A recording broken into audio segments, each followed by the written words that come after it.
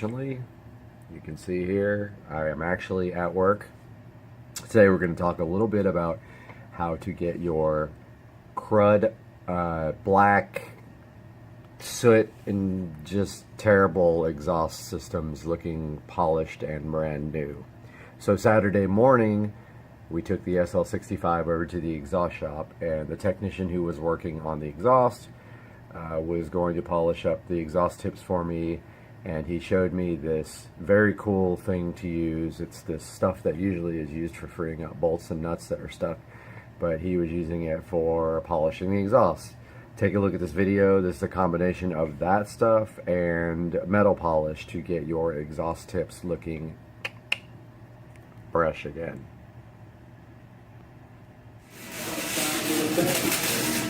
Looks good.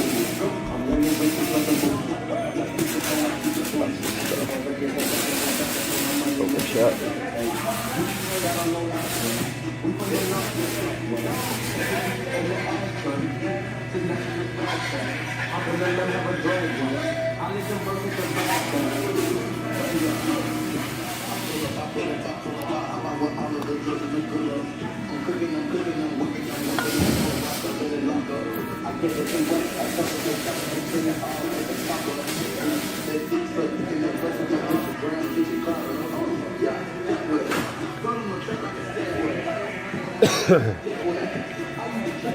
Nah, it ain't cheap though. That stuff ain't cheap. It's like $20 a can. Oh yeah?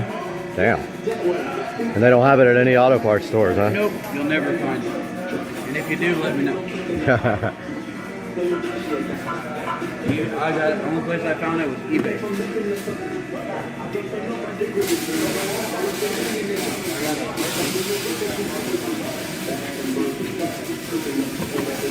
Came out good, man.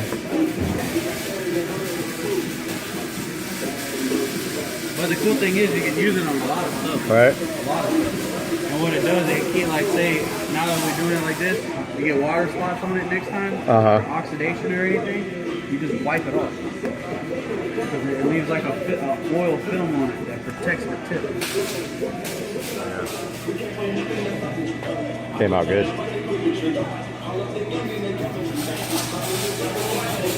Now I might use a little bit of that to help get off the rest of the black.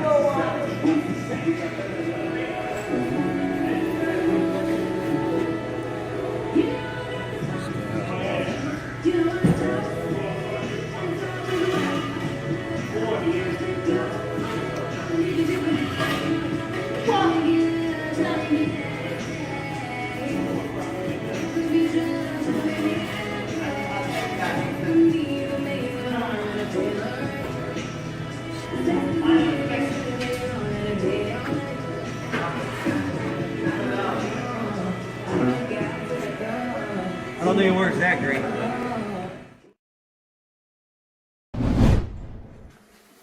Why? That's corn. Somewhere in there are cows. And we are in Mississippi today. And I'm going to show you guys my sister's unique house and some of the cool features of this place on Supercar Street Racing. Come along and check this out.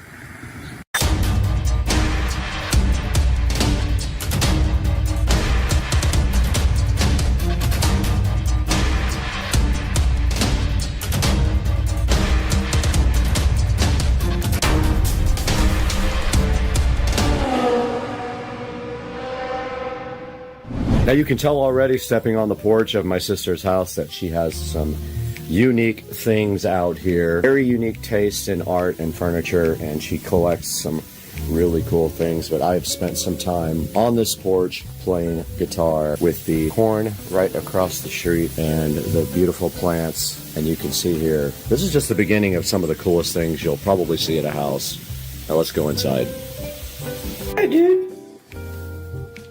What are you doing, dude? All right, we step inside the house, and of course there's some really cool older vintage pictures here. I don't know exactly what they are. That says Guadalupe, so that's Mexico. So yeah, some really interesting old photography here. And then of course we are from New Orleans, so down here we have some very cool Mardi Gras stuff there, and we have Bo the cat. And then moving up here, there's some very cool antique lamps here. A very old antique, it looks like an armoire, or I guess you would call it a dresser, more like, and not an armoire. And then on top of that, some vintage photography, and I don't know the significance of this, probably isn't one. The cat is trying to open the door. You're not getting out, dude. Some interesting palm leaves here, a candle, and then some shawls adorning this, and some more old photography back here. But a very cool old dresser here as you enter the front door, and some older looking ornate lights. And then on my right here, some pretty cool artwork. As you can see, it's multi-leveled. Might be hard to tell on camera, but this is levels of paper or some kind of material. This is one of my friend's artwork, Andre. So he painted this of a local artist. Okay, so my sister is really into Day of the Dead stuff. So you're gonna see a lot of skulls and things related to Day of the Dead. And up here, we do have a cool picture. Looks like painted by Anthony Hart, and then a picture of my sis and her boyfriend there. And then down to some interesting artwork here. There's a diver's bell here. There is some kind of old, I think that's a trombone. There's an old cigar, a Puerto Rico tiny ukulele there, and then knickknacks on the top. And to the left of that, a old vintage microphone with some Mardi Gras beads, and an old, looks like a Mardi Gras trumpet, honestly, is what I think it is. And then a cool old piece of furniture underneath this. Looks like it's just like some sort of chest, and that is part of the living room there. Now let's move over. And this guitar is Paul Thorne. It has tickets on it and it's autographed, and that is pretty cool. If you guys haven't heard Paul Thorne, go ahead and check him out. And there is his Catfish Alley poster, and then a picture of him and my sister, and some other Paul Thorne stuff here, and then a cool little poster here, artwork by Paul Thorne. It is signed by him. And then a lanyard from his concert, and some other cool rock and roll related. Maybe he played in Clarksdale at the Deep Blues Festival. And then down here, there's some Eddie Hodges stuff. Looks like an Eddie Hodges record, autographed, and a old resonator guitar, which I have played this several times. It's kind of interesting to play. Some kind of, looks like a ray, manta ray or stingray skeleton there. And then we got an interesting little table right here as well. On this table, there's a bunch of knickknacks, a bunch of automobile-related stuff, some airplanes and stuff like that, some more Day of the Dead, picture of my sister's boyfriend with the president, and just a lot of cool little knickknacks. And then some art up top, looks like Mary art. Down below, a dog and a suitcase and some old antique, looks like antique buckets and an antique suitcase right there, suitcase. And then some walking sticks over here to round out this wall of coolness. Okay, over here on the side by the antique fireplace, you can see some more cross-related art. She really likes crosses and the Day of the Dead stuff. And an antique piece of furniture down there. An old antique chair, so a vase, an old phone here. Some really cool artwork, some more religious artwork, more cat interference. And then up here we've got a nice big painting, and on top of the mantle a bunch of cool crosses and candles. And then down here in front of the fireplace, a bunch of cool little candles on a metal antique table. Very cool. Some more religious artwork there. Another cross here, which is pretty cool. You guys can see that. And more candles. And some more art in the corner here. There's a corner shelf with some interesting things on it. A few little knickknacks here and there. Some more crosses on the wall. And then over here in the window, there is a case full of antique cars. A Buddha here. Another old piece of furniture with a cool candelabra thing in front of it. And another really old antique chair there with a chandelier above the window. And then this ornate piece of iron here with some things hanging on it. And this couch with these nice pillows. You can see this really old cool suitcase here. An antique book on top. And then here is a signed Meatloaf autographed microphone, a cool Eminem dude with a saxophone, and then an Elvis. And you know, we just visited the birthplace of Elvis yesterday, and there's Elvis with his microphone chilling on top of this old piece of furniture here. And then another old table with some things inside the top. And a skull on top with a Mardi Gras hat of some kind, it looks like.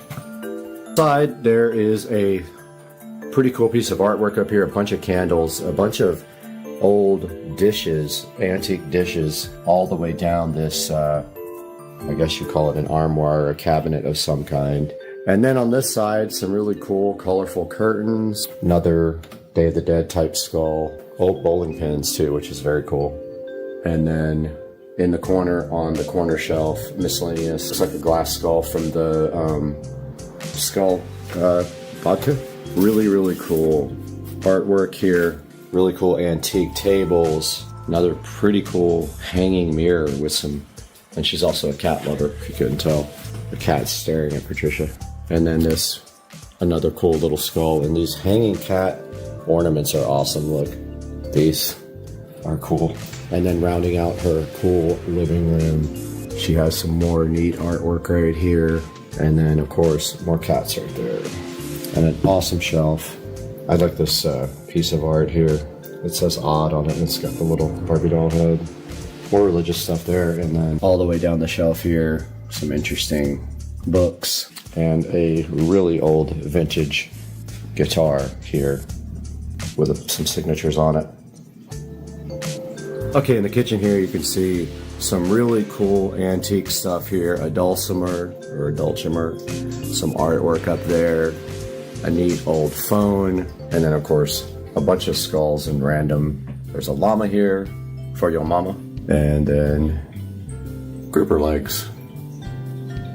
We're in the foyer area, and this whole foyer has a lot of cool things in it related to rock and roll, and some cool artwork, bunch of wine bottles, really old wine bottles, and then up there, signed guitars. They are Charlie Daniels, ZZ Top, Glenn Campbell, Eddie Hodges, B.B. King, and the Greg Allman signed guitar, all up above the door here, along with some old glass vases, old wagon wheel. Up there, there's a Christopher Cross signed guitar and some Elton John artwork down here on the side. But yeah, just a really cool collection of signed guitars. Top of the steps here, some more. But yeah, just a really cool collection of signed guitars. And more music-related stuff. And that is a Vince Gill signed guitar right there. And let's take it on upstairs where there's some really interesting artwork. A couple of signed guitars right here, along with a cool metal guitar guy and a bookshelf. And then an old music stand. Right here we got this rock and roll guy that used to be a suit of armor. Now he's all dressed up for Mardi Gras, and he's got his rock and roll record.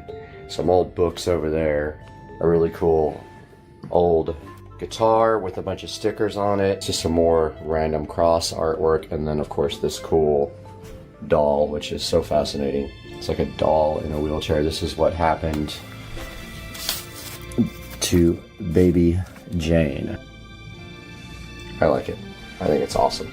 And then here in the chair, nice old metal chair with an old helmet in it and another skull. Really cool old door with a voodoo thing on it, and of course more cats. And I love the horse decoration here. This is 11 Spoonfuls signed guitar here. This one is Reba, James Taylor here, and then next to my mess over here, because we have taken over the upstairs. We love this thing. It's like a frog body with a doll head with a foot in the mouth. It's so cool. Over here, Star Wars memorabilia, drums over here, an alligator head, some cool books and dolls, Curious George stuff, Snoopy stuff. And again, I've taken over this area with my suitcase, but very cool mirrors and a shelf here with different types of kind of Day of the Dead stuff.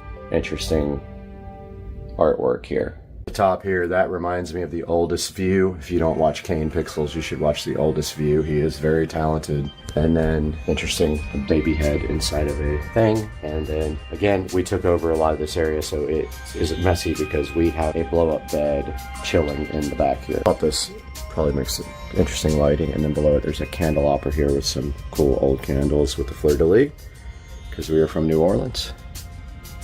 And some interesting artwork here, an old telephone, some art.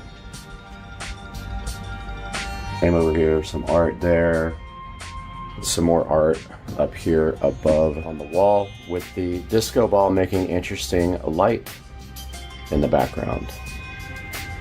Okay, going out into the backyard of my sister's house is kind of where craziest backyard happens. This is one of the most tropical backyards I've ever seen. Take a look around here at my sister's backyard.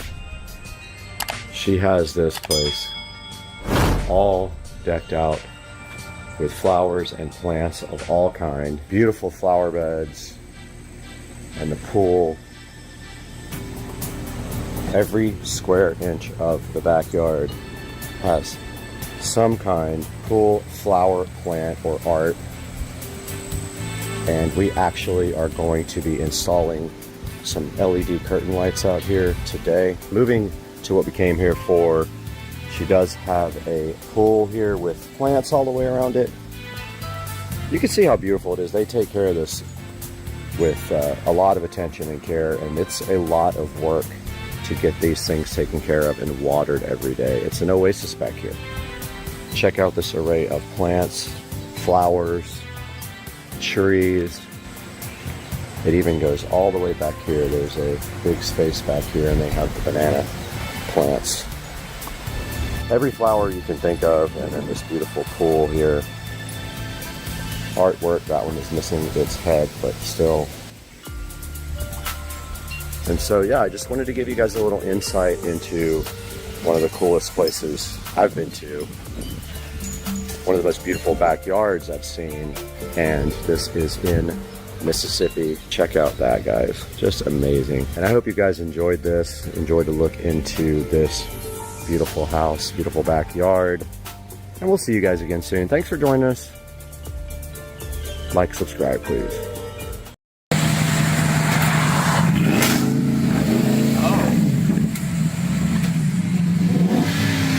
That's all I got. A rev off. Oh!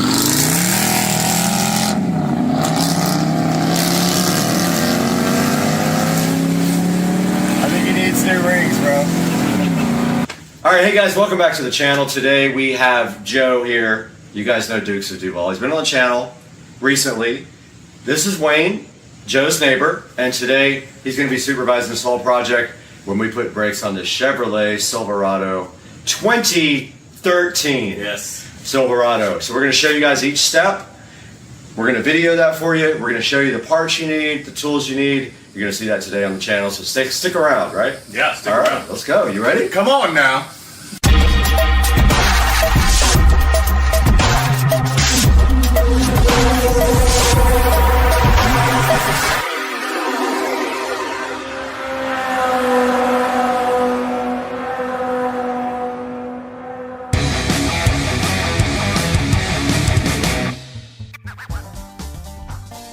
Alright, so we just showed you guys this amazing Chevy truck. This is a 2013, which one? Silverado 1500. Does that mean it holds 1,500 pounds of weight? 1500 chicks. Okay, 1,500 chicks in the Silverado. And we got Wayne here supervising. So Wayne, what's the first step to get the brakes done on this Chevy Silverado?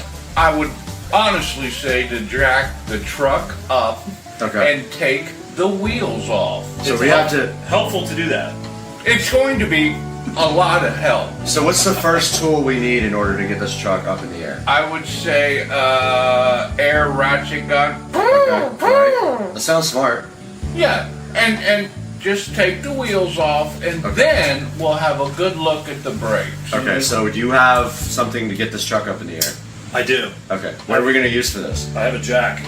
Is this a Pittsburgh 3-ton low profile? Pittsburgh, low It's a profile. 3-ton jack. I mean, hello. Yeah, so it'll. This truck is way less than that. Absolutely. All right.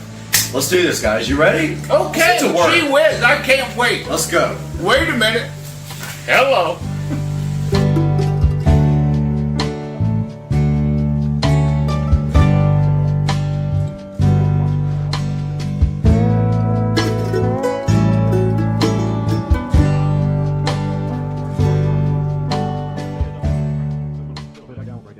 So what's the first step we're gonna do here? Well, first thing you gotta do, man, you gotta take off the cap so you can get to the lug nuts. So we're gonna pop that off, easy enough, out of the way. And then we're gonna take a 4-way while the tire's on the ground so you can break these loose. And I think it's... So if you take it off the ground, basically the tire will spin when you try to break that off. Correct. There we go. All right, so that is 7/8. All right. And break them. No particular order, doesn't matter, just break them. Yep. Oh, that one's trying to be a little bit sassy. Got it.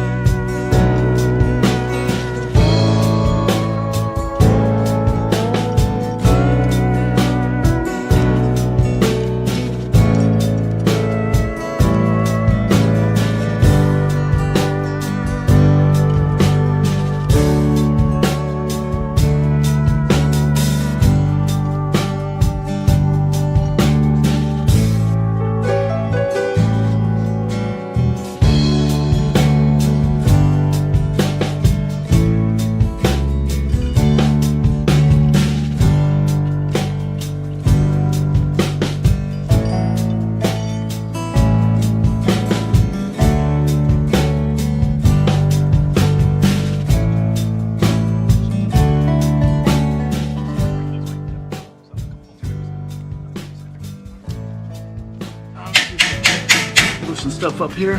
All the rust and stuff. Has these ever been changed? They've been changed, right? Yeah. Oh yeah.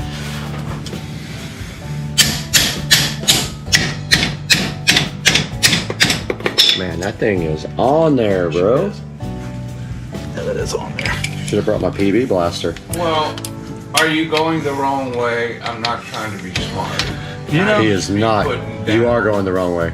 that's exactly the problem. You're going the wrong way. Delete that. Goes down. They do go down. No, it don't. Ready? All right, here we are. We are breaking loose the calipers. There it goes. Supervisor Wayne Hi. on the job.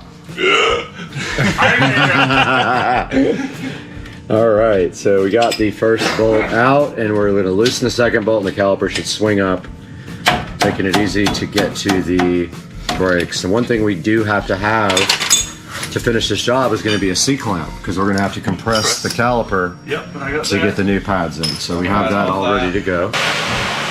Oh, that one's not broken? Yeah, it is. Well, it's broken, but Oh, you're going to take it all the way out? take it all the way out. All right, so we're going to remove the top caliper bolt now. At which point, it's probably just so dusty.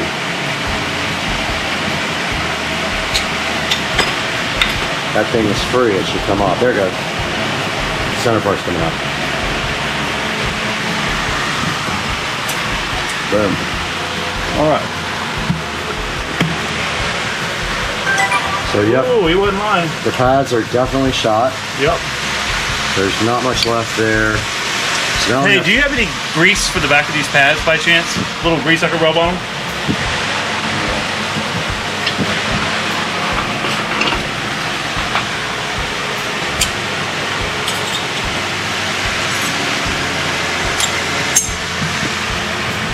Alright. I'll need the grease. Where's the new pad? All right, we got the new set of brake pads here with new clips. And all we have to do right now is put these new clips in. I think they're all identical, right? Sure. Yep.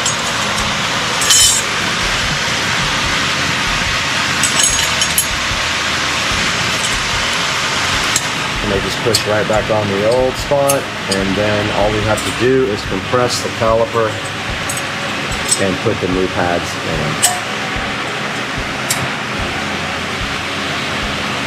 All right. And so now we have our C-clamps to... I'm gonna add a little grease to the back of these things. Yep. And why are we doing that? Helps release them, and then they say it's supposed to stop squeaking, so they say. Okay.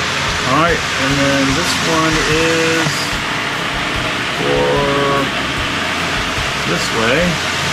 All right, guys, we got the new pads here. We're gonna put a little bit of lubrication on the back of the pads to prevent squeaking, hopefully, and then now all we have to do is slide them in the existing holes, just like that. Boom, done. And this other one. This one. Pop this one in.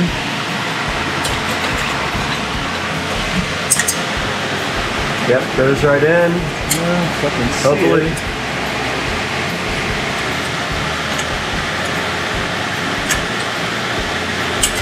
But it's not go in all the way. Tap it down. Tap it in. Tap it in. Oh, big tap there. Tap it in. Now that should fit nicely. Grease all over it. Wait. You'll have some nice greasy brakes. That's it. All right, that is pretty much it. And now we have to compress this caliper with your C-clamp. Yep, right or here. It won't go back on. You can see the caliper is extended because the old pads are worn out. Correct.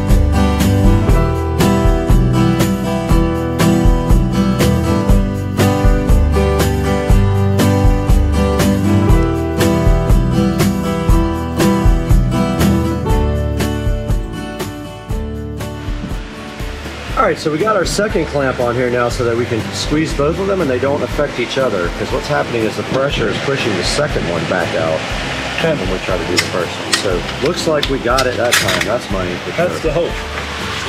So we got it. Alright. Gonna go this time.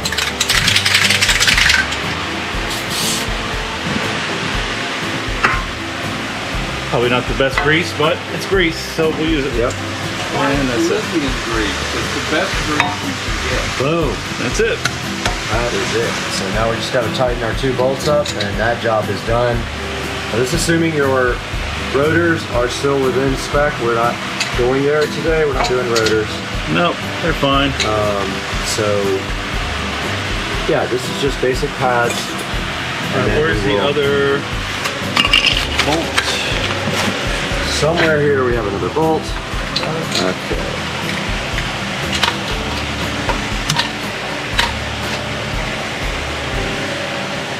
Joey, you seriously never squeaked? Never squeaked.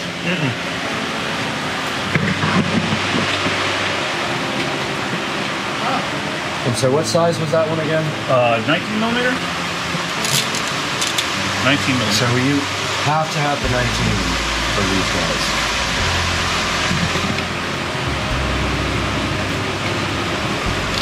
And then, are we going to torque it to a certain spec or just tighten it down? Just gonna tighten it down. Okay, cool. I think that's probably a little overkill.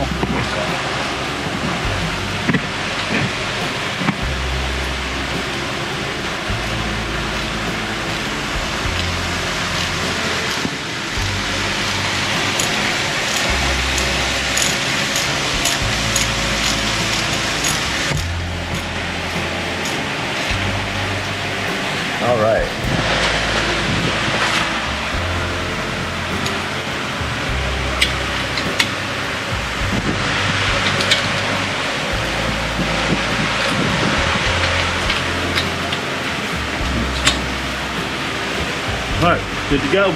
So side one is done. We just got to put the wheel back on, lower the truck, and then work on side number 2. Super fast. Super fast. Easy. All right, we're getting the wheel put back on now.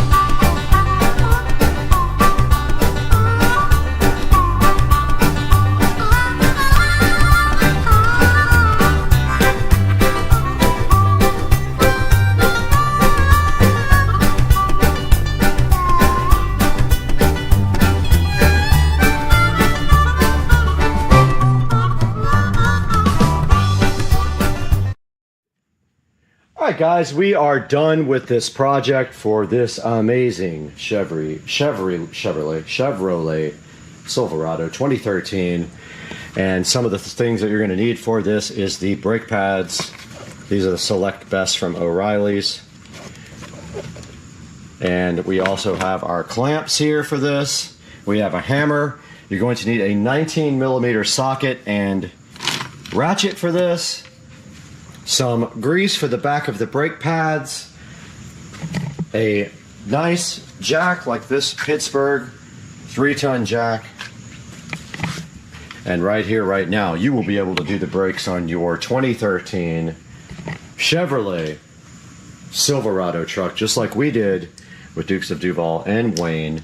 All right, we're back in the amazing Chevy Silverado truck where we replaced the brakes successfully in about an hour, I would say, just because we had a learning curve. But now we are taking it out for a drive. So what we'll do is we'll probably bed these brakes in a little bit, a couple of good little stops, and see how they feel.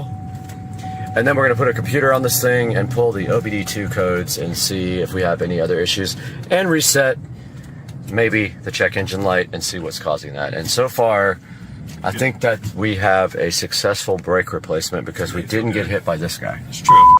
And we are going to be showing you guys how to do brakes on a Ford Chevrolet. That's going in. Damn! These are good.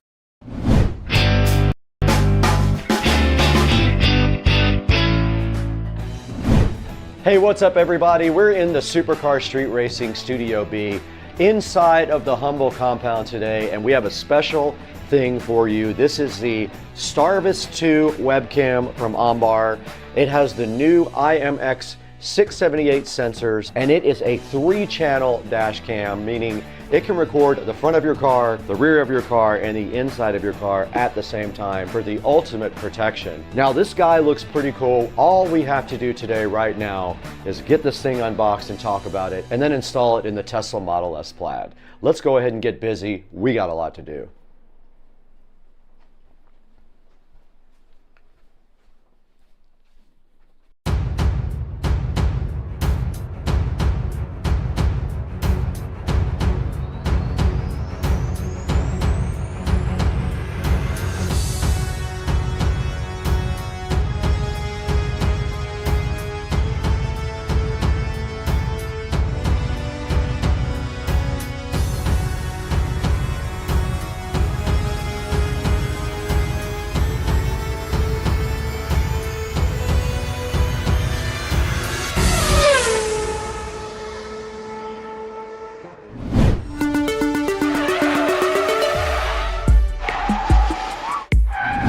We're back in the Supercar Street Racing Studio B in the Supercar Street Racing compound. As you guys know, this is our indoor studio. We have another studio built directly on the side of the house that we like to also edit in.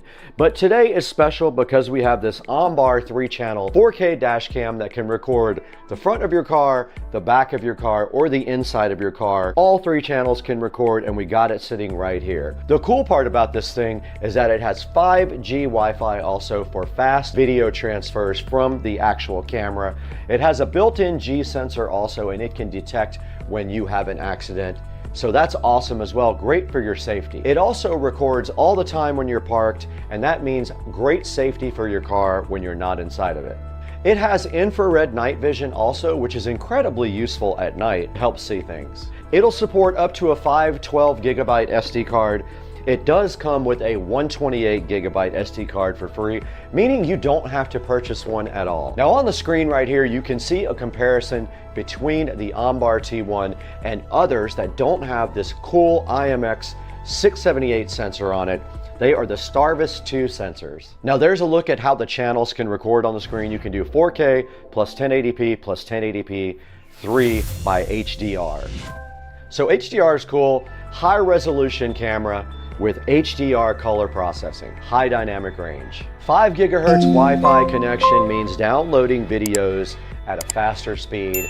You can see on the screen right here, you can download a 1-minute 4K video in 10 seconds where other cameras would be 35 seconds, so much faster. Now there's your 24-hour parking monitor. It monitors your car when you're not even inside, guaranteeing your safety. Now here's a cool look at how it can see license plates. Check that out. It has a technology called Plate Pix for 4K HDR, full color night vision pictures of license plates. That's super helpful if anything ever happens to you. This guy does have a built-in precision GPS, which is incredibly important if you ever get into an accident. You can pinpoint exactly where you were with GPS. Now here's a rundown and a comparison between the T1 and other dash cams, and it shows you why the T1 is such an incredible dash cam compared to the other low quality dash cams. Take a look left to right at the differences in the OnBar T1 and the other dash cams. And here's a look at what's included with the OnBar T1 sitting in my hand right here. You get the camera, a GPS mount, a rear camera, a 128 gig memory card. There's going to be 2 USB cables. One is for power and the other one is for the rear camera, some 3M tape, a wire wrap bundle, some alcohol swabs, a little kit for your trim to pry your trim open, and a quick user guide, all included with the OnBar T1 dash cam. All right, now that we've taken a little overview of the OnBar T1, I think it's time for us to go ahead, get this thing unboxed right here in front of you and see what it's all about. Let's get straight to the unboxing now, right here in Studio B.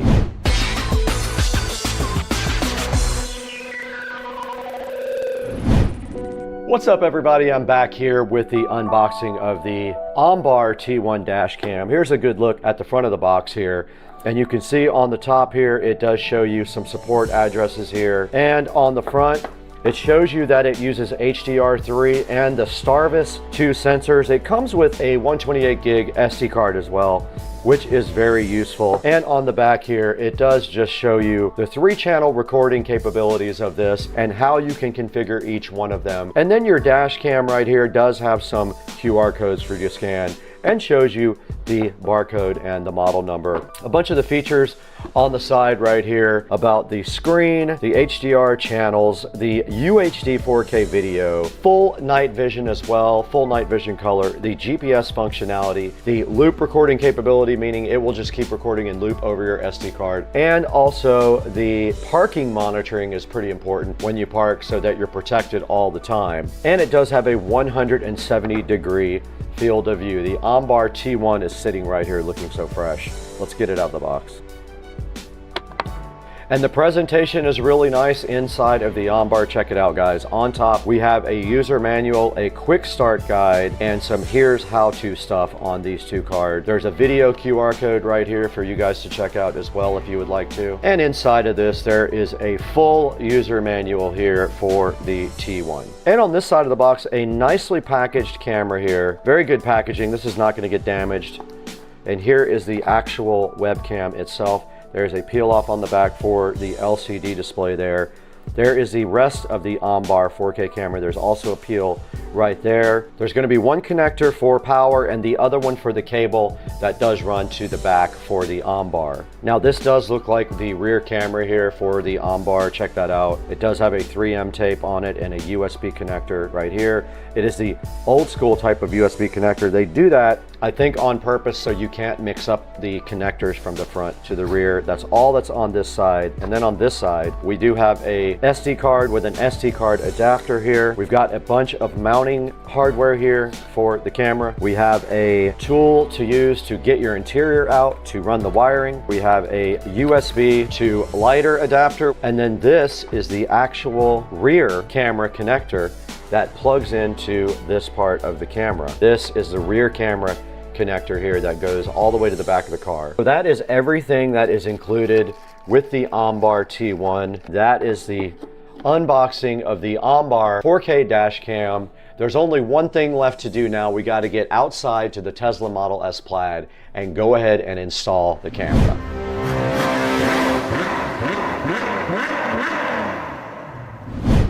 Guys, today we have a new sponsor on the channel. This is the Tunninge YC8005 flashlight that we were sent to take a look at with you guys. This thing is pretty cool. It's a multifunctional flashlight, outdoor emergency magnet light, and it does like 5 different things. It's really cool, all with some button presses right here. Now, the first thing I want to show you guys is the laser pointer. If I press this button on the side, I just blinded you guys with this cool laser pointer, but it also has 4 other controls right here on the front with just these little pads right here. So the first one is the 1500 lumen flashlight. So if I push this, you can see the flashlight right there at 1500 lumens. Press it again, it turns off. The next thing is the yellow light. If you press the second thing on the pad here, there is the yellow light on the YC8005. And then the third thing is a side light. You just press this button here, and then here comes the little side light, so you have some safety. It does have a belt loop thing on it right here. And if you press the control again, it does go off. Guys, please support Supercar Street Racing and our sponsors. Check out the 2-inch cool emergency flashlight in the description of the video. Now let's get back to the video right now.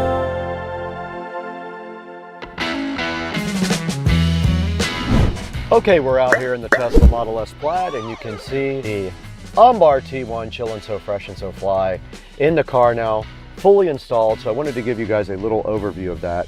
Now I do have the SD card in my hand right now. This is a 256 gigabyte SD card, and it just goes directly in this little slot right here. And then you can use your fingernail to kind of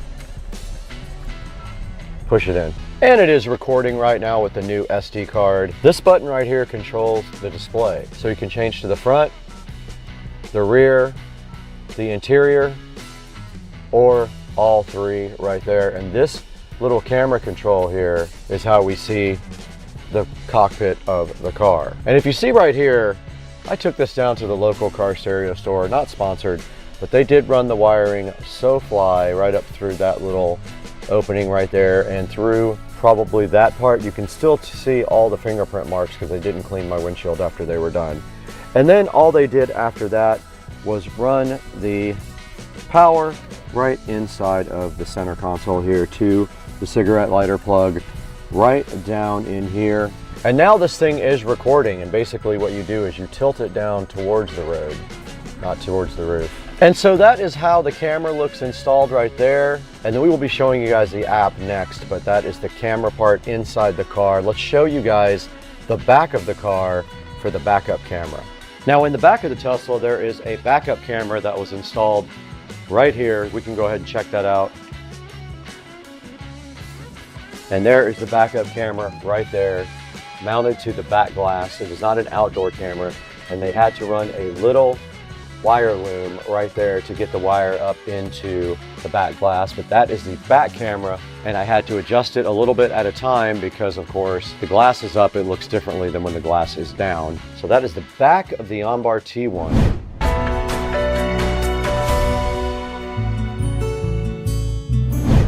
You guys just saw us install the OnBar dash cam directly in the Tesla Model S Plaid outside. That thing is pretty cool. We're gonna have to show you guys some actual video footage now from the OnBar T1. Let's go ahead and check that out now. Let's throw it to some actual recordings from both the front, rear, and the inside view from the OnBar T1 dash cam.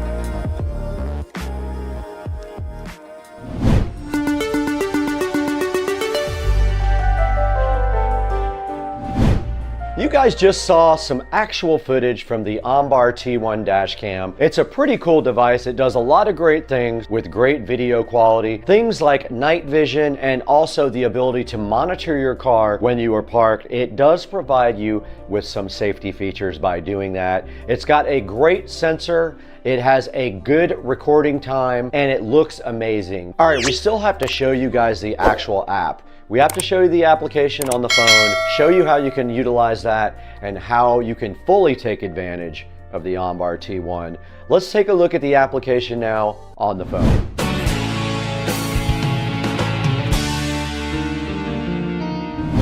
Okay, we're on the phone now, and we're going to download the Road Rec application for the OnBar T1 dash cam. So let's go to the store, Road Rec, and there's Road Rec. It's the one with the purple R on it.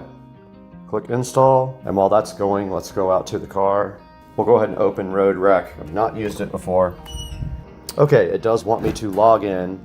Okay, it wants me to turn on Wi-Fi on the recorder, and there is the camera there. You can see the video right in front of us. But here are some of the things you can do with the app here. You can see down below that there is actually a map there that tracks your location with the app.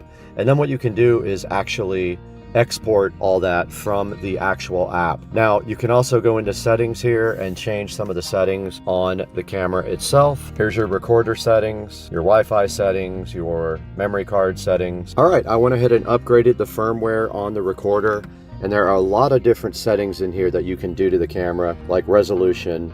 We're on triple recording mode now. You can mirror flip, meaning you can flip it upside down if the video is upside down. You can set the frequency, and of course we are in the UPS. The GPS setting is on mile per hour. Set the screensaver, I'm gonna put on always on, and you can reset your volume, your sound recording, your time zone, wants to know your car plate number, and that's all on that page. And then the next page, there is a fatigue alert setting, a G-sensor setting, and a parking monitor setting. Okay, I just wanted to show you guys how you can get video off of the actual camera onto your phone. We're gonna go ahead and hit playback here. All right, there is a clip there that is 58 seconds. Let's go ahead and download it to our phone. We're gonna pause it right there and hit the download button. Let's see how long this takes over their 5G Wi-Fi. It's 180 megabytes. We're already at 10% almost. Pretty fast.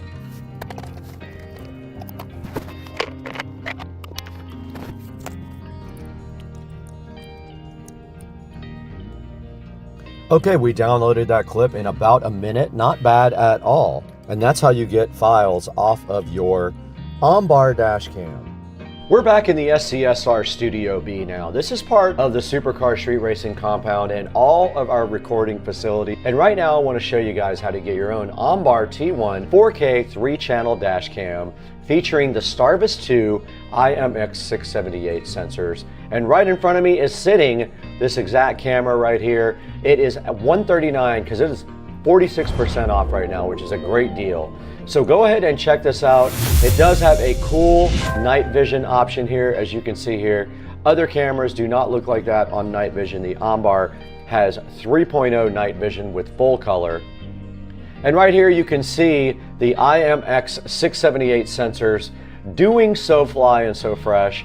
And you can see the front, the rear, and the cabin sensors here, and the combination of 3-channel recording, 4K plus 1080p plus 1080p 3 HDR right there. Now this is the 24-hour parking monitor. This makes sure that even when you're parked, your car is protected from people doing anything to it. It transfers files much faster. Here's the license plate technology to read the license plate. It's called PlatePix. It does use 4K HDR full color night vision as well. Here's the built-in high precision GPS. It shows your location exactly, and it's very helpful in case you have an accident or any other occurrences in your car. Here's a big reason why you should choose the OnBar over everything else. Look at all the cool different features that the OnBar does versus all of the other cameras. It has a 128 gig memory card. Other ones don't even give you one. They all have ordinary night vision, ordinary cameras, no HDR, single mode GPS, 2.4G Wi-Fi, and false parameters, while the OnBar does all these other awesome features for you guys. Check out the OnBar T1 in the description. There will be a link to this, and if you buy that or anything else, anything on Amazon, it benefits Supercar Street Racing so greatly. I'll be forever in your debt. I appreciate you. Guys, thank you so much for 228,000 subscribers, hopefully more by the time you read this, but I really appreciate your support on Supercar Street Racing. We can't survive without you and your support. Please like and subscribe, and anytime you want to buy anything from Amazon, click through any of my channel links in the description. It will help us. We'll get an affiliate bonus for that, and we really need that to survive. But right now we got to get out of here. We actually have to go to lunch.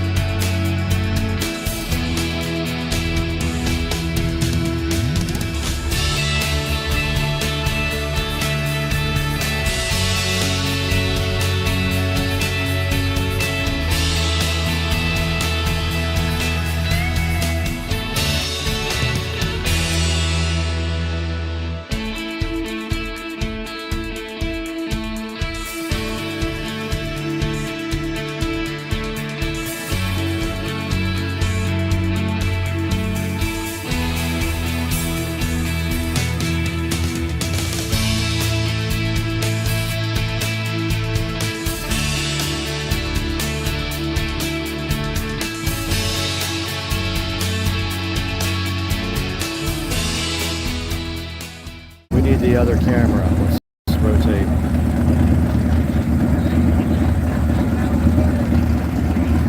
And that is Chris Rudnick's booth.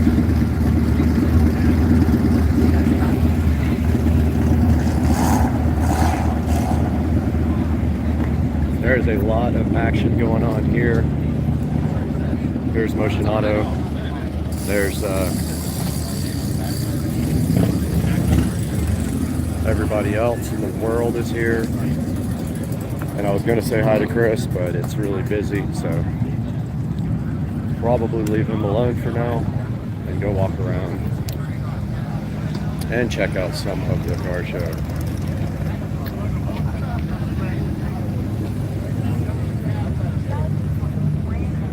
Nice looking GTR and an Evo.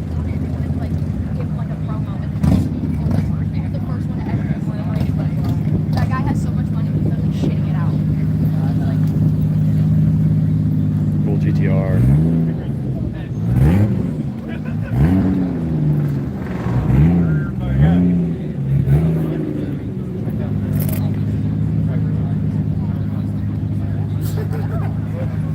And we were just walking around checking out all the goodness here. And then I saw that one. We'll wait till I start drifting up on that. And I guess we can go back into the back. They're not restricting access to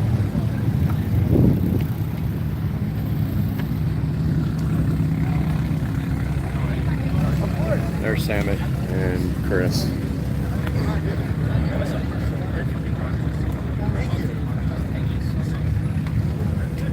And Matt.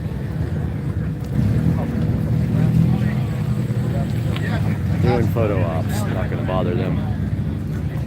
But we will go back here, check out the rest.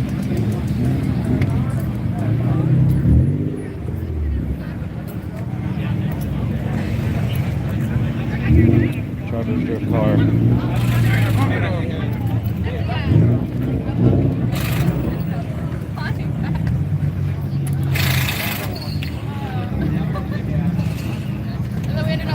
When you get to shops, you're just gonna have to work everyone. There's the MagnaFlow booth. Here's Colette's car, the rotary. And then that is that's the rotary, no, is that the rotary Supra? Yeah. That's Adam in the Supra. Right there.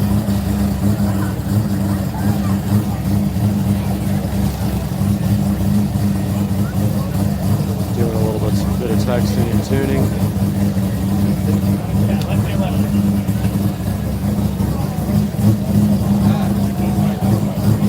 Out of the collect. And of course, Marcus for RX-7 tuning specialist, rotary Marcus.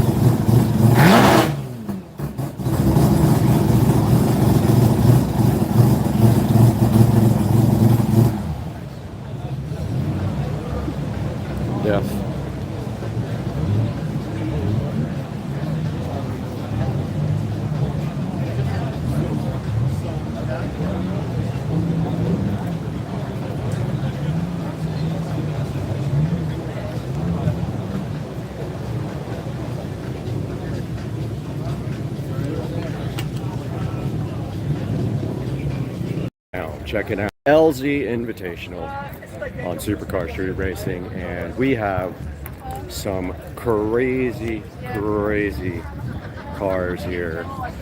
And this is the Clean Culture Car Show. There's the track, and here's all the cars, and it is absolutely packed today. And this section here is just the car show, and then over there on the other side is where all the YouTubers are. You want to take pictures? And we will head that direction right now and check out some of these cars. Nice Viper there. And then here we got Eat Sleep Race and the Fast Kids Club, and then EPA Auto House there. And then check out the nice ride. Little AE86 action Corolla. Single turbo there. And here we are walking down live through Englishtown. And of course, we have quite a few pretty gnarly cars here. Subaru, Toyota Supra, BMW, S2000 with a single there. Audi incoming. And then over here, RX-7, little FD action. Single turbo FD, other single turbo FD. And then over here we have the official headquarters of Drift HQ. And this is the line to buy Drift HQ merch.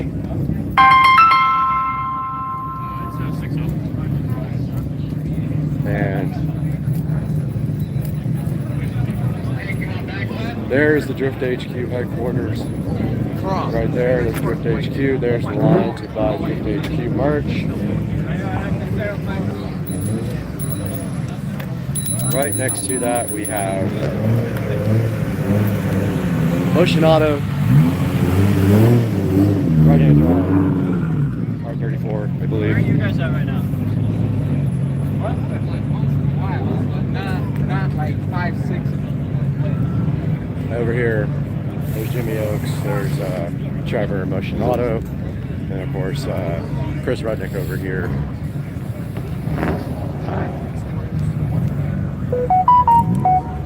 At Ruddy's Junk Shop.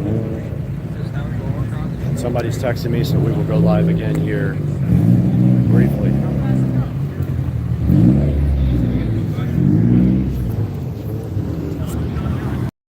Oh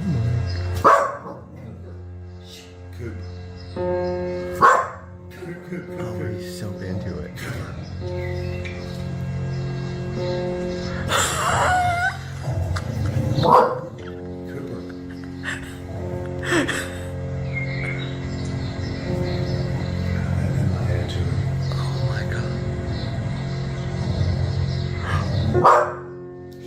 That's enough.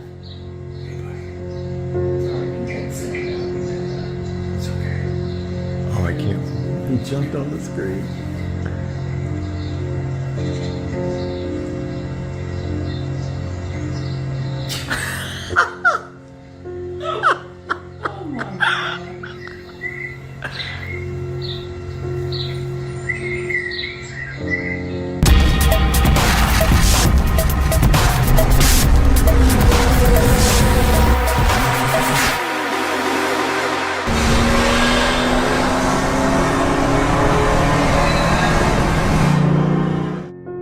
Morning, guys. They are out here. Going to start on the step tile. So looks like he went ahead and marked off his design here. So there's going to be one stripe of step tile on these steps, and then on the step out there, and that will be this tile here. So he will be cutting either 1 or 2 stripes, I'm not sure. Probably 2 rows for the steps out here. Then it'll be time to do the plaster in the pool. So we'll check back with you here shortly.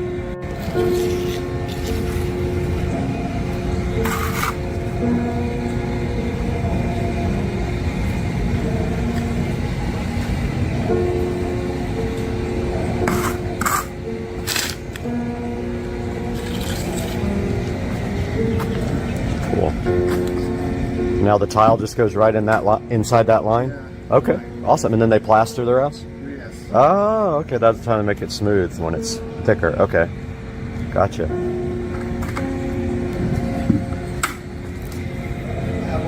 Gap in the plaster. This is ½ inch, 3/4. Uh-huh. Nice, okay. No more side. All right, awesome. How long does it take for this to dry so they start the plaster? Probably. Plaster.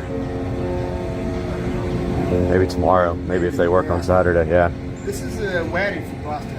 Maybe tomorrow, maybe Monday. Okay. Tomorrow Sunday. Yeah, yeah. All right. Yes, yeah.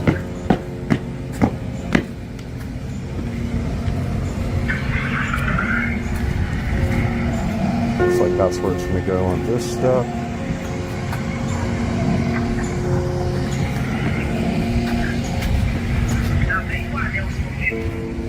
He's got all the thin set laid out. I guess it's thin set. Maybe it's plaster. Oh yeah, it's thin set. It's this stuff, cool bright. Swimming pool finish. Is what he's mixed. Or no, it's thin set. Okay, maybe it's both. So a little bit of progress happening here.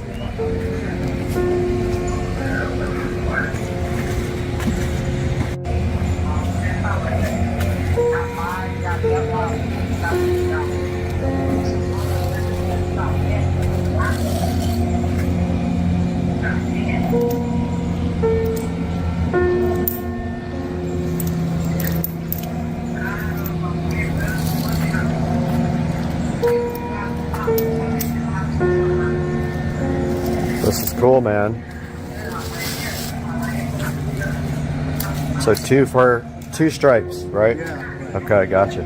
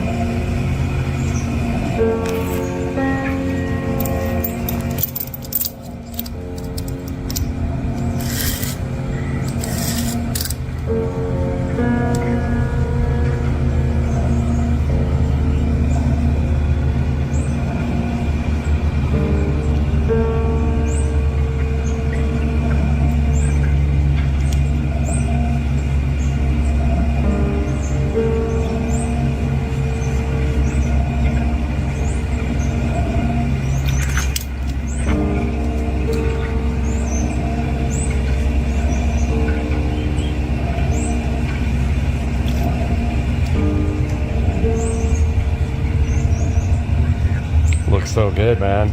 That tile is awesome. Wow, it's beautiful. Sun just reflects off it so perfect. Yeah. Can't wait to see the water on it, like on the tile. It's gonna be nice.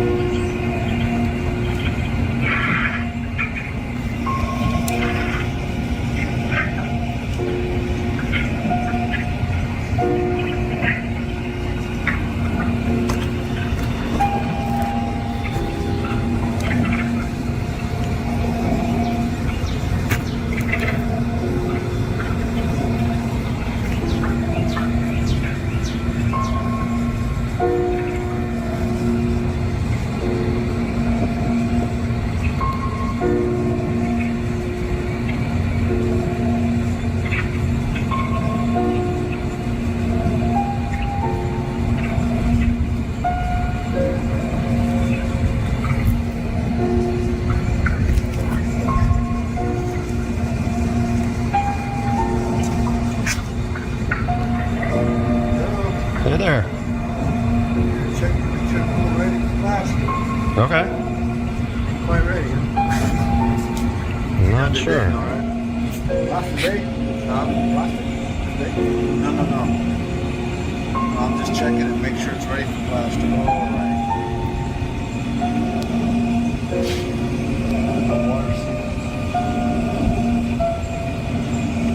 You'll have the tile done today, right?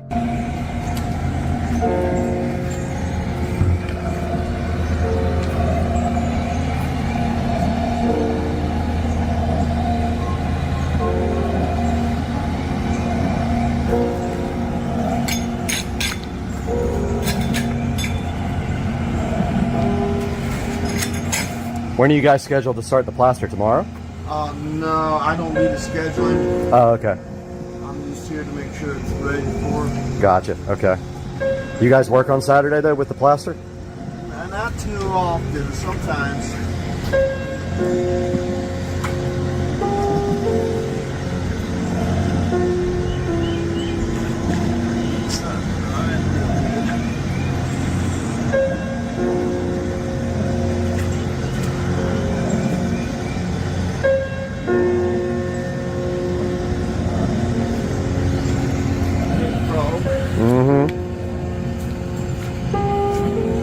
All right, little update over here on the step tile.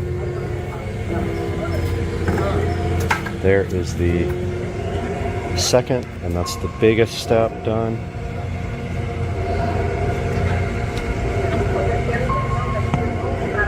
It is hot out here. So yeah, he's working on the third step now. That's a good view of what it looks like right there.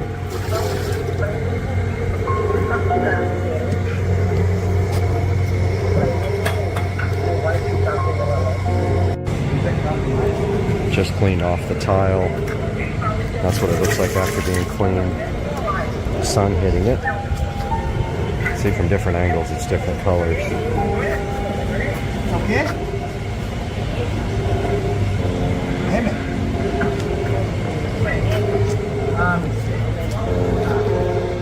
Just straightening the extra ones that are a little bit crooked. Then down here they're trying to get this part dry because the water tends to creep up through the drains from underneath the pool. I guess there's a big box under there. That is like a drain box. And the water will keep coming up. They're going to try to get that dried out. So he's also putting some kind of sealer around where the ports were and also around the niche. There. Probably should have went ahead and gotten all LED lights drilled out, but I didn't. Oh well.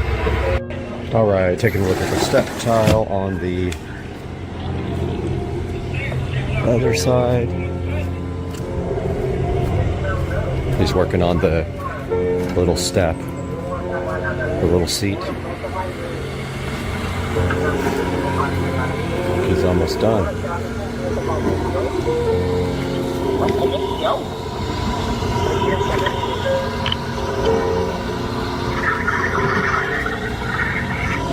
Give you guys an update. That's great. Alright guys, taking a look at the step tile now in its completed process. All done. Check it out, guys.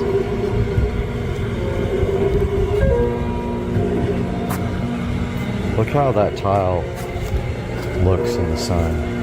When that water hits it, it's going to be so good.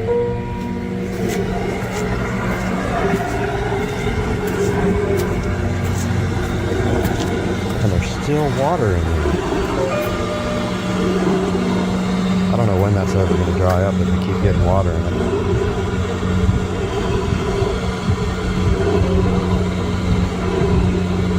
Where's that coming from? Oh, it's coming out of the port.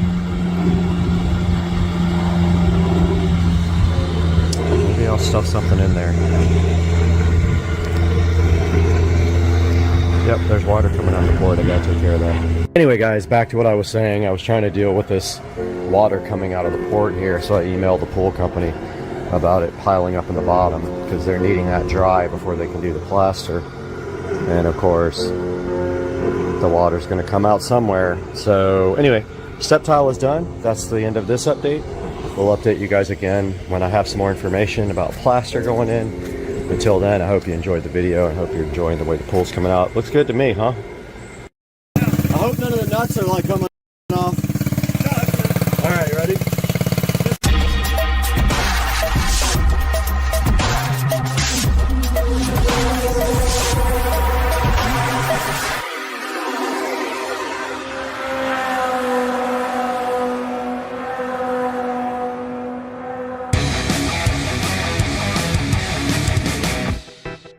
All right, we're back in the garage today. We got Joe here again to come work on some issues with the mini bike. You guys saw in the video that aired today that this bike does run and drive. It went down the street, the brakes fell off, and that's where we are right now. I ordered a new brake cable and new fasteners for the brakes.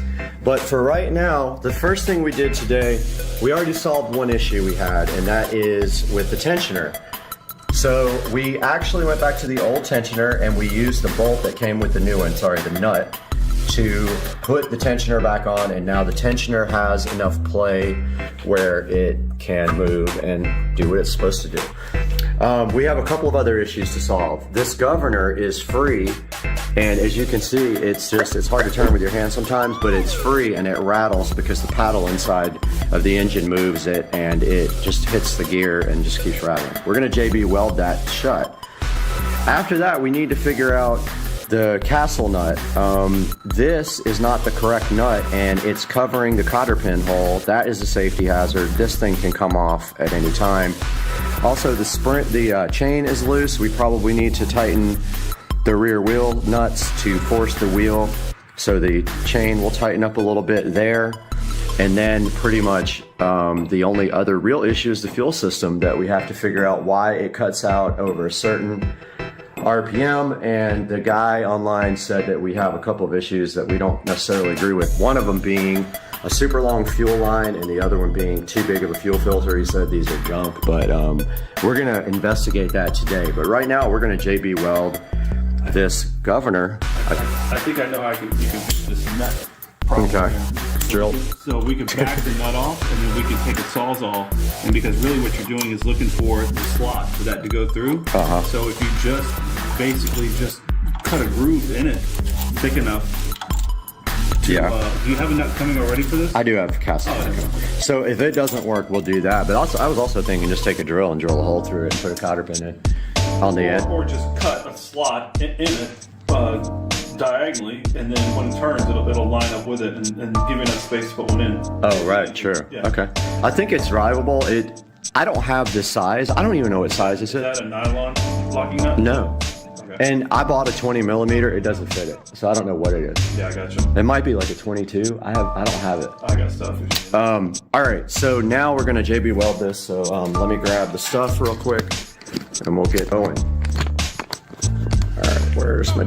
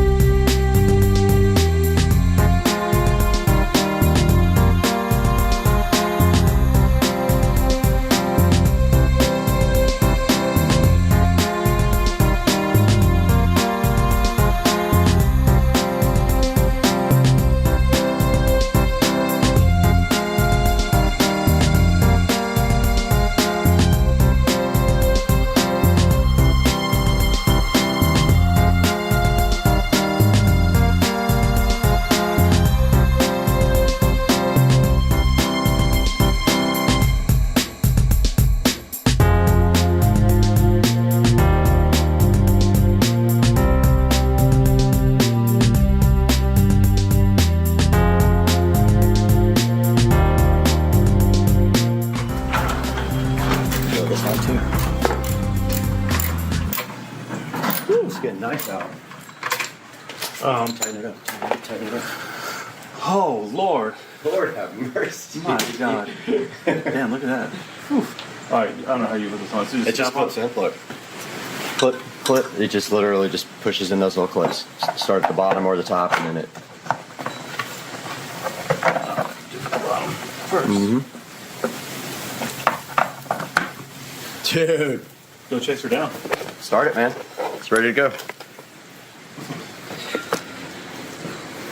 I never use the choke. It starts right up. Push that. Yep. Is that? Yep. It's trying to bleed right now. It runs great until you. Here, go try it. Take it off.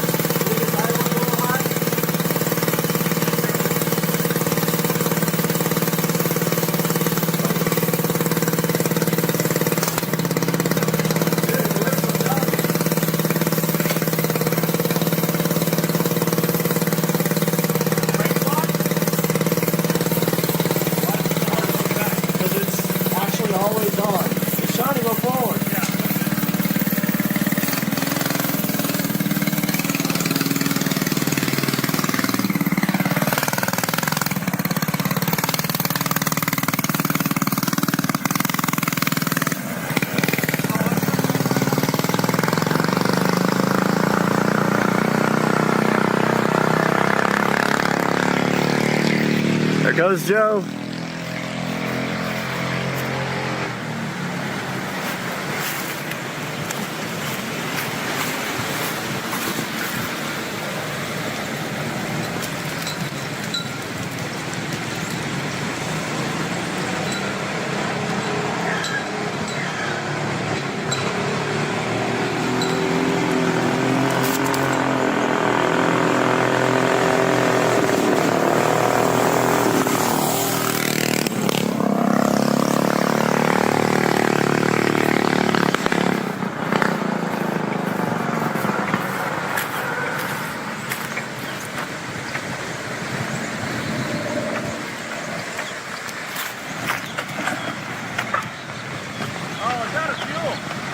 Oh, okay. I got fuel. No issues at all? Does it rip? Yeah, Let me see how fast you're going on the G.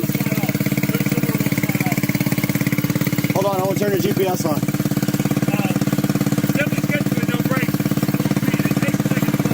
I hope none of the nuts are like coming off. All right, ready?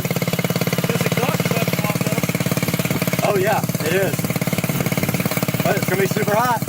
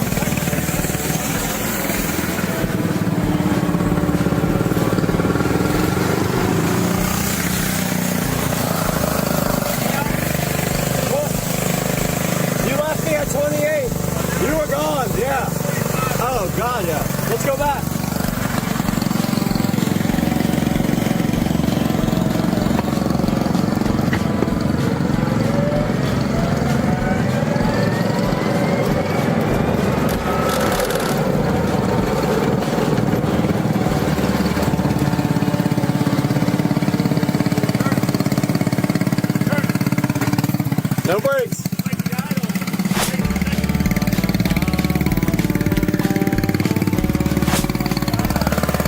A little high. We can fix that. All right, let's go downhill.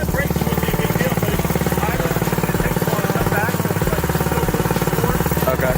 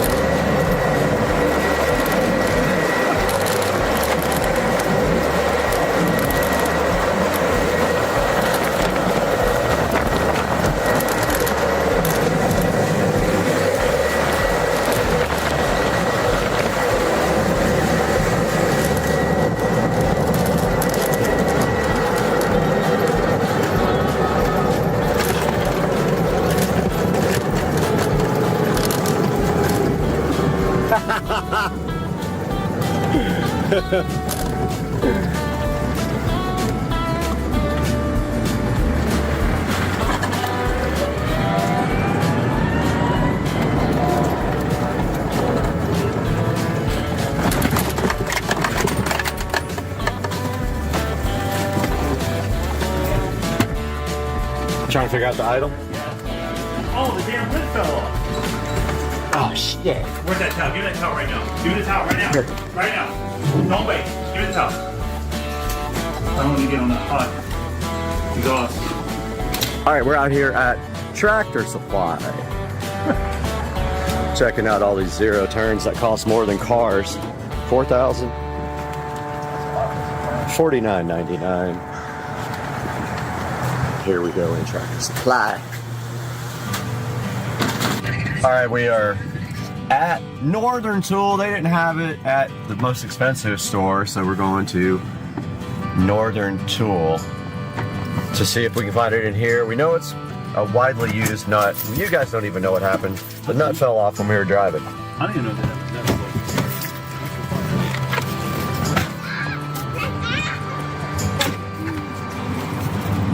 These nuts? These nuts. Got him! Got him! I don't know, but they got some cool stuff over there. Little wood chipper, huh? A little wood chip action. So the nut came off of the sprocket, and I'm out here looking for it, and I found the bolt that came off the brakes the other day, laying on the side of the road. Crazy, absolutely freaking crazy.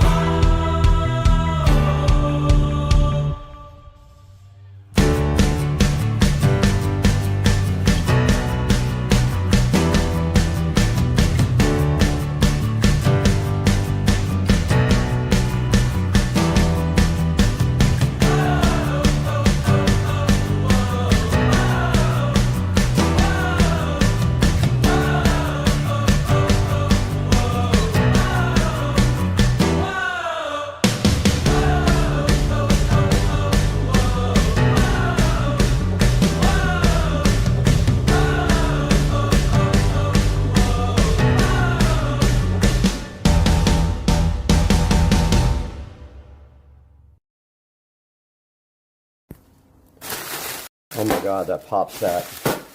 That PopSat is real. You love the PopSat. I love the PopSat.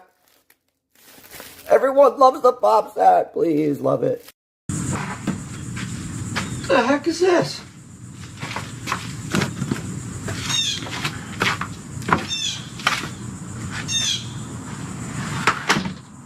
So there you have it, guys. We have just gotten the next level.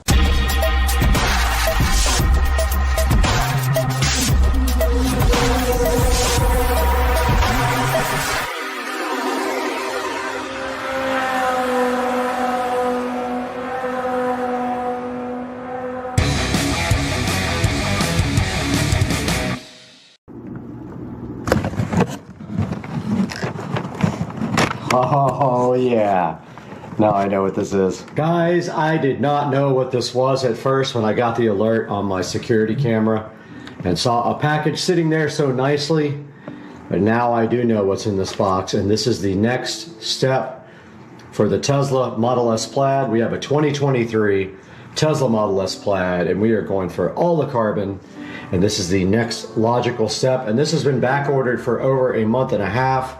And I might have the first set in the country. Go ahead and open it up. See what's in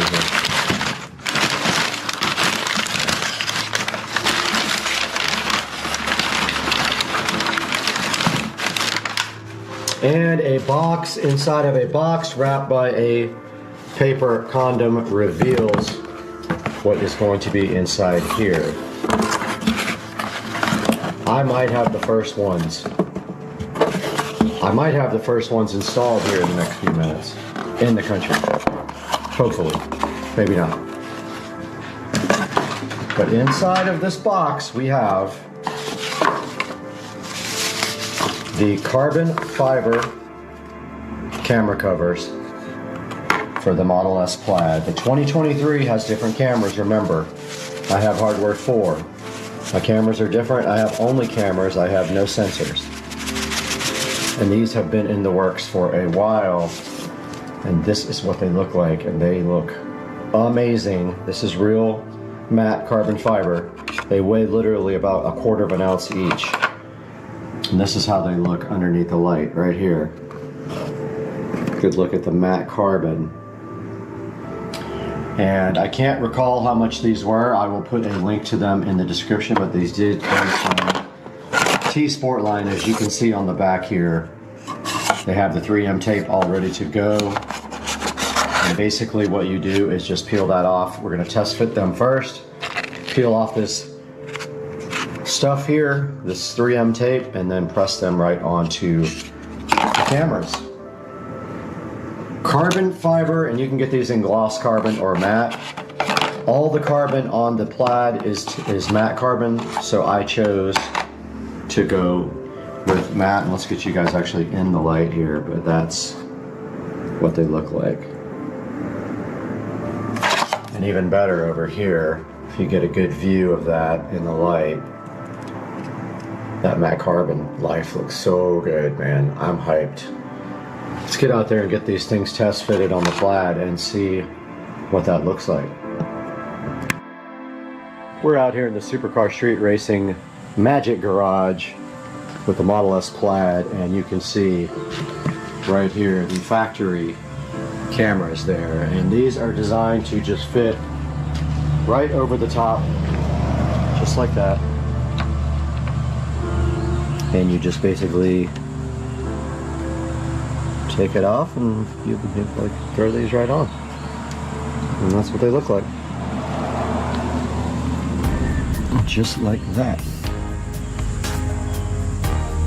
I don't know if you guys can see that very well with the lighting in here, but that is how they're going to look. That is, I believe they're either side, works on either side. Let's go check. Well, no, that's not possible. Is it? Wait. No, that is not possible. They are made for a particular side. So I'm going to prep this thing really nice and then go ahead and install these things.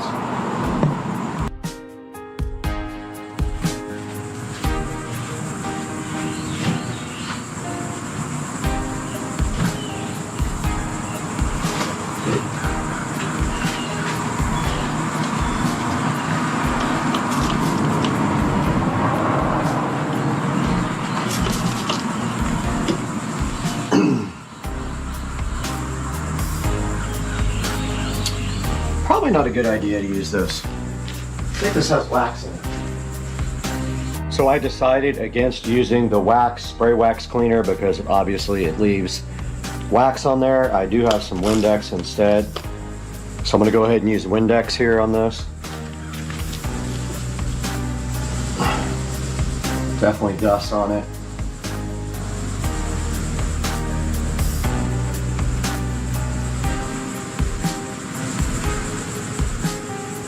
Alright. I'm just gonna dry it with the other side now.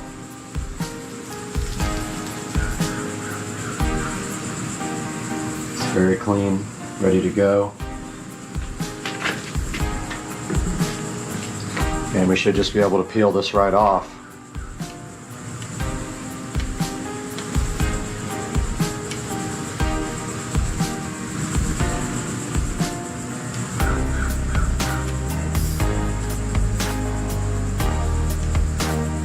So I'm just peeling off the 3M here. If you guys want some peel satisfaction, key and peel.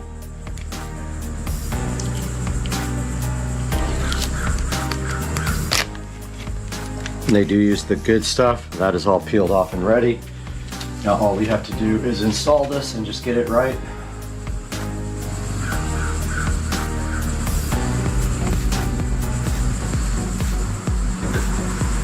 And of course my light went off.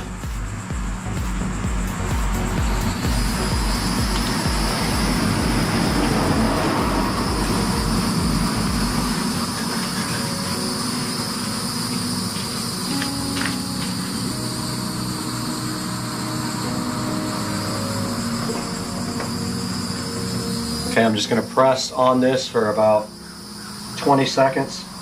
Let the 3M tape kind of bond.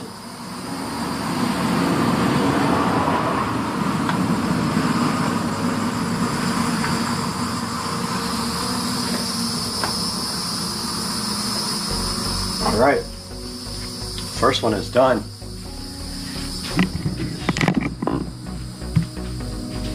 You guys can see what it looks like right there. Looks awesome. Matches the mirrors. It matches the front apron there. Looks cool. Looks factory. Honestly, you cannot even tell. Looks great. Let's do the other side. All right, here we are on the other side of the Model S Plaid. And we have the other camera cover there ready to rock. Let's go ahead and get this thing wiped down and dried to help adhesion.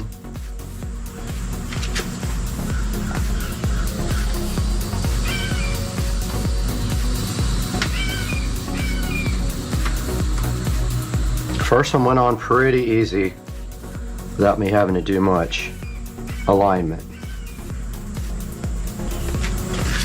That is prepped and ready. And now that peel, that ultimate peel.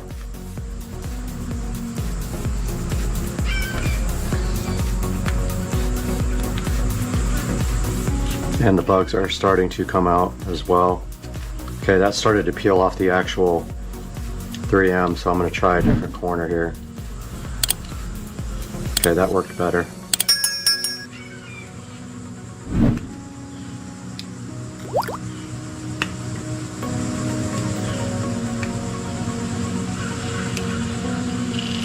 That peel,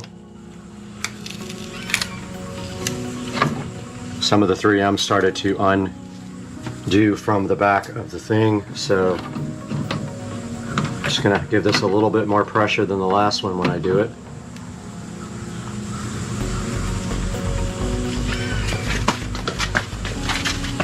I know I'm doing the crip walk.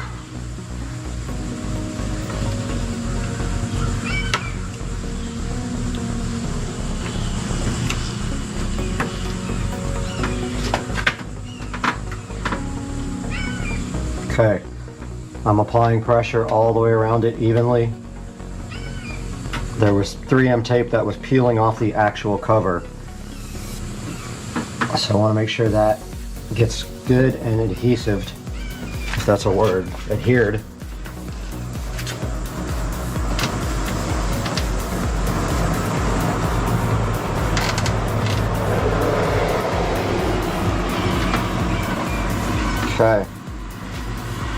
mean, that's as good as it's gonna get.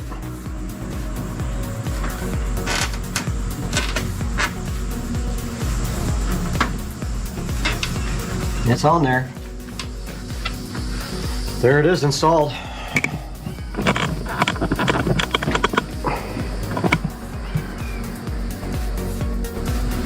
Looking really nice and fresh there. Really, really stands out with that carbon fiber mirror.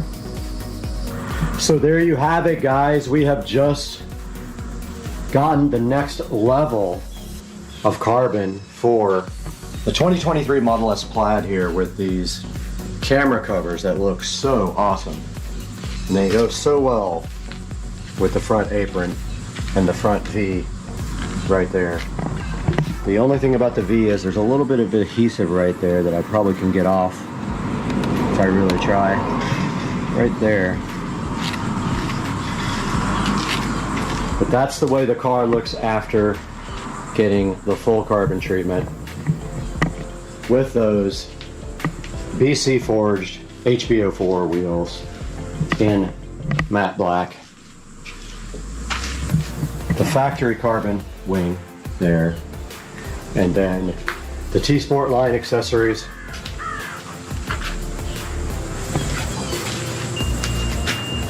Looking hot and fresh. Guys, welcome back to the 4K production studio at Supercar Street Racing. We just took a look at a new accessory for my 2023 Tesla Model S Plaid, and we are looking at that right here on the screen.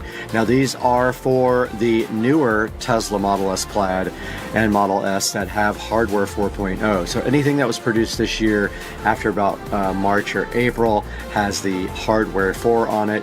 So if you don't have hardware 4, you have to select the ones that say 2021 and 2022. And mine are in matte carbon fiber as well. So if you're going to order these, make sure you order whatever finish you like. If you like the matte better than the gloss, get the matte. And the matte matches the actual matte carbon fiber that comes on the Tesla Model S Plaid anyway. Be sure to visit T-Sport Line. Like I said, I'll put a link in the description and tell them that Supercar Street Racing sent you. And we'll see you guys next time on the channel. And don't forget, like, subscribe, and buy all your products through our Amazon links and help the channel out greatly. We'll see you next time. Hey, what's going on, everybody? It is Friday, and we got a little project going on today for the Hey everybody, we're getting ready to put in these really cool lights that my brother sent me. Okay, we're getting ready to start this project. We're starting on the corner where our power supply is. Now we're getting ready to get this awesome piece of equipment out.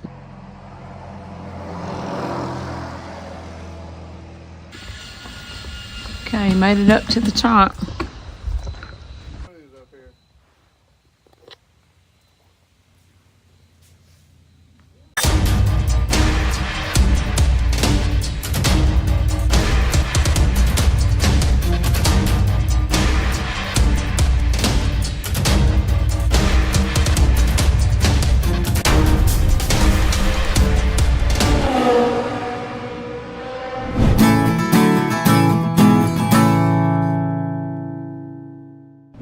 Hey everybody, we're getting ready to put in these really cool lights that my brother sent me.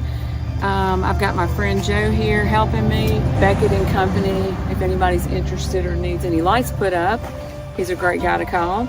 Or anything else you need, home restoration or anything. This is how it came. Looks like a big mess, but we're gonna figure it out. And first thing we're gonna do is lay everything out on the ground to make sure of how far we can go with them. I've already got my power source laid out. What I'm doing is, so here we go.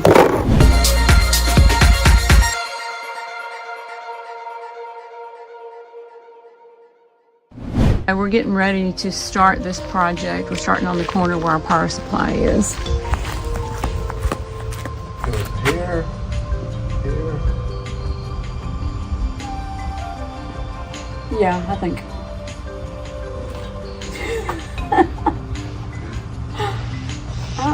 Yeah, I'm thinking right there and then just go up from there. Okay. Or should, oh wait, no. Well, that's not gonna really show up on the house, is it? Oh, yeah, I'm right.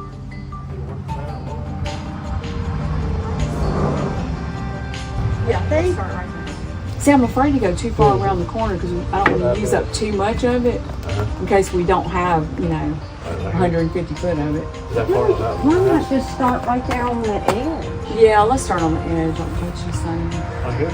No, I'm Well- talking about up on the. Well, it's got to be on that under part. It's got to be 3 inches from the house. So I can, yeah, I think that's, yeah, just do that. Yeah. Well, 2 or 3 yeah. inches, that's about 10 inches. Yeah, do about, yeah, right there.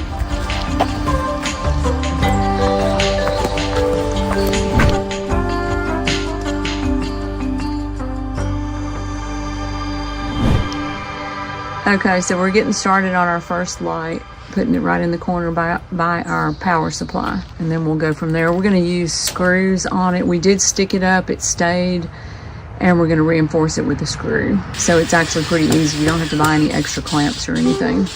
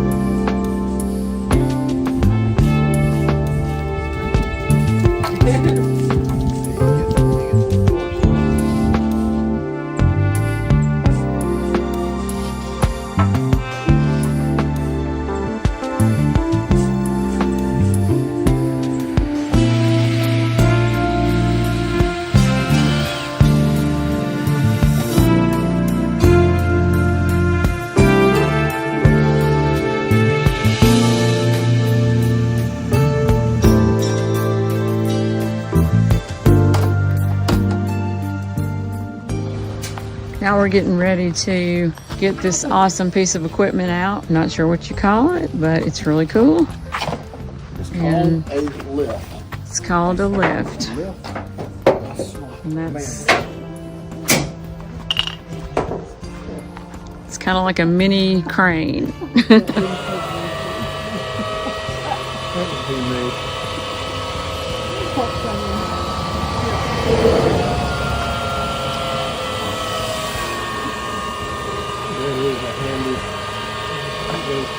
That is the coolest thing I've ever seen.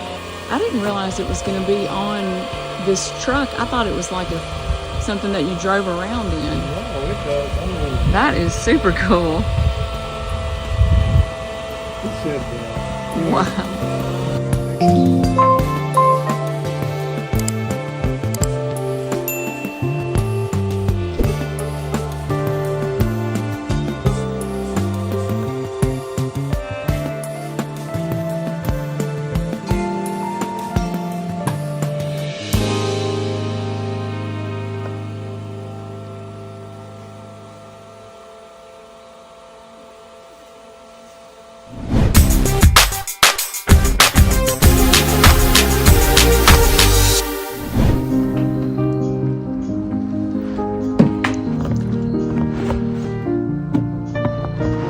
Would it help if one of us got on the ladder and pushed that up for you?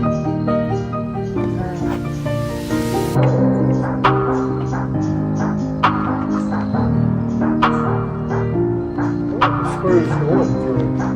It's got a little tab. Oh, okay. It's got yeah, pretty cool.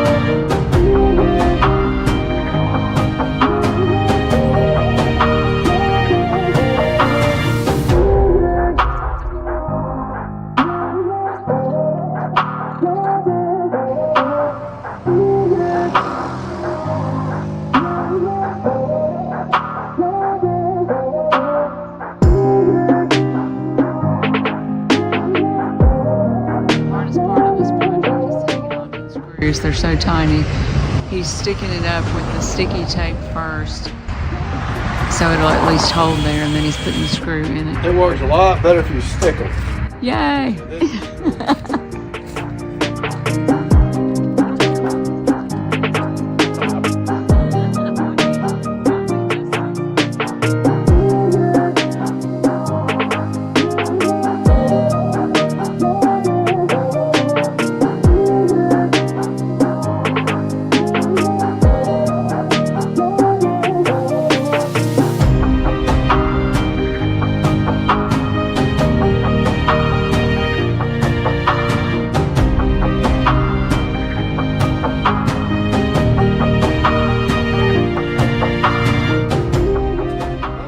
This is the best part of it all.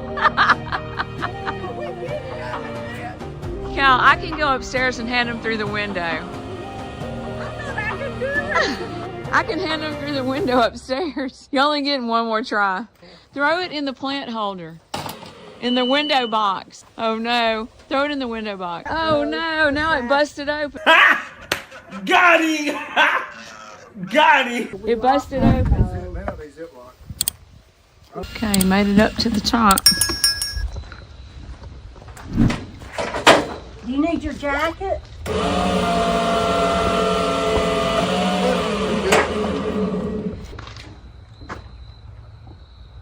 We can train a bird. Who's up here?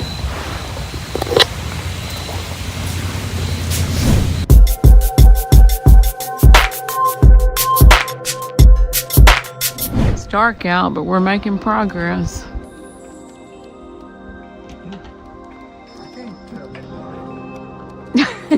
It's light where you are. What color would you like me to put on for you? Pick your poison.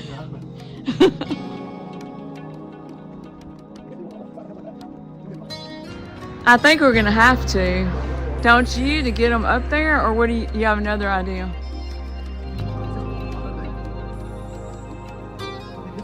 Oh, I see what you're saying.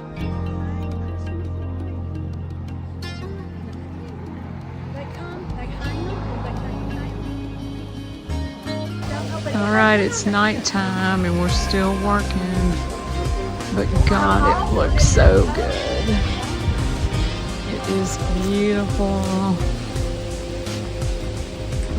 Beautiful, beautiful.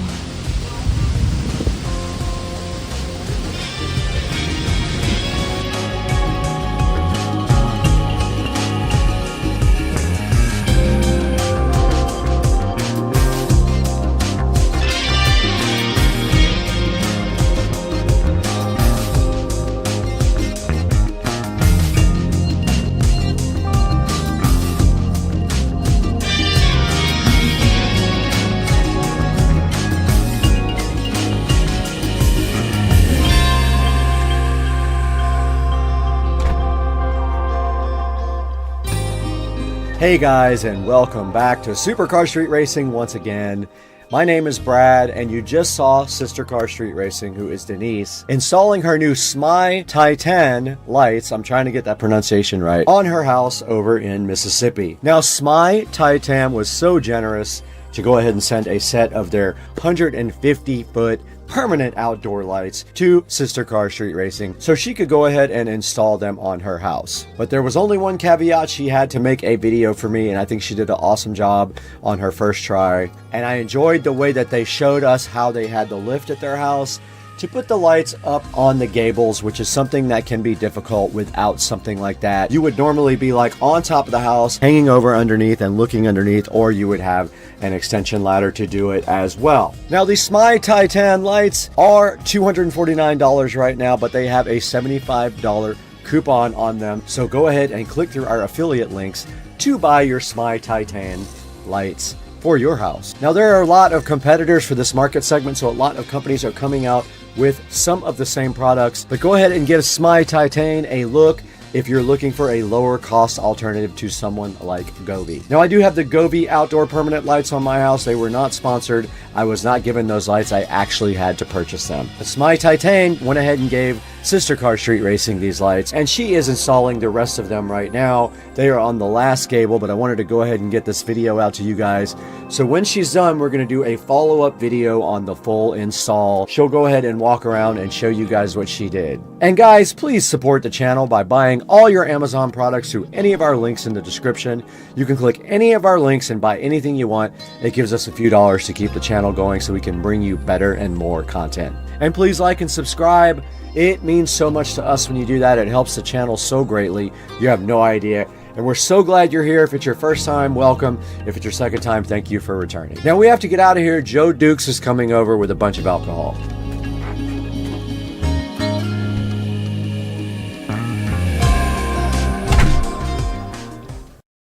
What's going on, everybody? Supercar Street Racing here with a little update. I did sell my Lexus IS300 to my friend Philip in Hawaii. The car did leave on Saturday, and I do have some video of that. I'll be posting, or I might have already posted that. And here is my new car. This is a 2011 BMW 335i convertible. Purchased it in Florida. Drove it up from Jupiter to Jacksonville yesterday. It is 52,000 miles, and it is black sapphire over saddle brown. In really, really good condition. Really love this car. This is my second 335i. I do like the auto transmission over the manual in these cars. So this car has the MHD stage 1 flash. I'm waiting for some hardware parts to come in before I flash it to a higher stage. Ordered full bolt-ons for it. It also has the XHP transmission flash in it. And so that should help out as well. It's really cool that they finally were able to crack the 6-speed transmission on this car. So that's my new BMW 335i convertible. You'll hear some more updates from me. Supercar Street Racing later.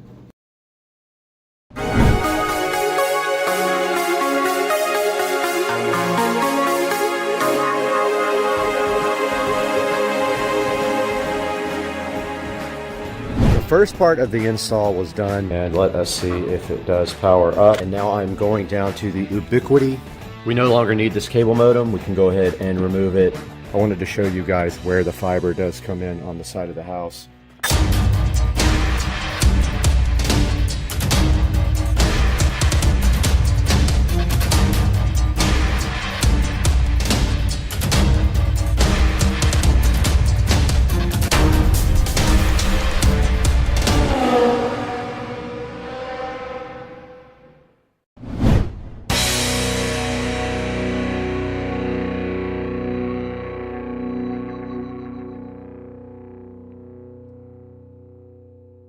Alright guys, we are outside and we are prepping now for our RQ fiber install.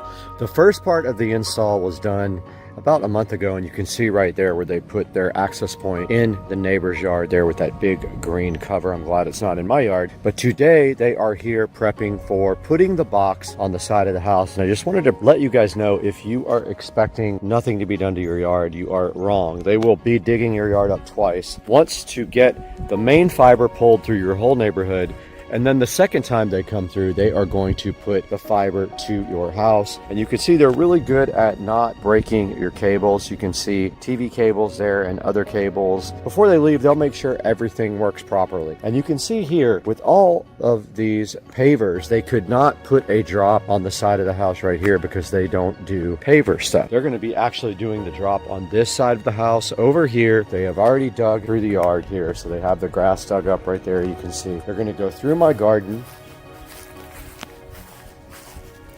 They're going to put the drop right here on the side of the house. It's going to go right there, right? So it's going to be inside of that little trench right there, and they're going to put it right here. They're going to go straight up through the side of the house right there, and then inside of the house, they will come to my demarc area where I will assist them in getting fiber run. But for now, they were actually working on tunneling across the driveway. They have their machines out here. I think their machine broke and they had to go get a belt put on it.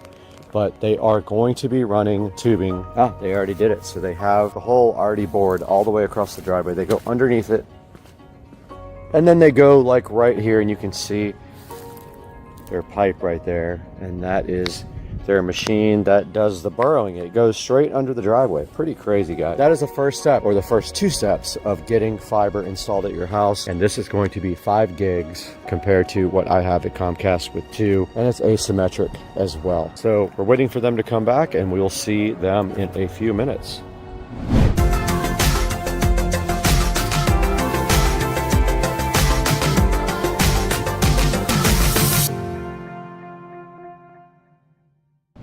Alright guys, so I didn't do a lot of video during the fiber install process simply because it was nothing exciting, but let me tell you guys what happened. So the fiber guy came this morning and finished the outside and the inside, and basically we are left now with this install here. They ran the fiber from the side of the house. They had to go through the yard because of pavers. Long boring story. They can't take pavers up, so they went through my yard, no problem. They did that. They went up the side of the house and into my attic, and they dropped everything right here. There's my fiber patch right there going straight to my modem. Now here is my modem for the fiber, so it is right here for now. I'm gonna rearrange that at some point, but for right now it's right there. And then on top of that, my Eero device is sitting so fresh and fly. Now here's the thing. So I want to explain to you guys that this is 5 gig fiber, right? So my maximum speed is going to be 5 gigs, but let's think about this path. Coming in from the WAN side, so our WAN port, IQ fiber, it is that green connector right there, is 5 gigs. Coming into the modem then demodulates the signal into whatever, Ethernet, okay? Comes out of my Ethernet port here, and it is capable of doing. Now, on the LAN side of the Eero back here, which is this black cable, the maximum speed is 1 gig. You're never going to get more than 1 gig on the WAN side of this network because of the limitations of this Eero here. Even if the Eero did 2.5 gigs, the big switch only does 1. So therefore, if you don't have anything more than 1 gig right there, then you're not getting more than 1 gig to the endpoints. Now, what is the advantage of fiber? Asymmetric. So I can upload now at 1 gig.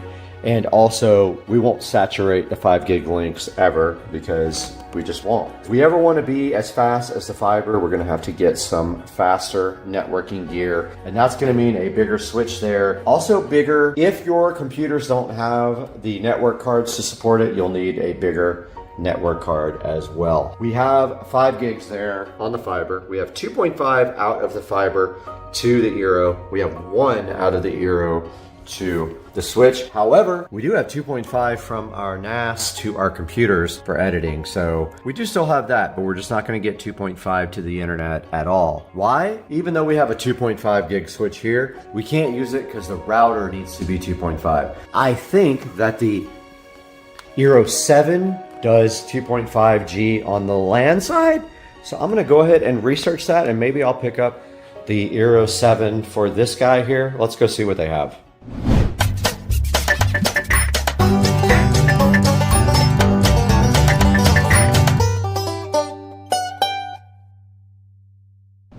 Alright guys, we are in the Supercar Street Racing living room and actually in the dining room here with the Eero 7 Max. We're going to get this guy unboxed today. We have a project to get out the Eero 6 and then get our internet upgraded.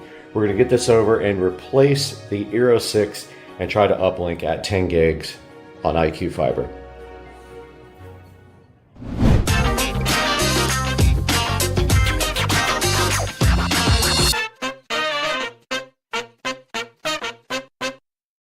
Guys, the Eero 7 Max, Eero Max 7 is right in front of me now, and this is an upgrade to the 6.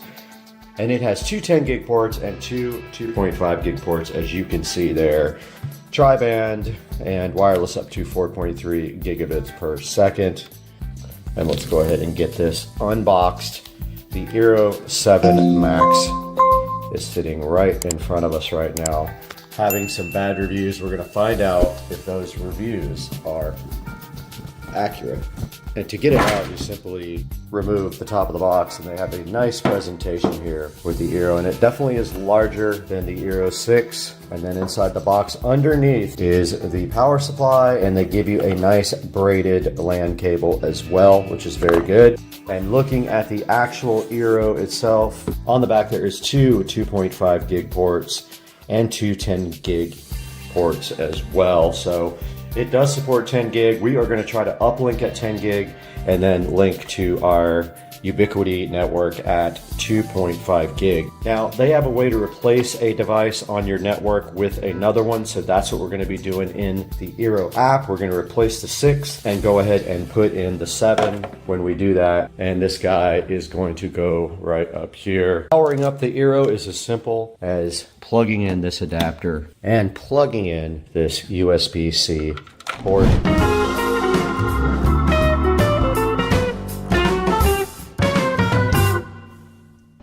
All right, so I have the new Eero here. I have the modem off, or the ONT is called, off for the internet. And actually we have plenty of room on here now. New power brick in, get it some power. So now we have a flashing white light. We're waiting for that to go blue is the deal. Once we have a blue light, we will go back to where we were. Okay, our light turned blue. Let's get back into the app now.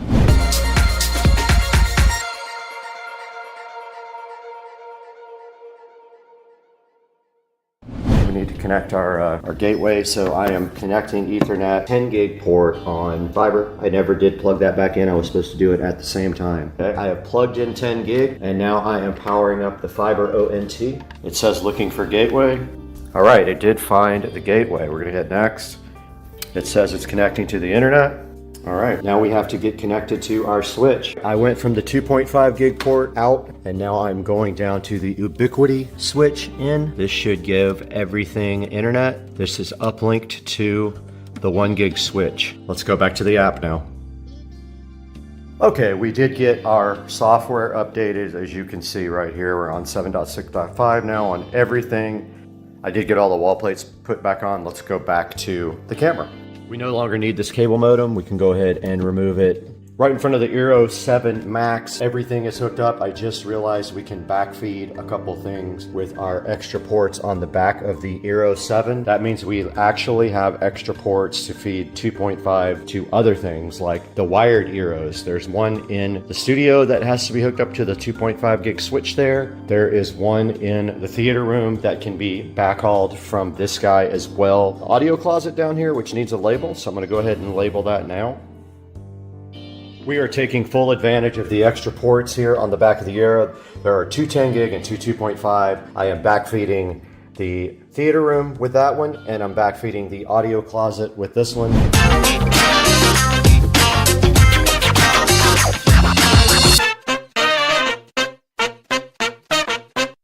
All right, we are out here. I'm trying not to be super loud because my neighbors are all asleep. It's early, but I wanted to show you guys where the fiber does come in on the side of the house. So it comes in right here from in the yard through my garden. They could not go over my pavers. They didn't want to do that. And there is the demarc. Fiber goes up my house. They could have done a better job of tucking the wire up there. I'll probably do that, but it goes up to the attic right there. The fiber did run through the yard just like that, all the way under the driveway to their box, which is located in my neighbor's yard.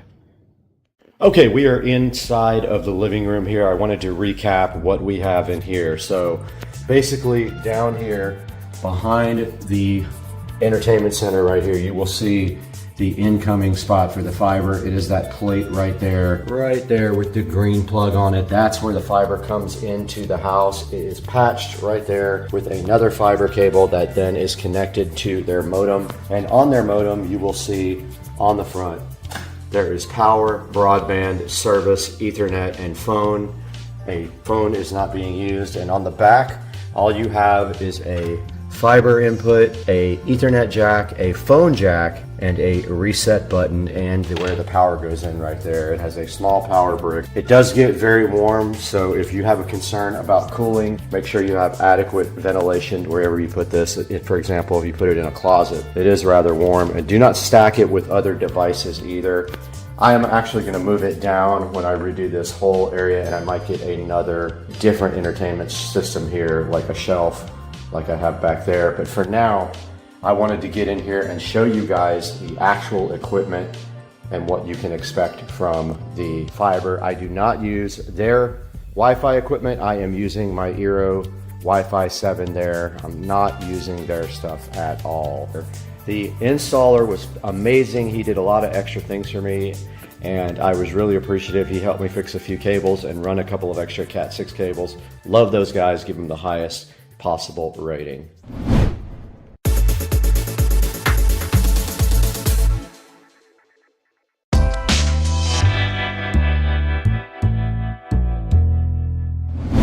Alright, I wanted to show you guys this speed test that the S24 Ultra supports Wi-Fi 7 and show you the speeds with IQ Fiber. You can see IQ Fiber down here at the bottom, and let's see what it gets. 1,100 down, 1,000 up. Awesome. Alright guys, I just wanted to take you guys through this a little bit in front of the computer to show you what is going on with IQ Fiber, and to end this video about IQ Fiber install. If you had any questions, you can also put them down in the comments section or email me as well. Right in front of me, we've got the iqfiber.com site up, but I want to show you how this is configured in the computer. You can see we are linked at 2.5 gigabits per second. And that means we have a 2.5 gigabit connection all the way through the chain, meaning we have a switch that supports 2.5 gig, and our router supports actually 10 gig and 2.5 gig. So that means we have a 2.5 gig connection from the fiber optical network terminal, ONT, not a modem, over in the other room all the way to this device. Now let's go over here and run the speed test here. And we are getting 1,600 megabits per second, 1,700, 1,800, 1,900, and we are using some internet for streaming as well, which we are doing a live stream. We got 2,065 upload speeds so far. This is limited by the 2.5 gig connection. If we had a 10 gig switch and a 10 gig connection, we would probably see 5,000 each way. Let's close that and let you get a good look at IQ Fiber connections, hardwired at 2.5 gig. Guys, go up to the IQ Fiber site if you're in Jacksonville or anywhere that has service now. Go ahead and order IQ Fiber and turn off the other providers if you have them. This is a good, solid deal. It's cheaper, $125 a month. I have 5 gig up and down. It's asymmetric. Don't forget, cable is not. Fiber is asymmetric, meaning your speeds will be the same for both upload and download. Fiber is much better than cable at asymmetrics. So guys, thanks for watching Supercar Street Racing. We really appreciate your service to us, and we love having you guys as viewers. Please like and subscribe. Buy all your items through Amazon through my official links in the bottom of the video description, and we'll see you guys on the next one. We got Mr. Binks here on the bar. Mr. Binks, look it. Mr. Binks. Binkser. Kink.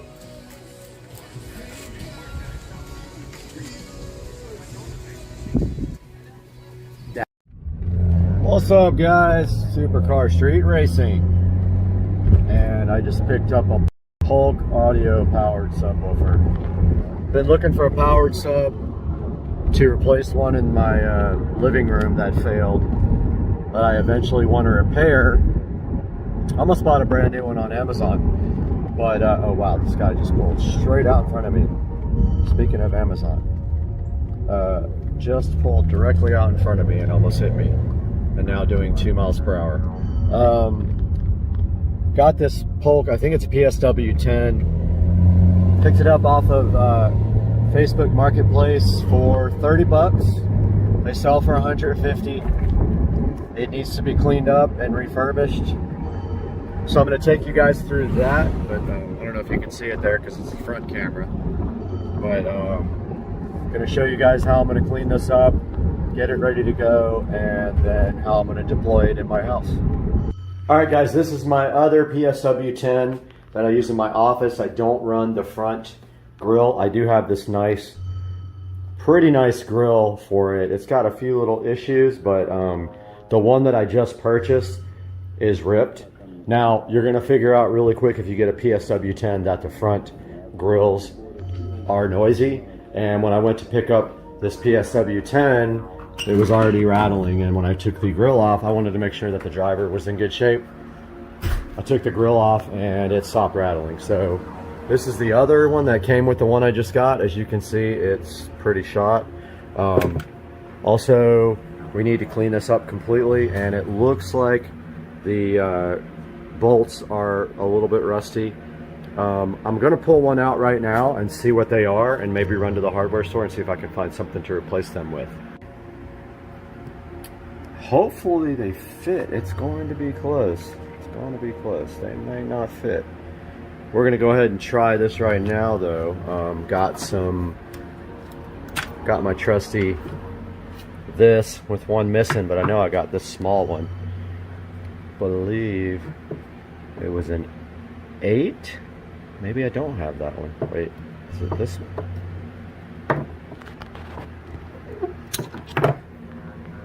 Oh, that's too big. Way too big. Might be this guy.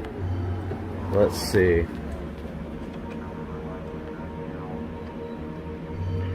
Think it's,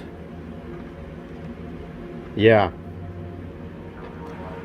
All right guys, so back at the PSW10 right here, you can see the volume control here, pretty dirty. Everything's dirty on this thing.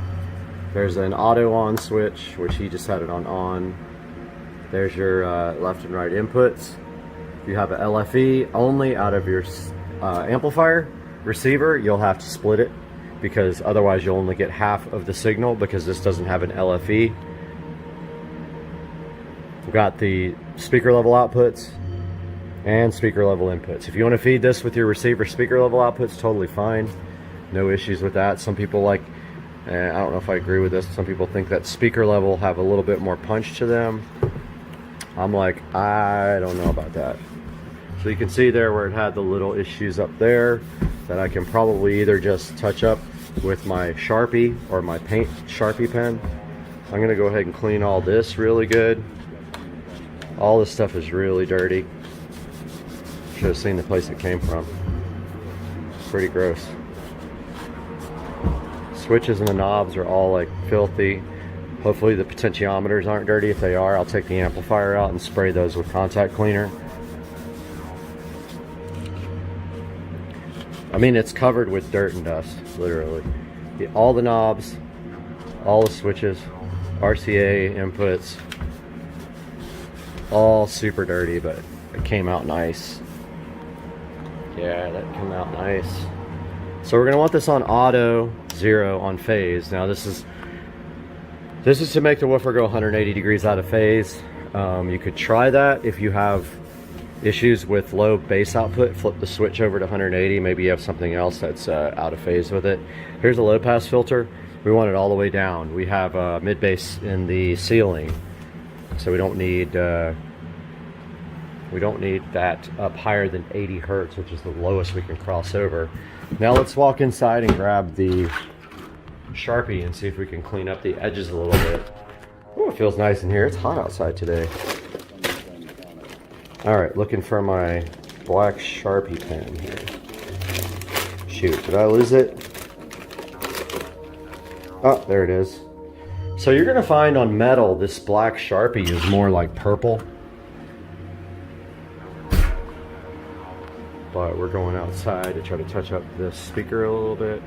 So it needs a little bit right here. Let's go ahead and touch this up. Yeah, it doesn't match exactly. It's a little bit different. So maybe if it bothers me too much, I paint the whole top.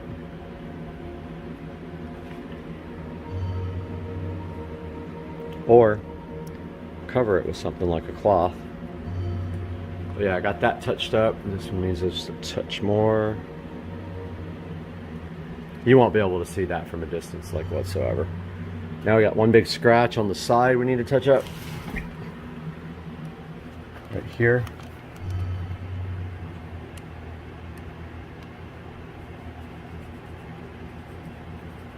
Oh, that's perfect. Can't even see it now. All right, so let's take this bad boy inside now that we got it all cleaned up. I'll worry about the screws later. Let's give it a hookup and see what happens. All right, guys, got the old JBL. Boy, this thing's been a workhorse for almost 20 years, maybe more than that. But it thumps every time it auto senses the power coming on. This is actually my outside subwoofer for the patio. Borrowed it as I'm refurbishing my patio right now. So here is the PSW10. Now, like I said, I've got a better one right around the corner there in the office. Now, I'm going to show you guys in a separate video my audio system. I'm going to go ahead and plug this guy in now. No, it works. I verified it at the place. I'm going to go ahead and plug this guy in. So my house is whole home audio, so I have in-ceiling speakers in every room with selector switches. I'm going to go ahead and hook this up. So I have already split. I've got wall plates coming from the receiver that's in the closet in the central part of the house. Splits it off from mono to stereo. So go ahead and plug that in. Volume, I'm going to turn about, I don't know, a little bit halfway because the signal split like 5 times to go to, I have 1, 2, 3 subwoofers in the house for the whole home audio. This is the living room one. So this is going to be there, and my little cool LED rock thing goes on top if it doesn't rattle. So that's going there temporarily or permanently, I'm not sure yet. And the JBL ARC10 designed for home theater. This is an ARC sub. I had 2 of them. One of them fell apart because they're literally, I think, 25 years old. This guy actually looks pretty good right there. I'm gonna go ahead and turn on the music now off camera because I don't want to get copyright struck. Actually, it doesn't matter because I don't get paid anyway, but be right back. Spinning up music by State Azure, hoping I don't get copyright stricken, but there is the brand new old PSW10. If we walk around the corner into the office, there's my other PSW10. These guys are awesome for the price. They're really, really good for the price. They say 100 watts RMS, I think. They handle low frequencies very well. Now, I do have a BIC F12 that's amazing in the home theater room. And then I have that one. And then I also have a JBL sub that's going into the bedroom once I get my bedroom 5.1 set up. This song has absolutely no bass. I'm gonna find something that does. All right, got the royalty-free music playing so I don't get copyright stricken because you know you can't do anything now because you're, oh, wow. So that was like really overdriving the woofer. There is a reason behind that. I'm going to explain that in my next video. I'm going to go over my whole house audio system.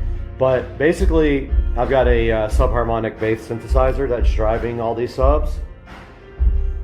So obviously with a entry-level subwoofer, you're not going to be rocking out that hard with it. So that was distorting a little bit. I turned down the volume on the input and everything's good. So I think I probably will just leave this here. And look out for my next video. I've got a couple videos coming up that are outside of car stuff. One's going to be my whole house audio system, and the other one's going to be my smart home. So I have kind of a crazy smart home setup as well. So I'm going to call this a success for $30. I mean, that was going to cost $150. This thing looks great, sounds good. You can't see any of the scratches. It's not blown. And it's, I mean, I wish you could hear how low this hits, but I've got 4 subwoofers in the house, and I'll show you all of those on the next video. Guys, Supercar Street Racing here. Thank you for watching. Please like and subscribe.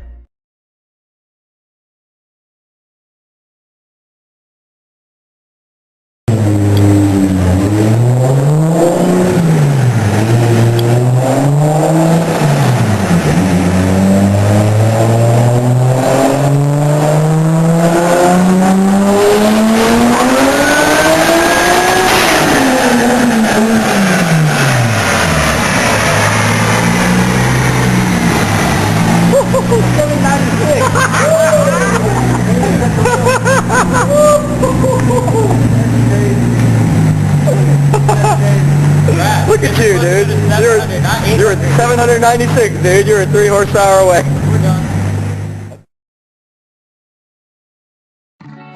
Starting the day off at the gym. And yeah, it's way too early, dude. Alright, good morning, guys. As you can see, I had to start my day off in the gym this morning. Pretty much every day I get to the gym in the morning. I try to walk a little bit during the day also to keep in shape. And so got on that freaking treadmill this morning and got a good 45-minute workout. And now I want to talk to you guys a little bit about batteries on your cars.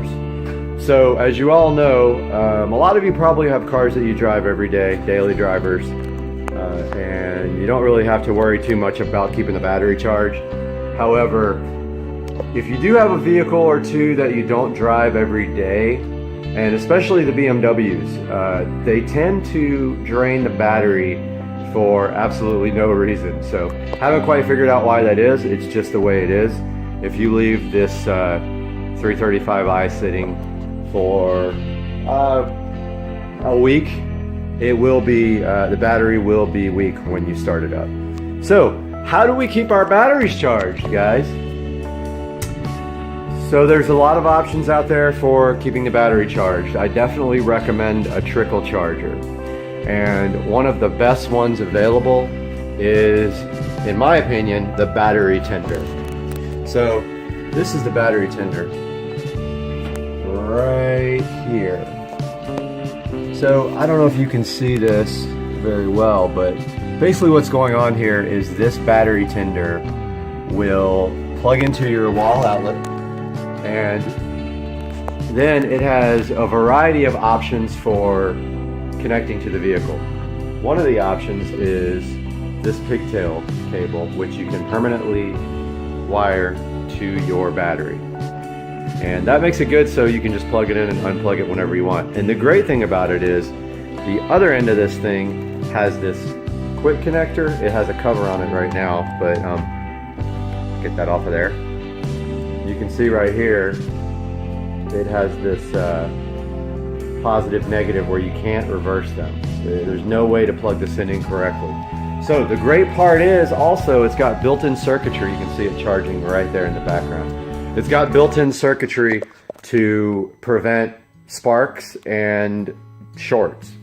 So let's take a look at this right now. I'm going to flip this camera around first, and then I'll let you take a look at this battery tender Junior. Things you can get with a battery tender. That's battery tender Junior. Basically what that means is the amperage of the output of the battery tender. And if generally for most vehicles you can get a Junior, and they are incredibly cheap. I think I paid $27 on Amazon. They're quite a bit higher at Pep Boys, like $20 more. So I recommend getting them from Amazon. Now check it out. So the battery tender Junior is plugged in there to my garage outlet, and you can see the cord running here. Now right here is the connector that I was telling you about. It's a quick connector, so I could just unplug it anytime I want and put the little cap back on. Each side has a cap, as you can see right here. Just put the little caps back on. If you have the pigtail connected to the battery, what I like to do, and I'll show you that here in the BMW, is I like to zip tie the connector out of the way. So if you can see right here, I don't have the permanent connector here on the front of the BMW because these are the charging posts for the BMW, so I didn't do it that way on this one. However, if you want to do it permanently on the Beamer, you would do it in the trunk with the circle pigtail connectors. So what I was going to tell you is that the cable just literally is zip tied here, and I leave it just like this, and I leave it covered right here. When I want to charge the battery, I lift the hood, plug it in, lower the hood all the way, except I don't click it. When I'm not using the battery tender, I simply disconnect these two and kind of tuck them neatly away down in there. Now here's the interesting thing about the SL65. So the SL65 actually has two batteries. It has a front battery here. Now this battery is only used for starting, nothing else in the whole car. So it not only does it not need a lot of charging, it doesn't use much juice at all, and it charges very quickly. Now, the battery tender has only been on it for 10 minutes and it's already, that flashing light means that the battery, I believe, is over 50%. It might be 75, I can't remember. But when it turns solid green, that means the battery is charged. So that's the front battery on the SL65. Now, the SL65 also has a rear battery in the trunk. This battery is called a consumer battery, and it does everything else in the vehicle. And as you can see here, until I get power set up permanently, there's actually an outlet over there that I want to get power run to. I just literally have an extension cord run to the ground. And if you look right here, here is a fully charged battery. Now this has been on the battery tender for 3 or 4 days, so it's going to stay charged. So there's a good look at the SL65 there, the side of it. I'm going to talk about the window tint in another video. So battery tender, definitely something I recommend, and I would pick one up if I was you. Even if you do daily drive, it's a good idea to keep your battery topped off. That will prevent, if you ever do have any issues or it's really cold outside, it'll start right away. There's a good look at the mostly engine cover on the V12 twin turbo. Look at the guy who actually hand built the engine and signed it right there. So I'll be back to talk about window tint in the next video. So make sure you subscribe, please. I'm trying to get as many subscribers and views as possible, and check out my Instagram page. I'll put that in the link. Have a good one. Give me the thumbs up, please. I'm going to give you guys a quick little update before I edit this video together. So it's been 30 minutes and the front battery on the SL65, the starting battery, is now completely charged. Now this is not typical. The back battery took about a day to get fully charged, and the BMW battery, after you drive the car for a long period of time, will take about a day to get back up to full speed. Like and subscribe, please. Later, dude. What's going on, everybody? It's Friday in Florida. Confusing weather. Wants to be cold one day, hot the next day. Nobody knows how to act. So today, who knows? Could freeze, could burn up. Little update on the carbon fiber, and then we're gonna reveal it. So I've been waiting for this carbon fiber from Italy it took exactly 1 month to ship carbon fiber pieces from Italy from a forum member via Correios, which is, I believe, the Italian post office. And finally got this stuff, been tracking it over a 30-day period and been freaking out because thought it was stuck in customs, but it did get here finally. Had an appointment to get it put in because I wanted a professional to do it. So because the door panels had to be taken off, and I also wanted to do the door speakers at the same time. I have had some Infinity Kappas, not the new crappy ones. I have the old school ones from 2008, brand new in the box, that I bought about a year ago, and I have not put them in yet. So my plan was to do everything at once, and so I brought everything to Audio Design and Custom Graphics in Jacksonville. Long story short, they had the car for 2 days, charged me like $500, and had some bad news once I got to see the car. So the next thing you're going to see is the nightmare that I've been going through for about a week and a half now with this carbon fiber that I bought from a forum member who has not responded to my emails since I complained about a few things with the carbon fiber. So headed to the auto parts store, pick up some more Plastidip. I'll update you after that. Headed into Advanced Auto Parts to get some Plastidip, and I'm going to show you guys kind of what they have here, what kind of selection here in a second. Taking a look at what they got here cleaning wise. Looking for some engine cleaner and shine. I don't even know if they carry that anymore. Still looking. Where's engine clean?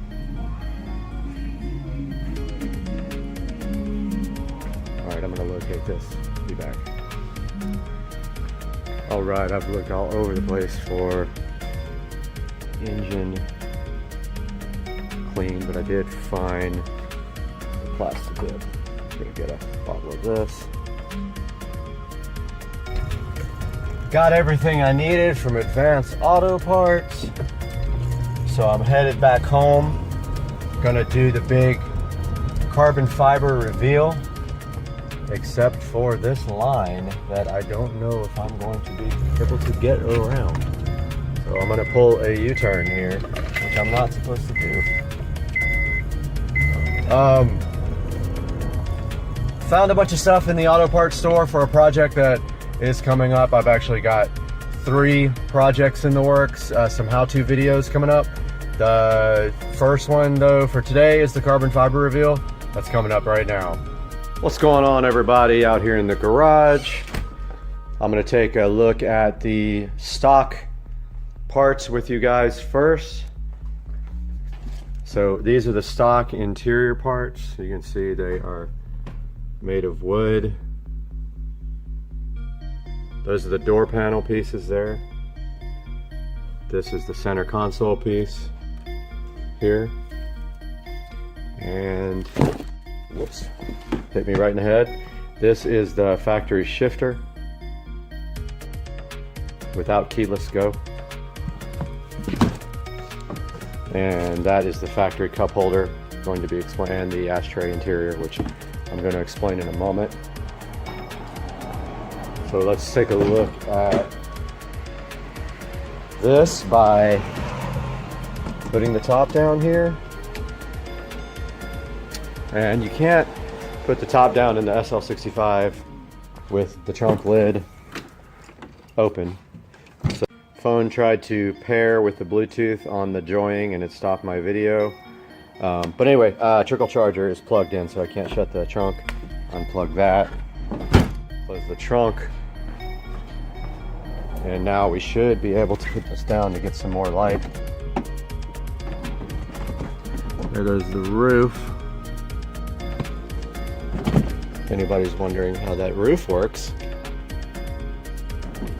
that's it. German engineering. Go figure. And it says retractable roof closed. All right, let's take a look at the carbon fiber pieces and the nightmares that I have had. First of all, most of the carbon fiber pieces were warped. You can clearly see that right here. It does not fit. It's warped right here. It fits pretty good. You can barely tell, but it bothers me. I'm a stickler. Also, one of the carbon fiber pieces, door panel pieces, was scratched. I think it's that one right there. Yep, there's a scratch right there. That might be able to be buffed out, high-speed buffed out. Now, here is the biggest issue that I have. Very big issue. This center console does not fit at all whatsoever. Here's the problem. Not only was it warped very badly, it's also cracked right here, right across this, which is hard to see, but it is cracked throughout the clear coat right here. It doesn't push down all the way on this side. It's hardly noticeable, but it is there because the whole entire piece is warped. There are no screws in it because you can't push it down enough to get the screws in the side, and 2 of the bolt screw tabs were broken off from the box, literally out of that packaging that I just showed you. This is the new shift knob. This is the best of everything that came. It is not damaged. It has keyless go on top. However, I do not have keyless go in my car. So basically it is a nice nice looking upgrade, but this button does nothing, as you can see. So there you have it. Center console carbon fiber replacement for the wood. Door panel carbon fiber replacement for the wood. And door panel carbon fiber replacement.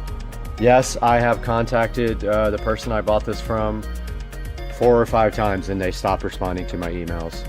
I was going to show you guys the biggest issue here, and that was getting this cup holder back in, and it still is not right. It is wanting to I literally had to remove the cup holder completely, that big cup holder unit, take off the front pieces and glue them to this plastic silver piece, which is then glued to this.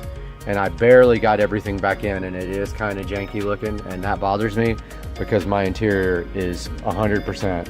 What I'm gonna have to do, unfortunately, is get a new center console piece at some point. This one just sucks, it's terrible. And I can't get the seller to respond to me. I should have bought it brand new, but I saved $700. The only thing that makes this deal worth it is I got the shifter, which is normally $250. I got everything for $1,000, but it took a month to get here. There was some miscommunications because he doesn't speak English. So that's the story. That's what happened with the carbon fiber.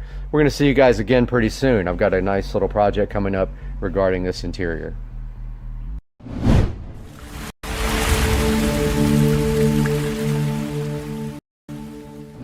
All right, directly in front of the camera today is something special. This is a green box full of goodness. Inside of this box is a clue as to what we're doing today. I'm actually not looking forward to this project because it is a dusty, messy project, but I need to get it done. I promised Komi LED that I would follow up to the last video with you guys and go ahead and install the rest of the night light recessed lighting with this 16-piece hole saw kit. Now, I know you're gonna ask me, how is that even possible? You already have holes in the ceiling. How are you gonna enlarge the holes anyway? Well, that's what we're going to do today. We are going to show you how to enlarge any hole that you already have with a hole saw kit. Now think about this. If you try to cut a hole right now out of a hole that's already smaller than this, there is nothing for this bit to go into to keep this from moving, and you will destroy your drywall. I have tried it. So the key is going to be unlocked today in this video. We're going to show you how to do this on Supercar Street Racing. Hang out with us today.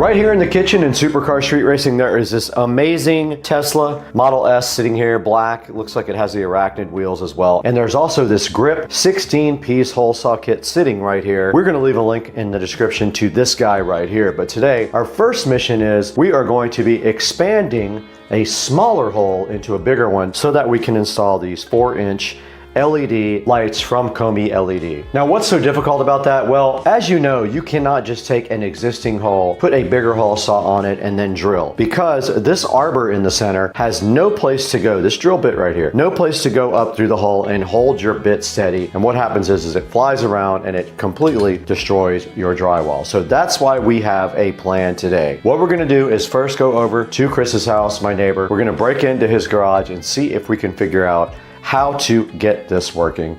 Let's get over to Chris's house and see what we can figure out.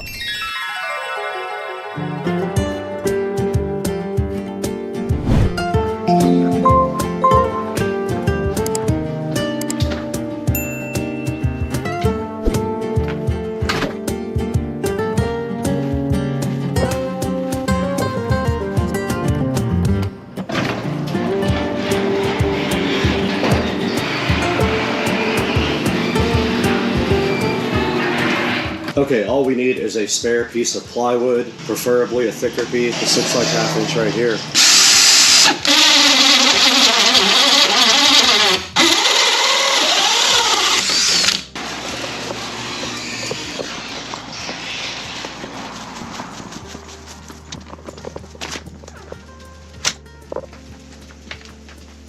Let's go ahead and show you what we're going to be using today. We have my DeWalt drill right here. Let's go ahead and take off the standard Phillips head. Here is the hole saw right here. We're going to throw that in the DeWalt. We do have this nice plug here, but it is stuck. Now there is a key to that. You simply push something through the back to free it up. This little screwdriver attachment. Oh, I did that wrong. Got him! I did it wrong. Got him! That whole thing's wrong. That whole thing's wrong. I did it wrong.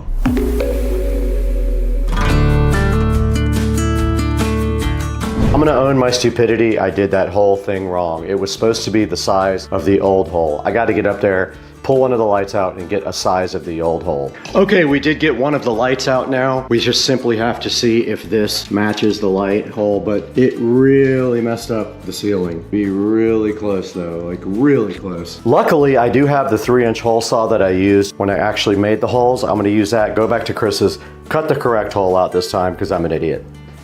I am literally brain dead today. I don't know what's going on with me. I just realized I pried out the correct plug from the actual hole saw. So all we have to do now, this is how you do these. You take this, you put it on the end of that like that.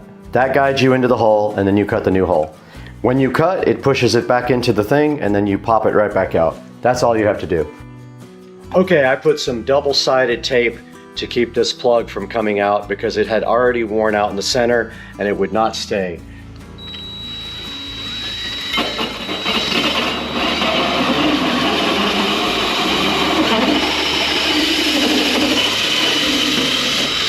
Now all we have to do is tie in the existing wiring to the new light, black to black, white to white, green to bare wire. And I'm using the wiring nuts they provided. They work great with 3 wires. Be careful of your ceiling while you're doing this. Any dirt on it will show. When you're done, these should not come out. Push everything back in the box, close the box. The color temperature. I'm gonna use a second stop. We'll test it first. All right, this thing's good. Next step here is just a spring. So you just pop these springs in. Don't touch the ceiling when you do it. Just like that. That thing's done.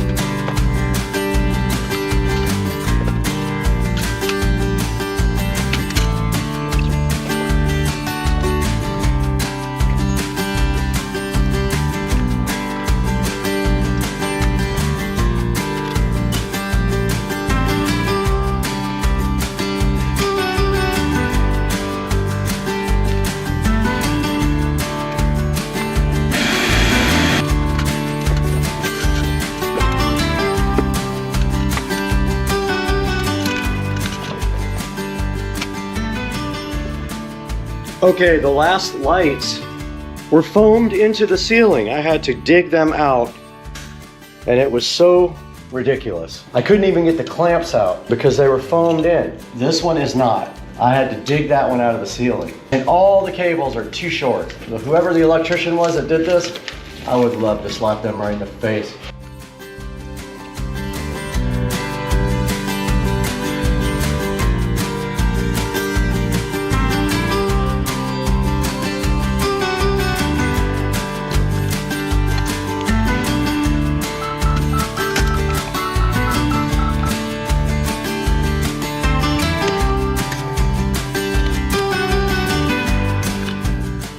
This thing waterproof?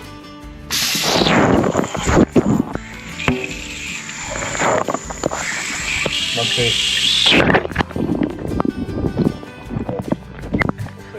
Break the brick.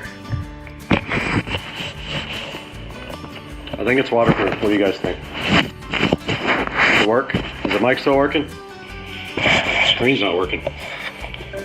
Ah, look at that, guys.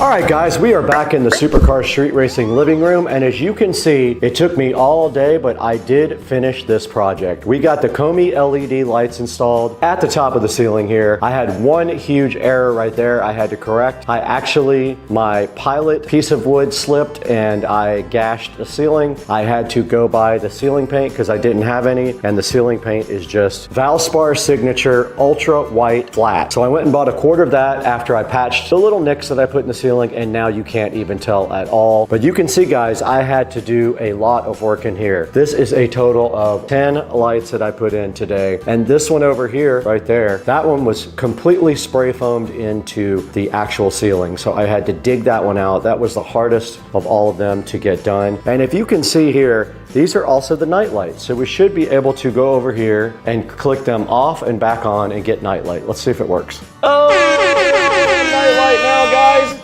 How cool is that? This looks insane. I love this look, man. This is Komi LED. You are my heroes. I love you guys. And I can't wait to work with you guys again. Look at the nightlight in here. This just looks absolutely fire, dog. Guys, please support Komi LED. They have done so much for the channel. They gave us all of these lights for absolutely free. And we went ahead and replaced all of the living room lights with Komi LED night lights. And it looks absolutely fire. I'm so hype trained for all this. Guys, thanks again for 150,000 subscribers. Also, I couldn't do it without you. Order yours. There will be a discount code also. Komi Brad, 10% off.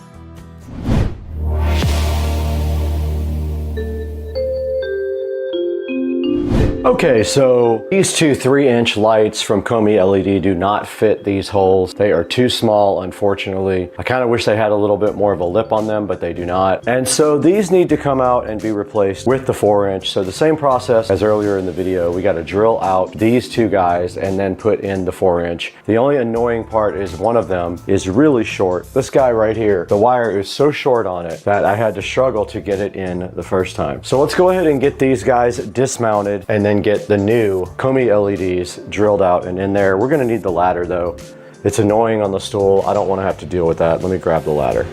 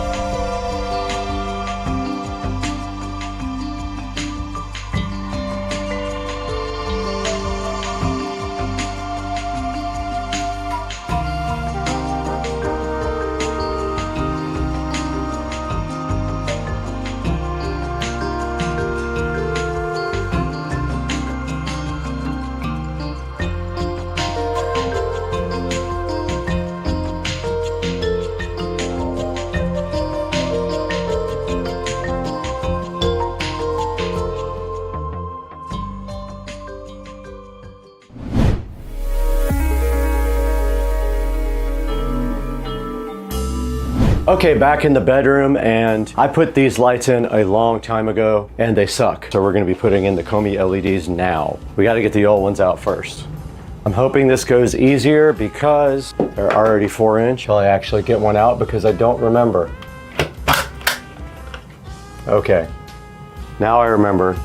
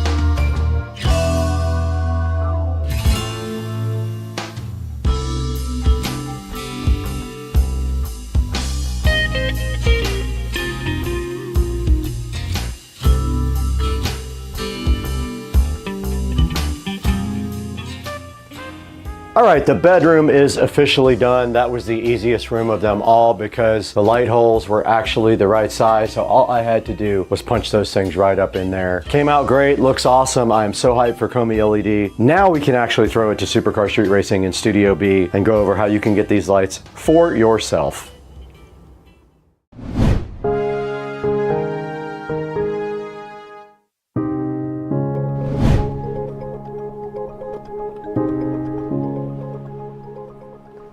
Hey guys, welcome back to Supercar Street Racing. We're here in Studio B right now. We've been editing all day today on this Komi LED awesome video. Komi LED was kind enough to send us lights for almost every room. We do have Komi LEDs in almost every room now. We have them right here in the Studio B office, right back there in the bathroom right there, in the living room, and also in my master bedroom. We owe so much to Komi LED for sponsoring Supercar Street Racing. Let them know that you saw the video and that you'd like to buy it. If you go ahead and use the discount code KOMIBRAD 10% off, you'll get 10% off your order. There will be a link in the description and more information about Komi LED. They also offer not only these LED night lights, they also have smart lighting. They have multiple different colors, like they have this awesome black, they have bronze right here, and they do have brushed nickel. So take your pick of the awesome Komi LED lights and make sure that they know that Supercar Street Racing sent you. It helps us out so much when you buy from our affiliate links. You have no idea what that does for the channel. Komi LED sent us over 24 of these lights and we were able to use them throughout the entire house. They're very easy to install. They have multiple color temperature selectors on them and they just go in very easily. You go ahead and drill a hole with a hole saw, you pop them right in with the springs and you're good to go. And thank you guys for 150,000 subscribers, a huge milestone for the channel. And we are so grateful to have you guys on board and as fans and as subscribers. Please like and subscribe if you didn't already. If you're new here, welcome. If you've been here before, welcome back. We love you guys. We got to get out of here. We have dinner plans tonight at Hidden Hills.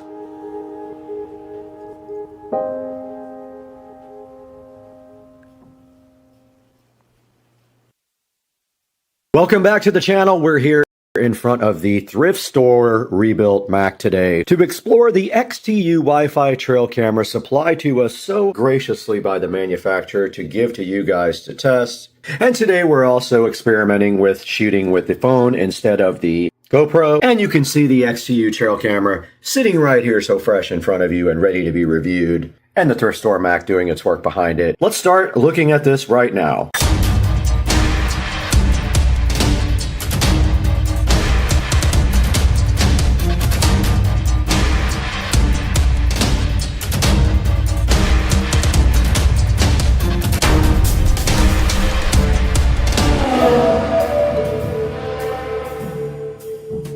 The XTU trail camera was supplied to us by the manufacturer. They were so gracious to help us out and let you guys check this trail camera out. This is a Wi-Fi trail camera and our Mac is rebooting, and you can see right here on the box, it has a 0.2 second trigger time, operates between -30 and -70C, and has Wi-Fi and Bluetooth connections. Now the last trail cam we reviewed did not have Wi-Fi and Bluetooth connections. And so this is definitely an upgrade from that. Now you can see here the model number is the SV-32YW. It has a 5 megapixel lens. Again, the trigger speed, the sensor angle is 120 degrees. And it does 2.7K, 1080p, or 720p. Photos it does, up to 48 megapixels. Bluetooth wireless up to 66 feet, and it is IP66 waterproof. And on the front here, it's showing you Bambi ready to get hunted down. And it's showing you some other details down here about the HD video quality and the night vision, and there's a picture of it on the box, looking so fresh. Included with the XTU Wi-Fi trail camera, you see they give you a strap to strap it to a tree or other device. Keep in mind, this is not USB Type-C. They have not moved to that connector yet on this device, so it is the old school where the top is wider than the bottom. They give you an Allen wrench right here, assuming that is for this mount, because it looks like there's an Allen mount right there. And then you have the trail cam sitting in its glory, and it does run on AA batteries. Or underneath it, it does have a power mount right there. It can run on power full time, but you'll need a battery bank or a power adapter for it. And it does use SD cards, as you can see right here in this card slot. They gave us a 64 gigabyte SD card. How nice of them. Okay, we got the old reliable Google Pixel out right now. We're going to start recording while we download the app. And the lovely instruction manual did come with a barcode. Let's go ahead and do that. And it is going to the Trailcam app. And that is installing right now on the Google Pixel 3. And it's good to go. Let's open it up. And we have to hit agree. And at this point, we have not powered up the device. And it wants to add a device. So let's get this thing connected to power. And go ahead and power it up. I went ahead and put batteries in it. And it said it is PR is preparing. Let's try to add it with the device. Camera found. Okay, it says camera waking up. It did wake up. Searching for device here on the other screen. APP connecting, app connecting. That's what it was talking about. Connect to device, connect. It wants to connect to a temporary Wi-Fi network here. It says Wi-Fi connection successful. Let's call it test cam. Save that. And it does show on the app the camera, and I guess we can actually get a picture off of that as well. All right, let's go to the next steps. This next step, we're going to mount the trail cam to the actual tripod. Heel sat there. All right, we're back in front of the trail cam now, and you can see the menu up. You put it in test down here to access the menu, and then you can go to menu, and then that's where you can set up the work time, photo or video, the resolution of the photo and the video, the photo burst mode, the video length mode, audio recording. Let's see if audio recording is on. It is. Okay, perfect. And then there's a delay in the detection setting, a sensitivity setting, a motion filter. If we go to that, it just says on or off. And then there is a test for the motion, a fill light distance, a camera name, a Wi-Fi, date and time, date format, time format, loop recording, and formatting your memory card. You can protect it with a password, etc. But yeah, so that is a look at the menu settings there. It's all explained in the manual when you get it. I did record some audio and video for you guys. Okay, I did figure out what the deal is with the external power supply. There is a connector right there on the bottom to plug into the external power supply. They do not give you the cable though, so you do not have the capability to charge this unless you get yourself a round pinned cable to go ahead and connect to the bottom of this. The app now on the settings, and you can see that it's on the motion detection mode right now, and its detect interval is set to 30 seconds. I'm going to set it to 5. I want to record a bunch of video. And it is on photo. I'm going to change that to video and change the resolution. Actually, it's already fine. I'm going to change the length to 10 minutes here. It's on 2.7K resolution, and it should be ready to deploy. So let's get this thing on the tripod and get out there. Oh, of note, when we close this thing, we can go ahead and check the camera by clicking camera at the bottom, home, camera. And there I am right now on there, and hopefully it is recording. And now I am also recording on this phone the video from the camera so that you guys can see the quality level of Supercar Street Racing right now. So that is how it looks for me right now. Now let's go ahead and keep doing this and go ahead and mount it on the tripod. Ready to go out into the Supercar Street Racing backyard.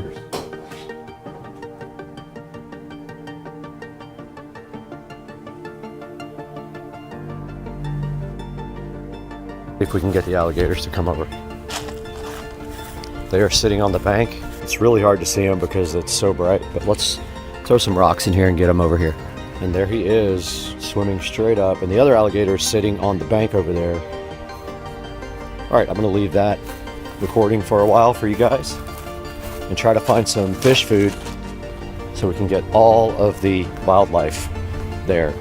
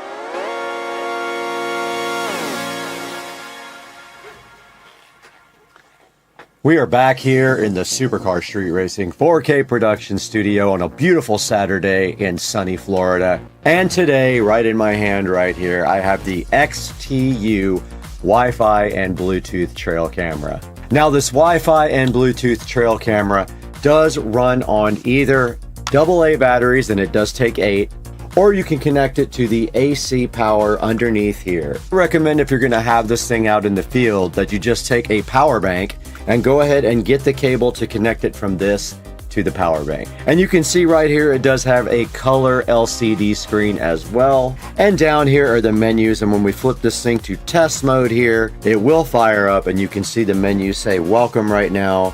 And then you can go into the menu settings and change all the settings for the video, the audio, the sensitivity, and things like that. Now, we did test this trail cam for a good 24 hours straight. We did not get a lot of clips.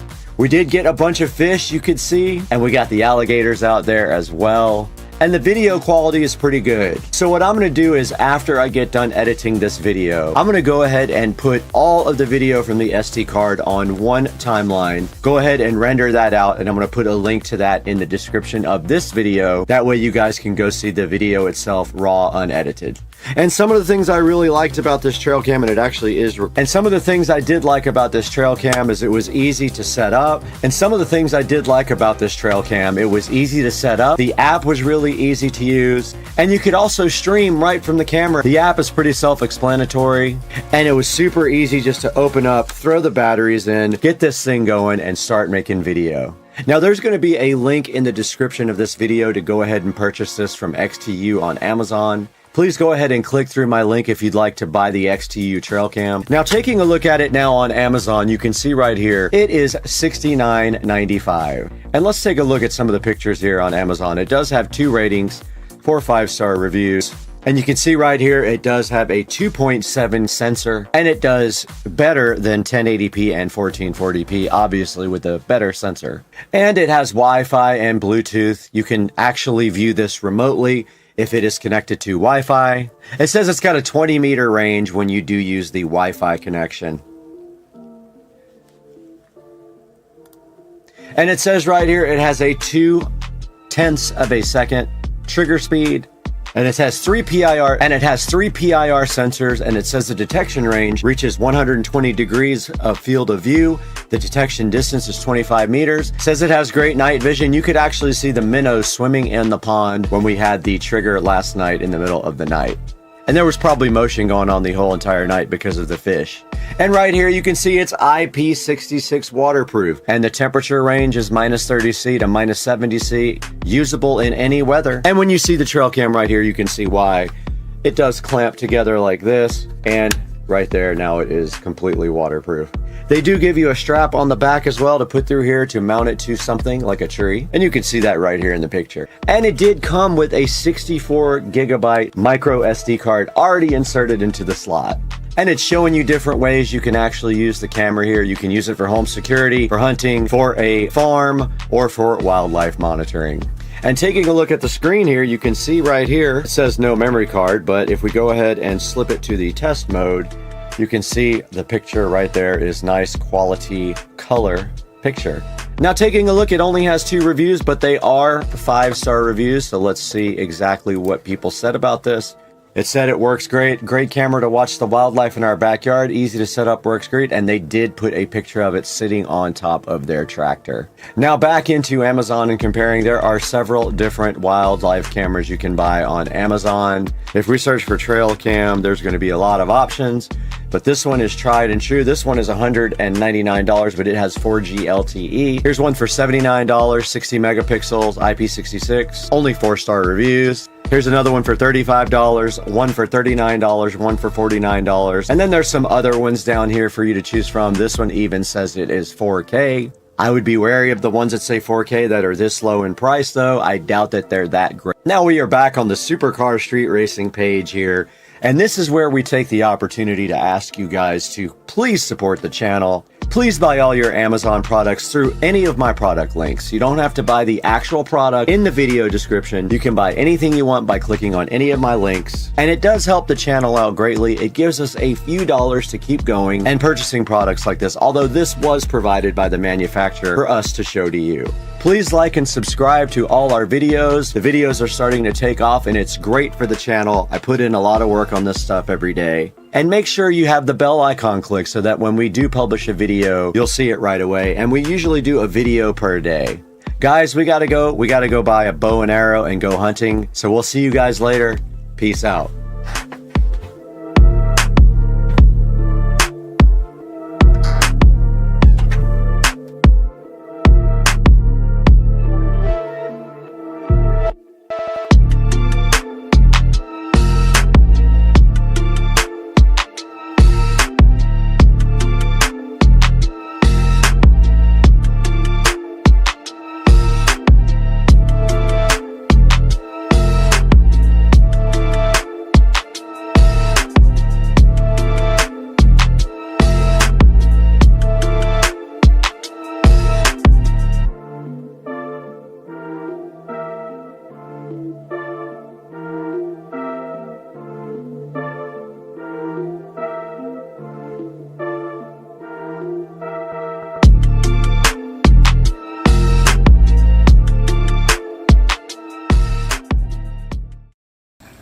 You guys know you like my brand new pool being refilled. Check it out.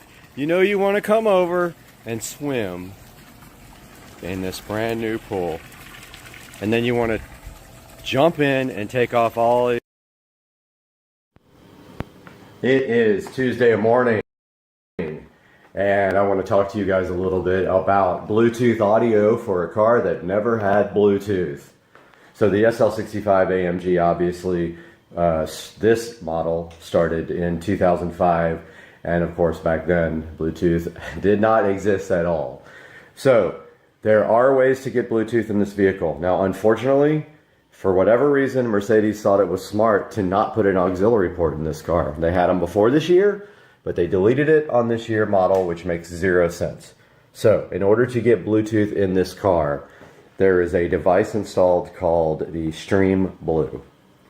Now, the person who owned this car before me paid a ridiculous amount of money for that, about $1,200 or $1,300, I think. You can actually buy it for $400, and I will be selling the one that's in this vehicle because I'm going with an aftermarket head unit. So let me show you exactly how this Stream Blue works. First things first, well, I do have the keys. I was trying to figure out if I had the keys. When you get in the car and you turn on, there's the factory command system. I'm going to flip this around real quick and show you.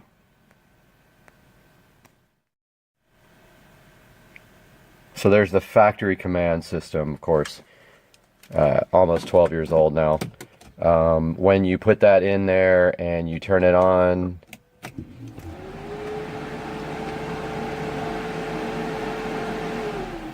now the only thing I have figured out is what that no iPod thing is. Now, to get Bluetooth audio on this, all you do is press the audio button till you get to this screen.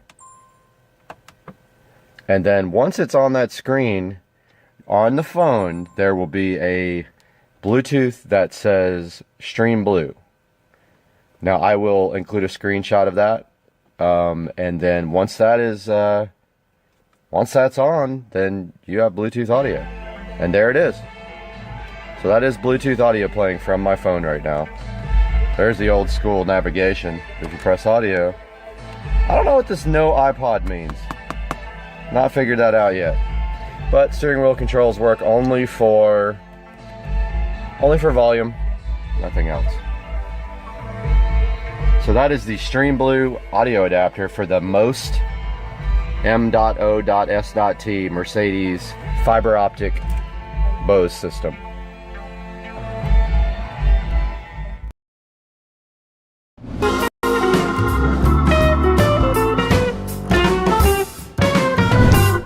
Alright guys, right in front of me we have the DeWalt DXV06PL-QT. That was sent to us to check out. I'll have a link down in the description where we got this from, and I'll put it on the screen right now as well. But we're going to take a look at this DeWalt right now because I need it outside in the studio. The studio is definitely messy because we're doing some electrical work in there, and it has foam in the walls, and that stuff goes everywhere when you cut it. And there is the beautiful DeWalt we'll be taking a look at today on Supercar Street Racing.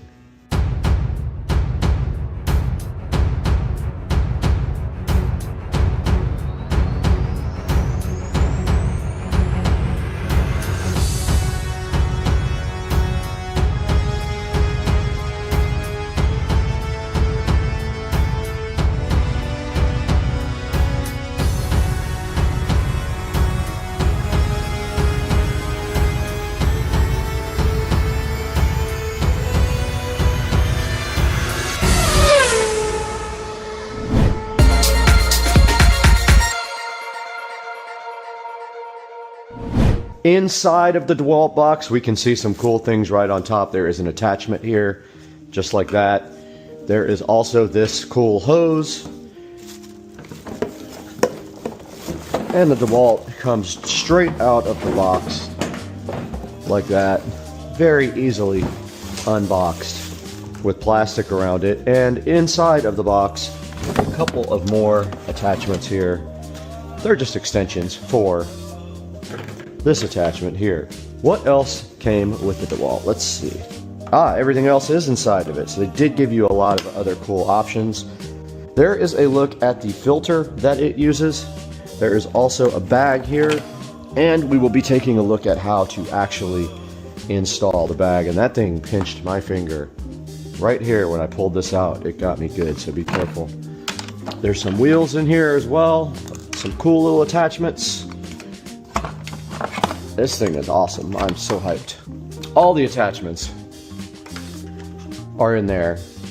The wheels should be self-explanatory. They just go directly in. Really cool looking. I love the black on yellow. They want you to screw the wheels on with these 4 screws right here that comes with it. So we'll have to get our drill out for that. All right, those are ready to go. There's a cartridge filter cleaning guide. Filter's already on.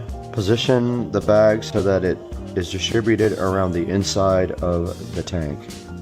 Okay, I put the bag inside of there. It just said position it inside there. There's not much really in there that it says to do. And we have our accessories left. And our hose goes in like this. Alright, after doing a brief amount of reading, I'm an idiot, of course, and this is where everything goes. The only thing I did not figure out is what that's for. Your accessories all go in this bag, and then the bag can attach to the side of the actual unit. There is a little thing here to hold it right there. All right, let's walk over to see Rich and Patricia.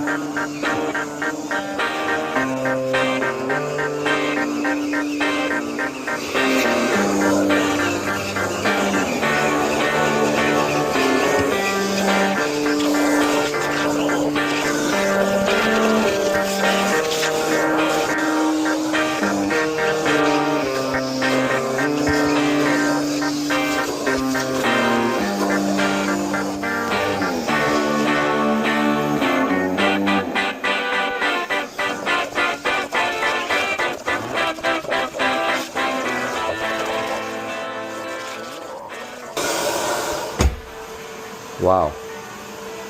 That's impressive.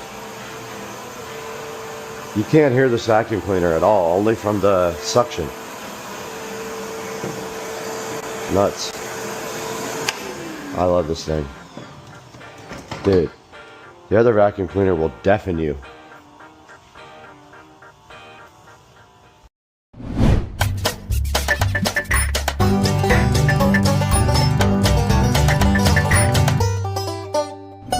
Hey, what's up guys? Welcome back to Supercar Street Racing, and today we have something a little bit different. You can see I shot all of this video on my Meta AI glasses, and I wanted to just see if I could use that both full screen and kind of in a little shrunk down nature, just to see how well it integrates with the videos. And I do see that the cropping is a little heavy when we have to pull in the video, but it still works out pretty good. And then we cut in some of the other video with it compressed over a background, just to see and experiment about how good the Meta AI glasses are from Oakley. And they did pretty good. They're the HSTN glasses. I will have a video coming out soon about those guys, so stay tuned for that. But meanwhile, we got this awesome DeWalt shop vac here. It is the 6-gallon wet dry vacuum cleaner, and it is very awesome. This is the DXV06PL, and this thing is so cool because it has a 6-gallon poly wet dry compartment in there. It has a hose strap on the side, a 4-horsepower motor that is probably the quietest shop vac I've ever heard. And I think that's what impressed me most about this, is that this guy has the quietest motor. It will not deafen you. The other shop vac, the Craftsman, you need earplugs because that thing is so loud when you turn it on. This thing is not. And you can see a guy vacuuming out the car right here, just like I was. And you can look right here, you can actually do a blower or a wet and dry vac, so it is actually 3-in-1. Check it out right here. It has a 1 7/8 diameter for all the tools that attach to it, a 6-gallon compartment there for you. Here's a good look at all of the features on the actual wet dry vac.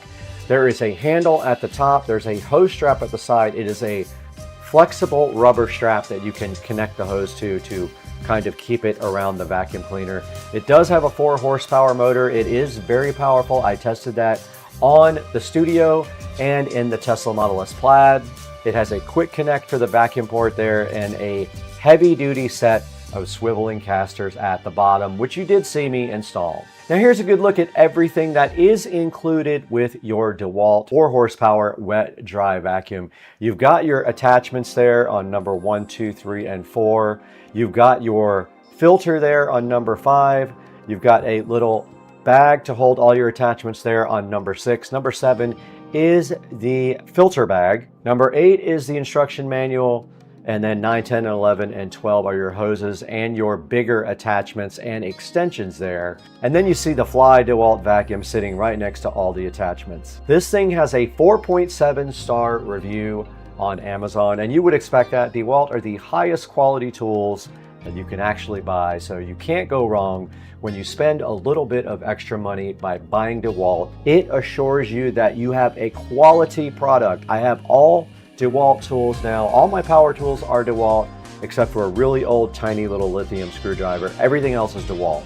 It says right here actually that DeWalt is reliable and durable. It's always quality assured and constructed with high quality materials, built tough to endure working environments. It does have convenient onboard storage for both the accessories and the power cord, and it is a compact and portable design, which is important when you're doing work around your house. And we want to invite you guys to check out our new Instagram presence, relatively new. We just started posting more on Instagram to our story about videos that we actually published. We're going to put a link in the description to our Instagram. Go ahead and follow me on Instagram. And now we're also on TikTok. We are posting a lot on TikTok right now. Please check it out. We have already tons of videos. We have 20,000 followers and 2,847 likes already. Please check out my TikTok. It will be in the description as well. And then check out the Supercar Street Racing Facebook page is also up. I will link that in the description. Go ahead and follow me and like some of the comments.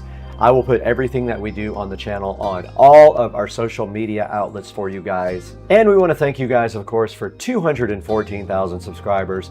We couldn't have done it without you. Please like and subscribe if you have not, and buy all of your Amazon products through our links in the description. It helps the channel out greatly. It gives us a few dollars here and there to stay in business because we don't make any money off the channel really. But we got to get out of here right now. We got to go to lunch. It is 10:30. It's time for lunch. I'm out of here.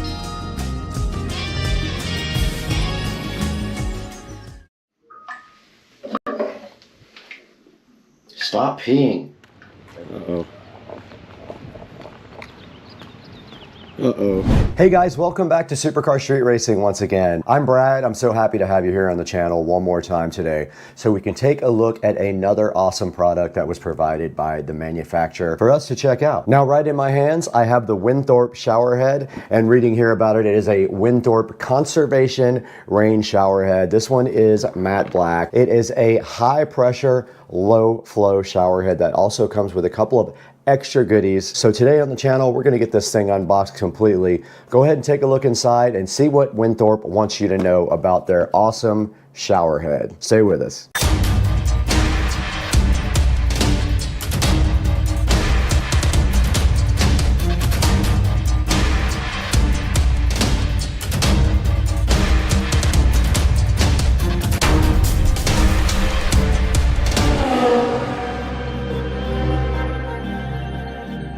Hey, what's up everybody? We're live again in Supercar Street Racing. I'm Brad, and if you're new to the channel, I welcome you to hit and like and subscribe for us because we need every little bit of help we can get. And today, I'm bringing you this Winthorpe shower head. Now this shower head's supposed to be low flow but high pressure. It does have a few extra goodies in the box with it. So today we're gonna get this thing opened up and take a look at what's inside because Winthorpe thought it was super important for you guys to get a look at this, and I don't wanna let them down. So let's do that next. We'll take a look at the Winthorpe shower head, go ahead and install it, and see how it performs for you guys next. Guys, Winthorpe has stated that they are Winthorpe products for the planet, and they started off that statement by providing Supercar Street Racing and you guys with this awesome shower head. Now, taking a look at the outside of the box, first thing I notice is that the box is made out of recycled materials, which is very awesome. So they are saving the planet right there with just recycling their box for their Winthorpe shower head. Now, right on the front of the Winthorpe box, you do see that it says this shower head saves water. Now, they do that in a couple of ways. It's by the actual design of the shower head, and also they give you a couple of inserts to regulate the flow as well. Now, I did try to scan the QR code that said start with the app, but it says there are no apps on my phone to open it. So I wasn't able to open the app. I will contact the manufacturer and see if it's something to do with my phone or with the actual QR code that they provided on the side of the box. This is a very generic box. Like I said, it is made of recycled, but on the side of the box, we do see the model WCPS H6. Maximum flow rate is 1.8 gallons per minute at 80 PSI. This is manufactured 03/2024, so March of 2024, and it weighs 12 ounces, and it is made in China. And their website is winthorpeconservation.com. Go ahead and check it out. All right, guys, right in front of me is the Winthorpe shower head. You can see the box is made of recycled material. It is brown, gray, and green. And on the side, it does have all the data about the website and the flow rate and the model. I will put all that in the description for you guys to check out. And there's kind of a wireframe model of what the shower head looks like there on the side as well. And then on the back, there is a QR code, but I was unable to get that working for some reason. No big deal. Don't know what that logo is, but it does say right here that it is made out of recycled materials, which I like that. And Winthorpe's motto is products for the planet. You can see it right here on the box itself. And then on the front, we have some nice raindrops, of course, signifying that it is a shower head, and there's that wireframe model of the shower head there. Now let's get this Winthorpe shower head unboxed and see what they gave us inside of the box itself. Winthorpe Corporation thought it was a good idea that you guys take a look at this shower head, so I have it in front of me to open up now. Let's go ahead and get it unboxed. And you can see inside of the box, there is a QR code right up here for an install video. And this is pretty cool. You can't see it. I need to tilt you guys up a little bit, but it says conserve water, save money right there. Very cool design with like a water texture on top of it. And then your contact QR code and your install video QR code. And sitting so fly and so fresh beneath that is the actual Winthorpe shower head. All right, the Winthorpe shower head is face up in the box right here. As you can see, it looks very cool. It looks like it's made out of like a matte black or a oil rub bronze, and right in the center looks like they have the Winthorpe logo. It's upside down right there, but if we spin it around right here like a turntable, 2 turntables and a microphone, we do see that we see the Winthorpe logo right there. Now let's go ahead and fold this over and see what's inside. Okay, so there is the shower head in all of its glory right there. It's just sitting in the box for you. It has a standard shower flow connector right here on top, just like any other shower head. And let's see if it does move. It does move. It was a little tight, but that does articulate. So when you put it on your shower, you will have the ability to articulate this mount. Now moving further in the box, as you can see, we have a few more goodies for you. This was in the shower head. I did take it out, so it was screwed into the top of the shower head right here to keep it kind of safe and keep the threads from getting messed up. And then they gave us a flow preventer. They gave us 2 flow preventers, okay? So if you get the shower head and you want to conserve water, you will have to use one of the 2 flow preventers, and we will explain to you what those are.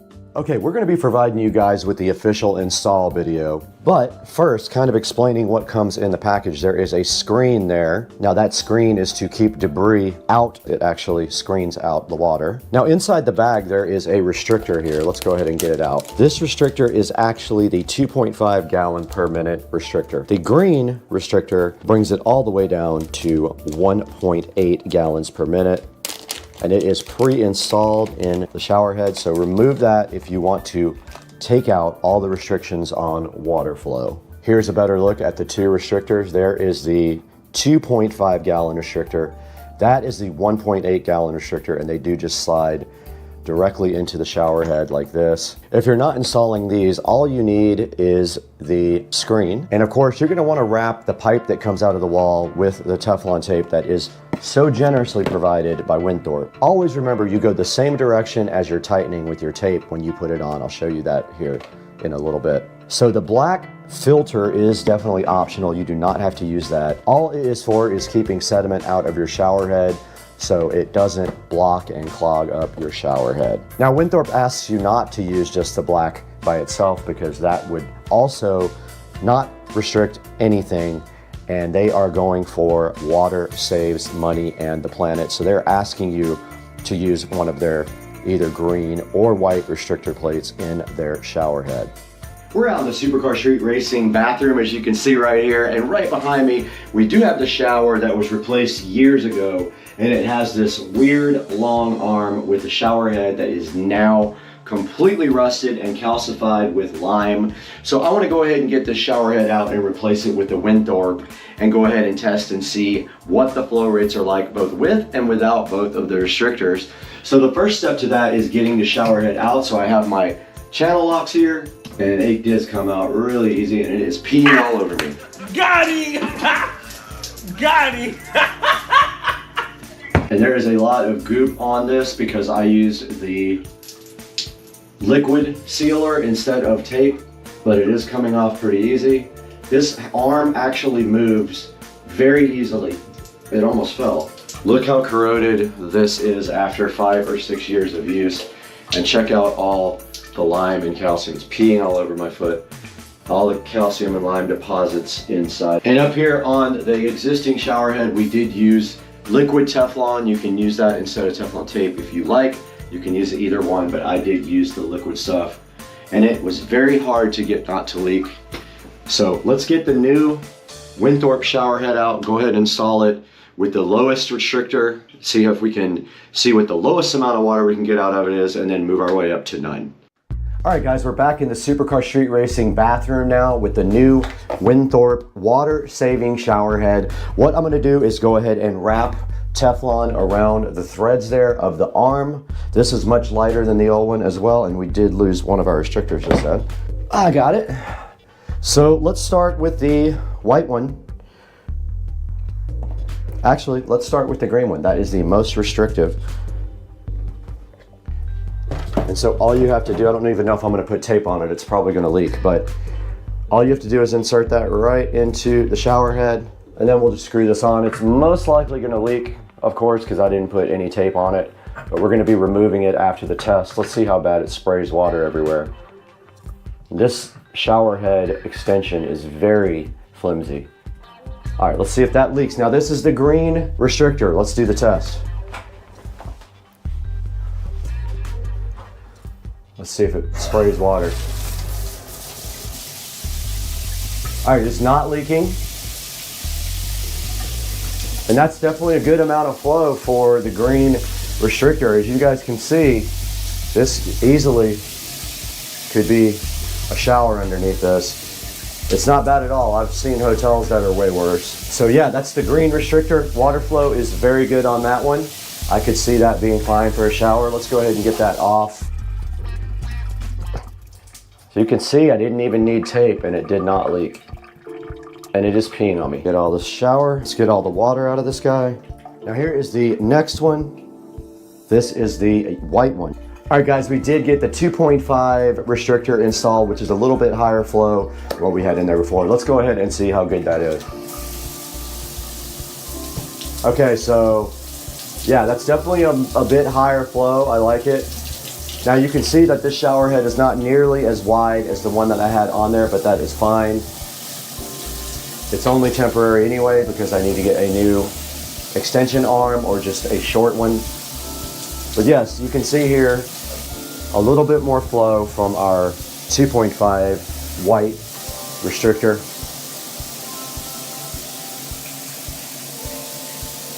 And now let's go ahead and get this guy completely unrestricted and see if we like that better. All right guys, let's go ahead and remove our 2.5 gallon restrictor, and it's gonna pee on me again. Okay, now counterclockwise loosened it, clockwise is gonna tighten it up. So what we're gonna do now is use the Teflon tape provided by Winthorpe here. They give you a tiny thing of it. Now you are going to have to put Teflon tape on it. So what you want to do is simply wrap the Teflon tape in the same direction. Tighten be this way, so we're going to wrap that way. So your tape would start like this.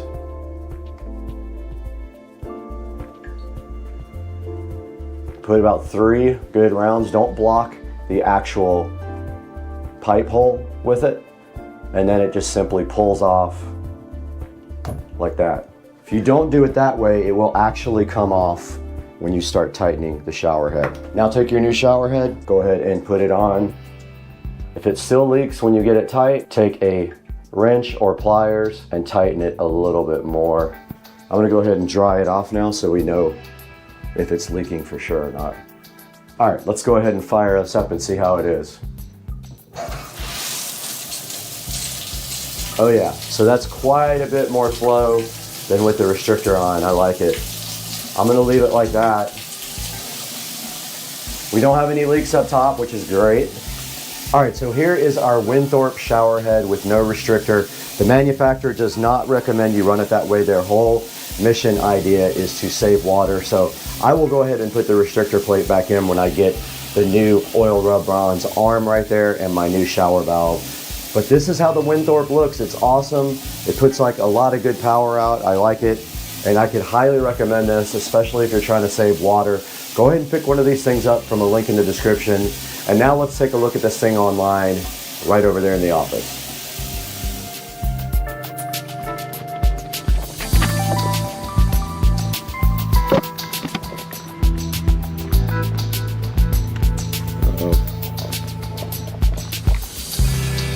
Uh-oh.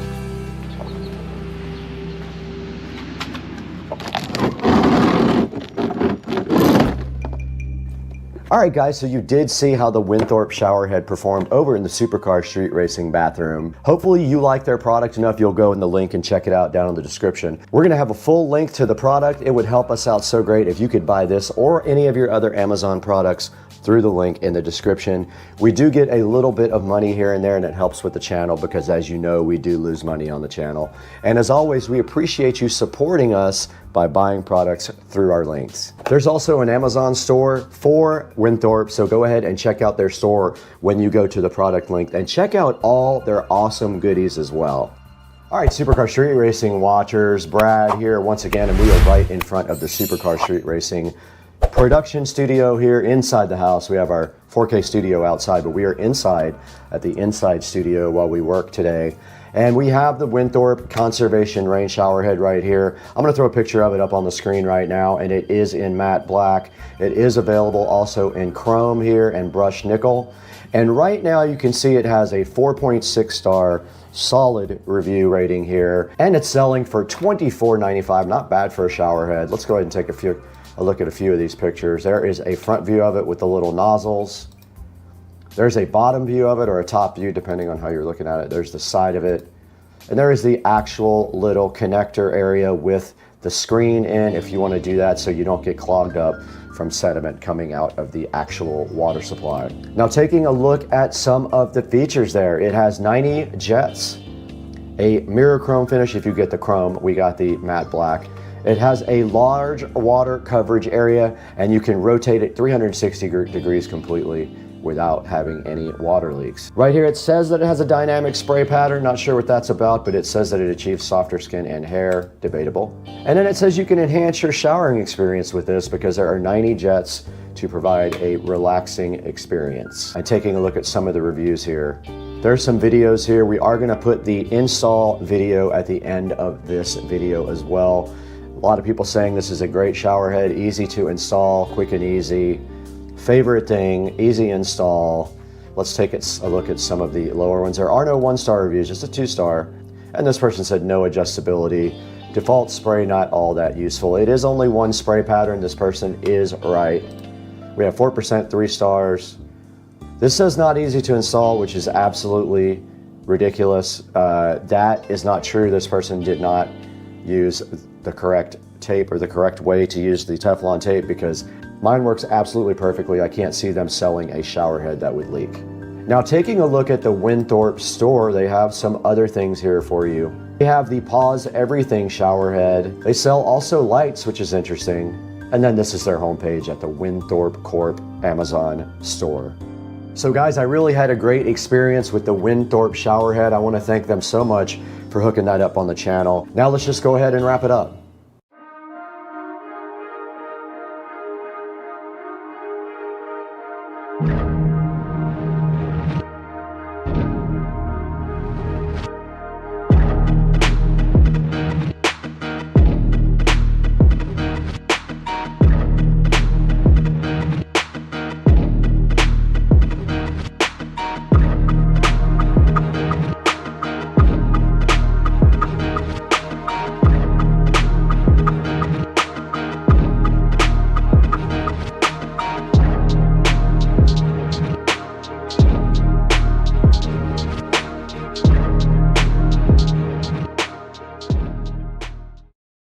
Alright, this dude's making gator bites.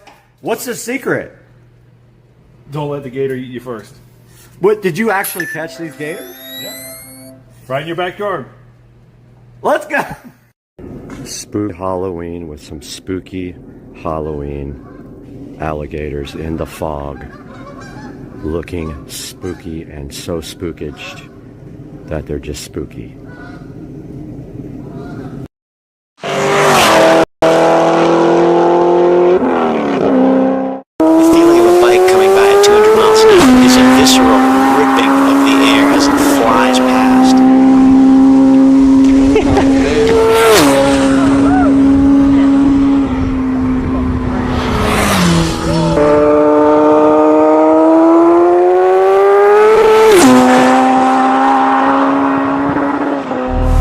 This 200-mile-an-hour pass, the exhaust coming out the dump pipe on the left side of the bike.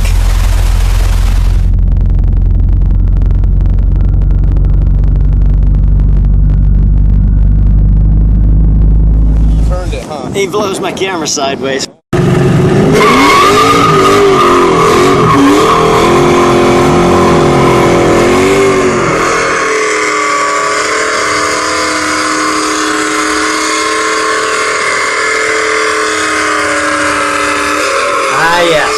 There are very few things that rival the sensory overload associated with burnout. You've got the smell, you've got the smoke, you've got the vibrations. It's awesome.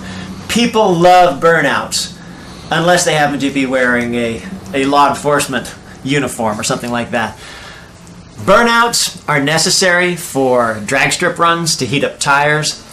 Generally on the street, you don't really need to do anything like that, especially with roll-on races. So burnouts are just for pure pleasure.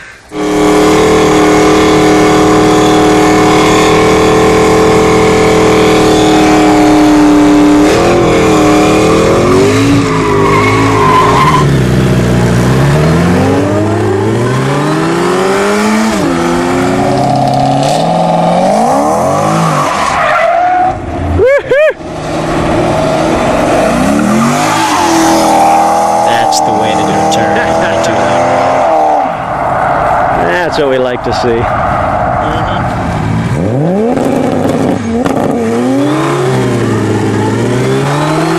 The impressive thing about these burnouts are the fact that they start at about 40 miles an hour. So this black Supra has enough power to break the wheels loose at about 40 miles an hour, both wheels. It gets a little sketchy sometimes.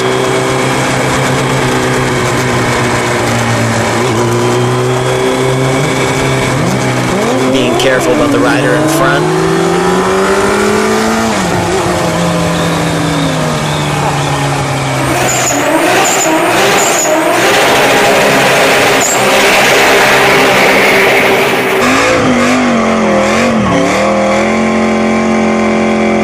It's majestic seeing the smoke just pour off the wheels in the back and disappear behind the car. Keep in mind there's a camera mic back there.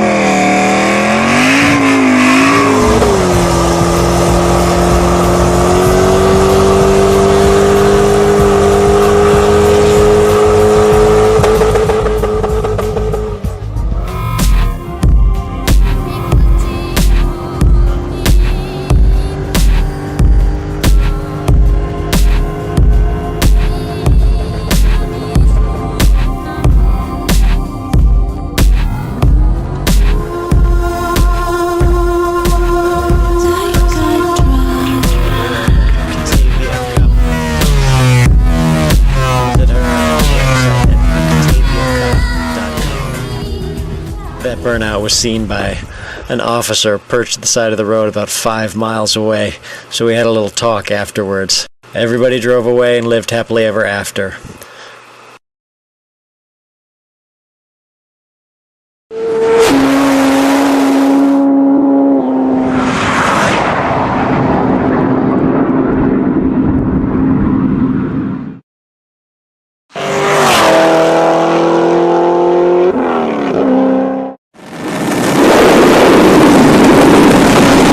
.3.5 Supra hardtop, very rare. There's only a few hundred hardtops made in that year. Running 74mm innovative turbo, 1000cc fuel injectors, and I have 264 cam springs and retainers on stock motor.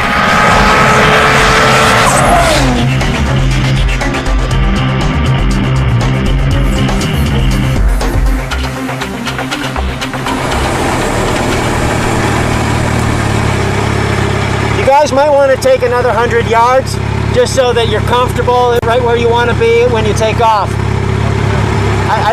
It's nice to roll at your speed and just set your gear where you want to be. So about another 100 yards.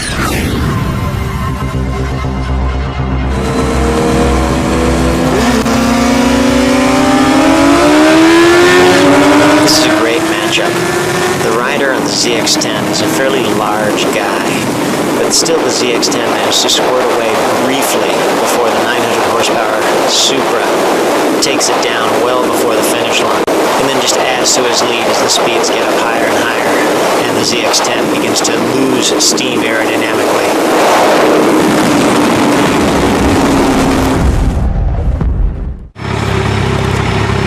I think that boy has about 900 horsepower. That was nice. That was actually really good. You just squirted past him, and then he was trying to hold. You're losing, you're gaining ground just a little bit, and then he just took you in. 189 miles an hour, 28 pounds of boost, which is about 7 psi into my max. Very nice. It's probably got another 100 horsepower. Oh, you'll need that for the ZX-14. Okay. That was really good. It was about what I expected in that he took off just a little bit, you chased him down. Once the speed gets high, he's going to run out.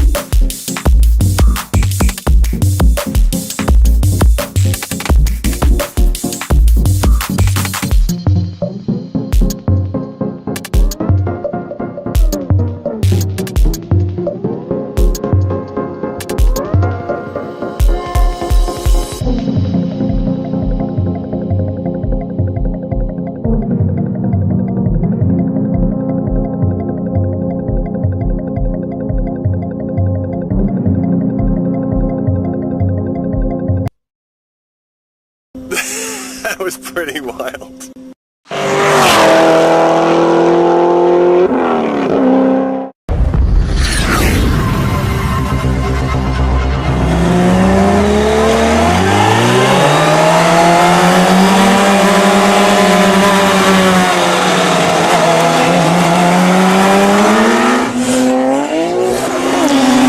The Supra allows the Lamborghini a little bit of a jump, knowing that it's got enough horsepower to chase it down, which it does quite handily as soon as the boost comes on.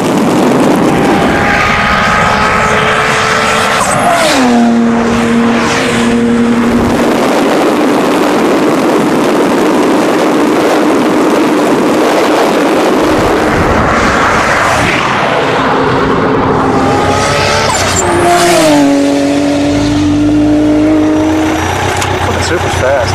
Super's fast? Lambo's not so fast.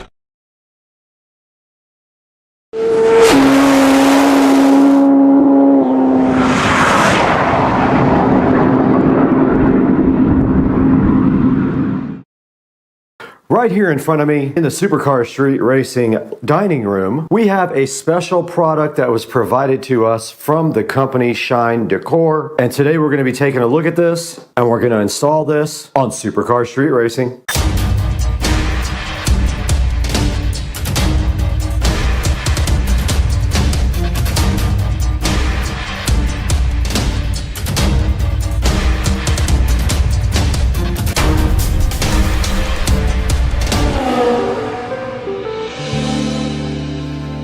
I have directly in front of me the Smart LED silicone light kit here. Now this was sent to us from the company Shine Decor, and today we're going to be opening it, see what it's like, install it, and let you guys know if it's worth the price.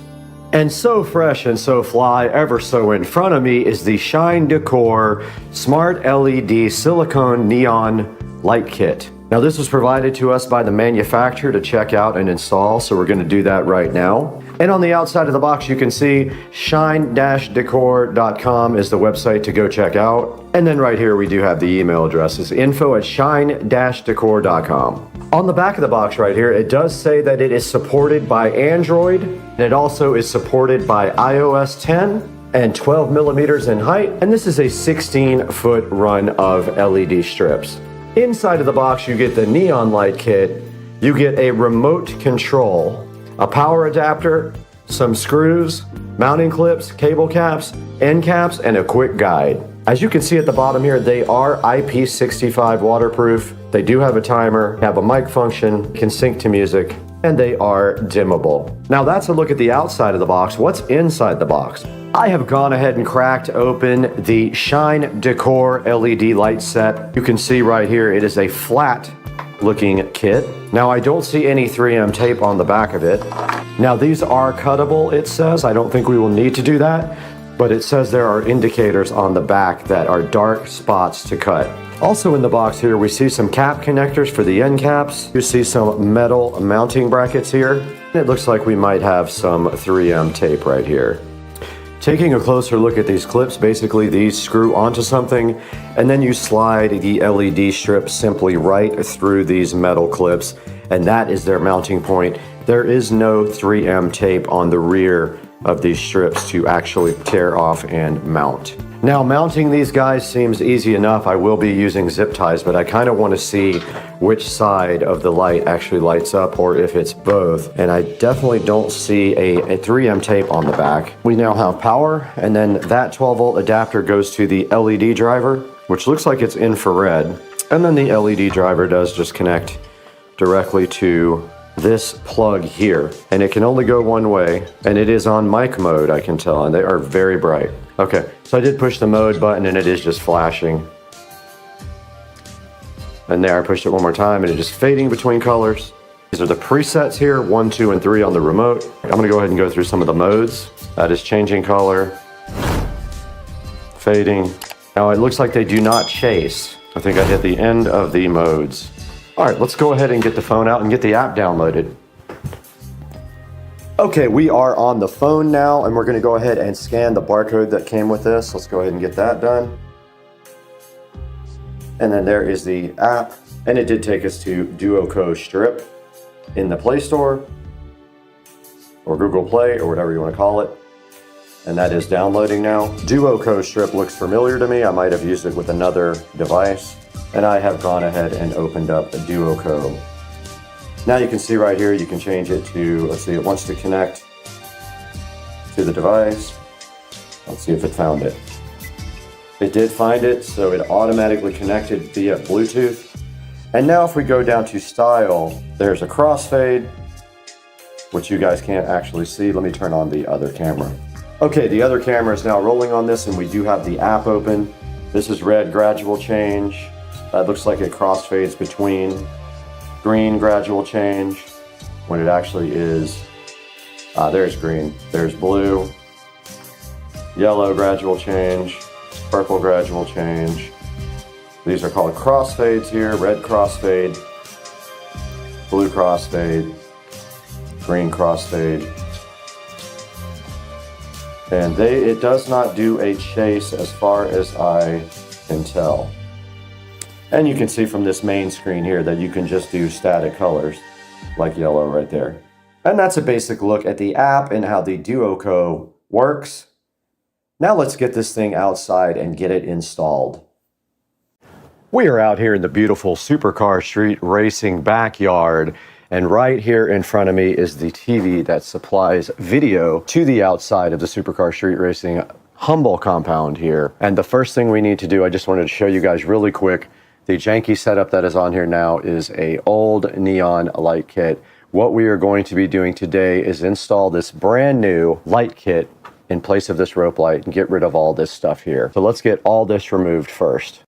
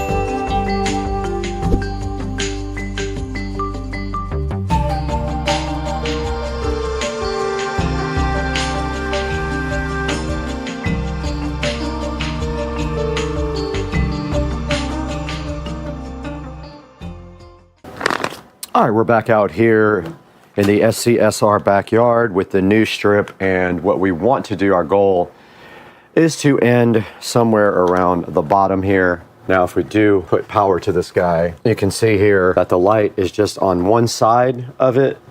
It's not on both sides, so what we want to do is aim this side to the back. So we're going to want to wrap this around several times and make our 16-foot and have our power right here. So that's what we're gonna do, is zip tie this guy up. So I'll just start like this, aim it at the back. This does have holes in it also.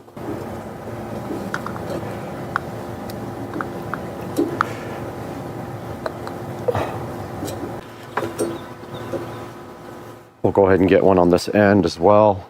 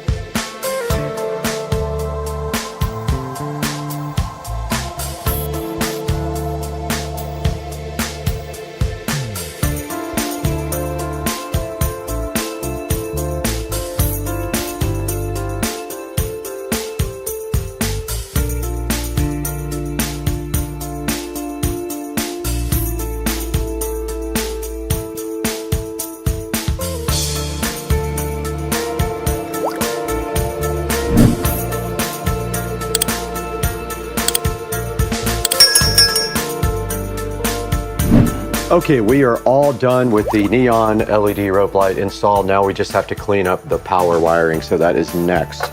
So we have our LED controller. They gave us some double-sided tape for that. All I gotta do is go grab that right now. I need to pull some slack. That's great. Got him! Got him! Well, now's the time to get slack, I guess.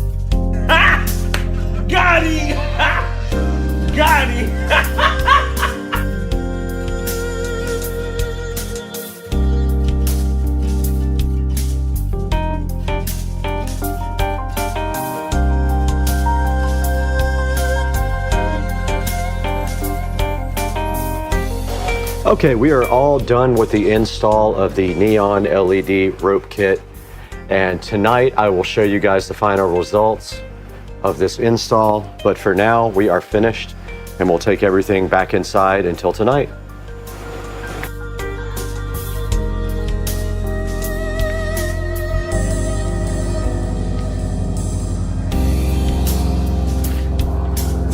What's up, guys? Welcome back to the channel, and today we are finishing up our video about these smart LED neon rope lights that we were so generously given to from the company.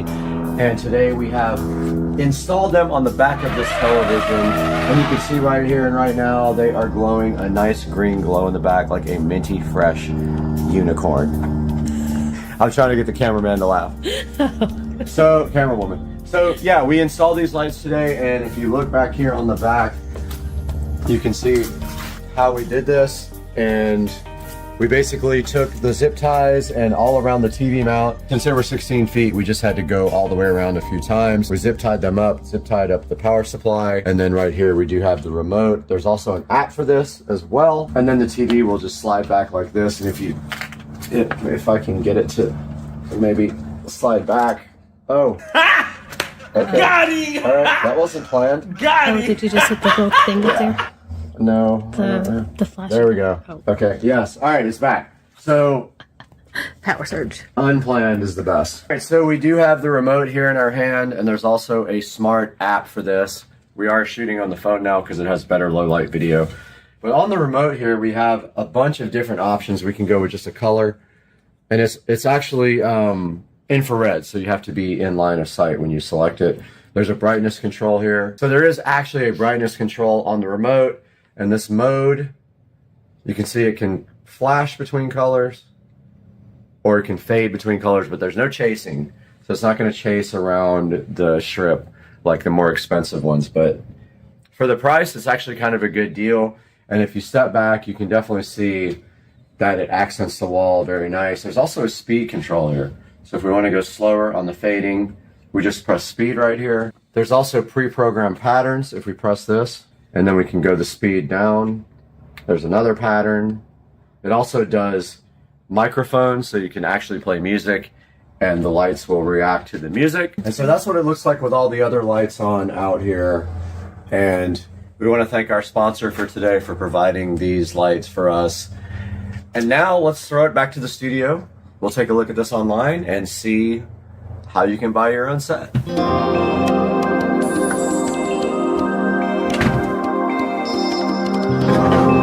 Welcome back to Supercar Street Racing once again, and I am Brad, and this is the Supercar Street Racing 4K production studio, where we come to you and bring you high quality content such as reviews and projects and things like that. And today we have these Shine Decor smart LED neon strip that was so generously given to us from the manufacturer to check out. And as you can see back on the back patio, we did install the Shine Decor strip on the back of the Supercar Street Racing compound television set out by the back pool. Now you can see right here and right now, this thing does have a 4.1 star review. And I did enjoy this a lot. The only thing I can say about this is that it does not do chase. So it only does color changing and flashing. And that's about it. And it does have a remote control. It is an infrared remote control, meaning that you have to be line of sight to actually point it at the device. You have to be line of sight with the infrared receiver. And right here in front of me, it has a 4.1 star review. And if we take a look at some of the reviews, 5 star, it says something about floating shelves that they made. They used them on their floating shelves. This one says beautiful light, product looks great, and it looks like a true neon light, and it does. If it's in view, it looks better because it has a diffuser on it. And now some of the 1-star reviews, not RGBW. It does not do white. It says difficult to set up. I found it was quite the opposite. It's very easy to set up. This thing says horrible product, disappointed, did not work at all, but I didn't have that experience with mine. Once again, I want to thank the company Shine Decor for so graciously providing us with this smart neon flexible light. I encourage you to click through my product link and go ahead and buy one if you need a neon flexible light with a diffuser. Please like and subscribe to Supercar Street Racing. It helps us out greatly when you do that, and buy all of your products through any of our Amazon links. It doesn't have to be a link for this product. You can buy anything from any of my links. And that does help me out greatly, as it gives the channel a few dollars, and we do lose money on the channel. Thank you for supporting us, and we will see you next time. Right now we have to go. We have 1,000 LED strips to install at the house.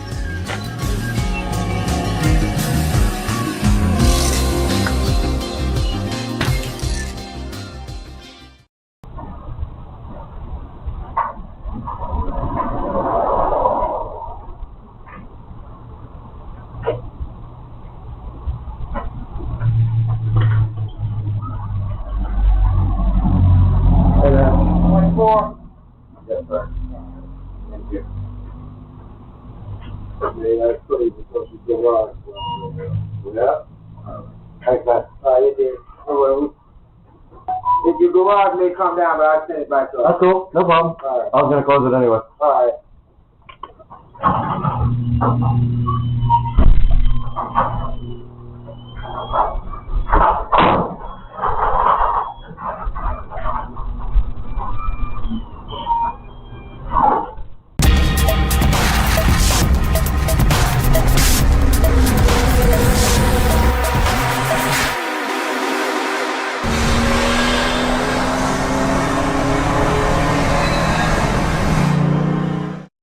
Hey guys, welcome back to the channel.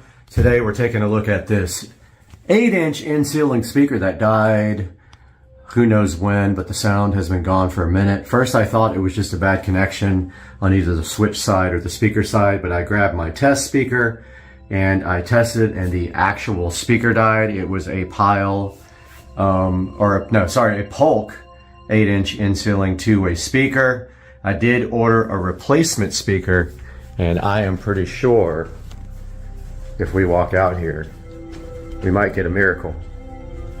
Because I saw, yep, I see it. There's the Amazon van. So my speaker is on that van. It's a Micca, I believe, M-I-C-C-A, 8-inch in-ceiling, about 44 bucks. So today we're gonna get that thing installed and replaced, unboxed, and see how it sounds. All right, here comes Amazon with my package. Yup. He is pulling straight up in front of the house to deliver. Actually, he's going into the neighbor's driveway to turn around, and then he should have my package. And he left and hurt my feelings so bad. Is he like thoroughly confused or what? Nope, he gone. Bye-bye. I think he's totally lost. I think he's back and looking for my package. Super hyped. with all the air horns on Earth, and he is on the way to the garage. I don't want him to see me because they'll think I'm weird. We have the Mika M8C in ceiling speaker here to open up. So this is replacing a Polk audio in ceiling speaker. Wanted to try a new brand. Probably a little more expensive than the Polks, which is probably a good thing. Of course, the more money you spend on a speaker, the better that's going to sound in your home, and the more power handling usually they will handle. So if we take a look at here at the box, we can see the Mika M8C two-way in-ceiling speaker. Tells you what's in it. It's got the speaker, a painting template, and installation instructions. And on top, they've got a new product seal to keep you honest. So we're gonna go ahead and open this guy up and then install it. And this is replacing a Polk audio speaker that failed after a certain amount of time. Now, to be fair, this is in the bathroom. It's moist from the shower constantly, so I'm not surprised it actually failed. And looking inside of the box with the Mika M8C, we have a nice little instruction manual here for you guys. And kind of explaining how to mounting of the speaker, mounting it and painting it. If you do so, feel like you want to paint the grills, match, and then let's go ahead and get the Mika, or Micah, however you want to pronounce it, open in typical fashion. For these cheaper speakers, they have a very small magnet comparatively. There is a notification that this was delivered. Now if we notice here on the back, this is how it mounts to the drywall. They all do this. They have little ears that swing around when you screw it in, and they swing and then clamp down on the drywall. And right here, we notice we have a crossover. So we have a passive crossover. An active crossover would be, you would have a crossover before your power amplifier, so you would only send low frequencies to this speaker. So a passive crossover takes the full range amplified signal from your receiver, crosses it over with the full power output, and then sends the rest to the speaker. One thing of note already I see that I don't like, very small wiring from the crossover to the speaker, and that is something we could remedy. If it has distortion or anything, this could be a good clue as to why. It's a short audio cable run, so the shorter the run, the less the wire matters, but it's probably like 18 to 20 gauge wire they cheaped out on here. If you want to remedy that, you could make a small jumper wire here and put your own higher gauge audio wire. It does kind of sound like something we might want to do. Let me look into that. I might do that right now. All right, I wanted to give you guys a better look at this inferior wiring from the actual crossover. So actually we cannot change the wiring from the crossover to the voice coil because it is permanently wired, and actually the wiring from the terminals. Okay, that's interesting. Huh. Okay, so I'm not sure what this is about, but your inputs go here. Yeah, I've never seen a design like this before. So usually you have into a crossover and then a speaker. It looks like we have, this would be the normal input for the speaker coming from the crossover. That's confusing to me. Oh, I get it. Okay, so here's what's happening here after further review. All right, so what is happening is they are, okay, so they have this crossover actually as a two-way system. Yeah, so this output is a woofer, and it is a very, very tiny cable. Funny thing is, This feeds the tweeter. Oh no, opposite. The thin wire feeds the tweeter, the thick wire feeds the woofer. There's nothing we can do here to make this any better. So I brought all my stuff out here, but we cannot do anything to this design to make it any better. They just opted to use very crappy wire on the tweeters, and they used a little bit bigger wire on the woofer. So what we're gonna do now is go ahead and pop off the grill, but I wanna zoom out for you guys. Okay, we're with this out view, and to get the grill off of these, you can either just pop it off with a little included tool, which they give one, which is pretty cheap. They're usually a tool you can push in the grill or put inside the grill and pop these grills off. But the easy way to do it is to rotate the tabs like that. So you rotate them away from where they're in the lock position, and usually, okay, that didn't work either. Usually you can push down, but that does not work. So we need to get our grill removal tool, which I saved from our other speakers. It's right here. And that just literally goes into one of the holes on the sides, if it will fit. And you just pull up on it like that. And this is going to reveal your Mica M-8C in ceiling two-way speaker. Now, take a look. The grill is white. The actual speaker is a gold color, and I think that's deceiving to make it look more expensive than it is. You can see the small magnet here. There's no way this thing's going to do anything amazing. And take a note that this is actually not an 8-inch speaker. This is a 6.25, I think, or 6.5 actually. But the rest of it is actually the mount. So you're not getting an 8-inch. You probably have to order a 10-inch to actually get an 8-inch woofer.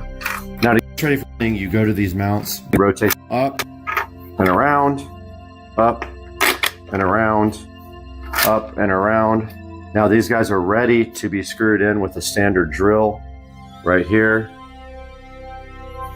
There's 4 points here that you get your drill to put them in.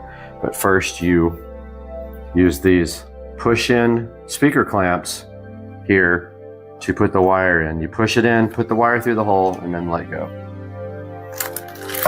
Afterwards, you go ahead and put this grill in, and I just noticed they gave you a little indentation here to pull the grill off, so you don't have to have, well, actually that's probably covered. You still need this tool, and I don't know why they wouldn't give you one of these for free. So let's go ahead and get this thing into the bathroom and get it installed in the ceiling. We're back in the bathroom, and unlike the other brand speakers, these guys stay pretty firm. You rotate this thing to get them ready to mount. The other side, they tend to move.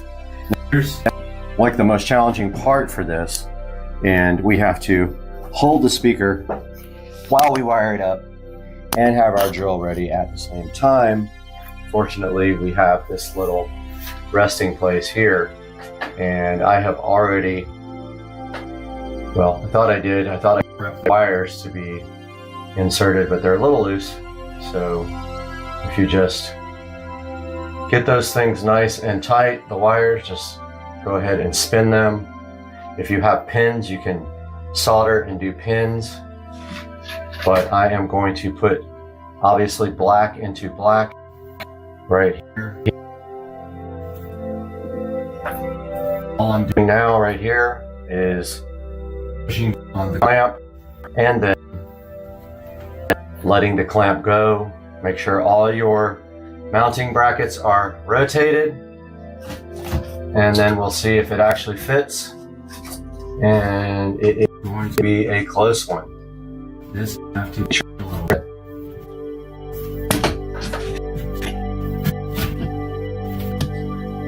This does not fit, unfortunately.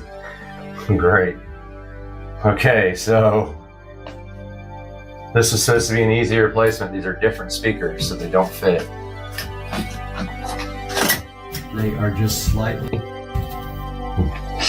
too, so they will not go into the hole. Not only that, the wiring is getting kind of kinked up there because the hole's not quite enough. It's close, but if you try to force it, I promise you, you're gonna break the drywall, because I've done it before. You can't just force this up, it will push the drywall through. And so we are going to be cutting. So connect speaker. And about to make a complete and utter mess. I'm going to get the template so I can figure out how big to cut this.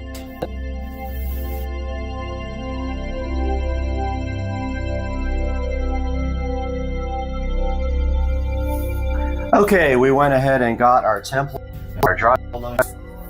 I hate that we have to do this, but hey, it is what it is, as they say, which is the dumbest statement ever, but that's what they say.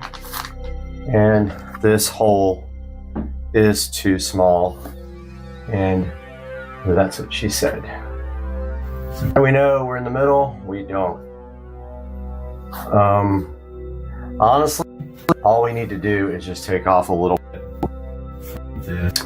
Since we can't center this guy and keep it centered, we're just going to take off. Looks like it's about literally just 1/4 of an inch all the way around. It's going to be really messy. It's going to make a lot of dust, and I don't want to be underneath it when it does. But I'm going to start cutting this. That's already going in my mouth.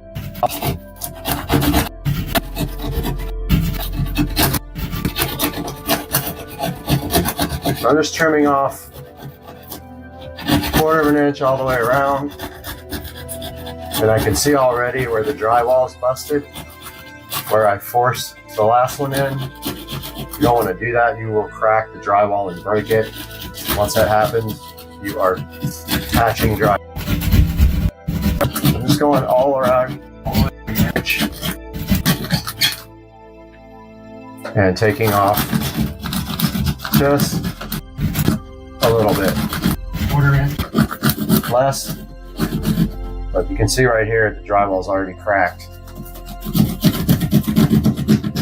If you do that too much, it'll just break. And then you'll have a repair job.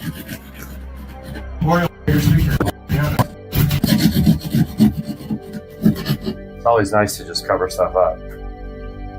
I'm getting covered with, speaking of getting covered up. Covered dust. These are some of the most messy things to put in. You have a little bit of the way because you have a lip. You don't have enough where you can go crazy.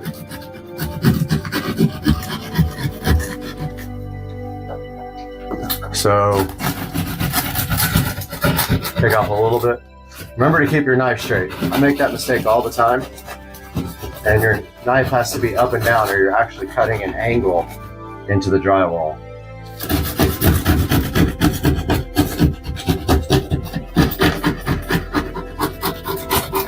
Okay, so we made a complete mess. I'm covered with drywall dust. And let's see if that is closer to fitting. I've done probably 1,000 of these in my time.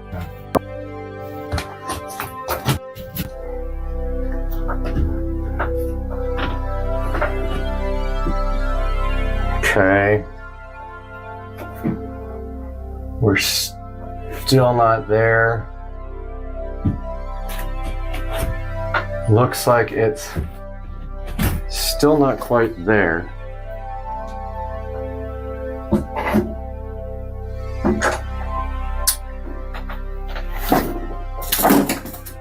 Oh, that's not good. All right, so we're still not there.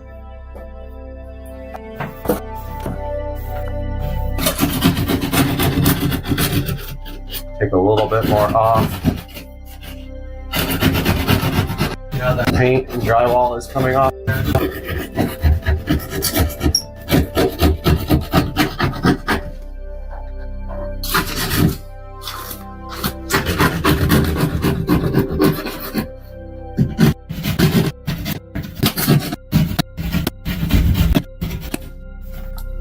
Make sure you try to take this off uniformly. Again, keep your drywall soft, level. meaning don't tilt it to the left or to the right.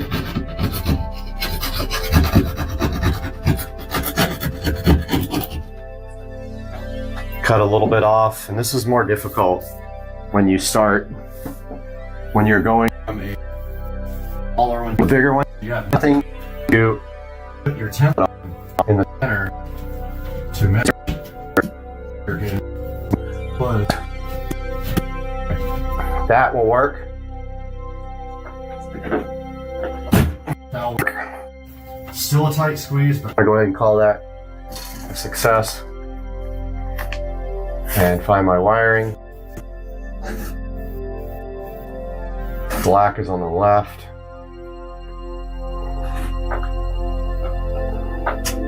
When you do wiring in your attic, by the way, leave tons of extra wire for yourself. Don't make the mistake that I did on some and have just enough, or like maybe an inch or two. Spend the money, get good wires, and also leave yourself way more than enough slack to get this done. You'll regret it if you don't.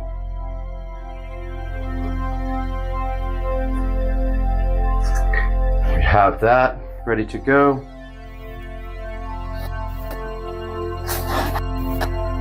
And of course I don't have my drill. Hopefully this doesn't fall out. Don't fall out, please. Don't fall out, please. Don't fall out, please. Don't fall out. Don't fall out. And then you just take your drill and screw in the 4 screws until they clamp.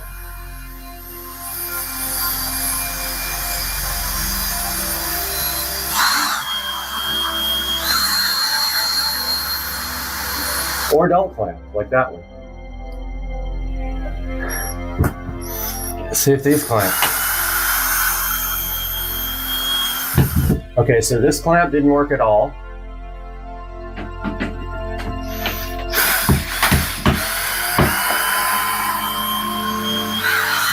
That one worked. That one worked.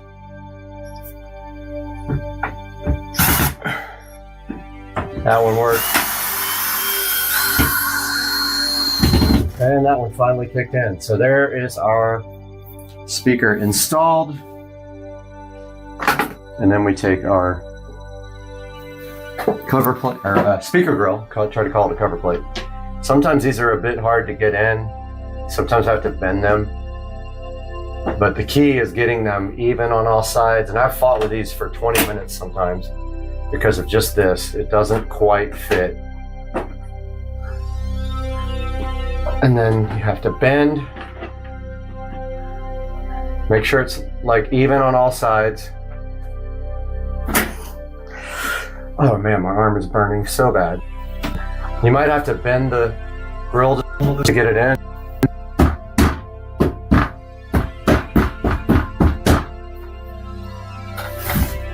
Let's see if we can get some non-copyright music. Alexa, play non-copyrighted music on Audio Echo Dot. I couldn't find any non-copyrighted songs. What other music do you want to listen to? Alexa, play songs with no copyright on Audio Echo Dot. Here's some music by no copyright on Amazon Music.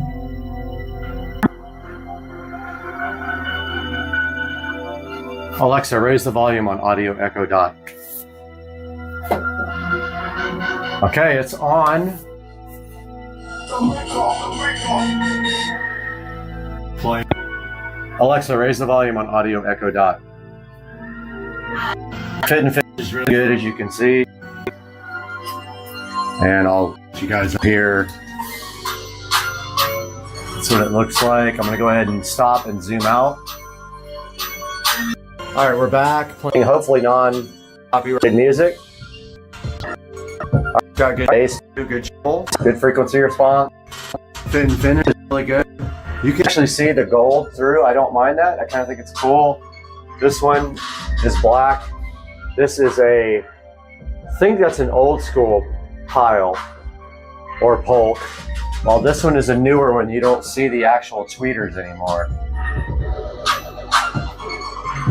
Alexa, stop the station on audio echo dot. All right, so in conclusion, the Mica is actually, sounds pretty good. And I also am going to be putting a subwoofer in both of these rooms in the ceiling here. And in my outer bathroom, I want to do two 10-inch subwoofers.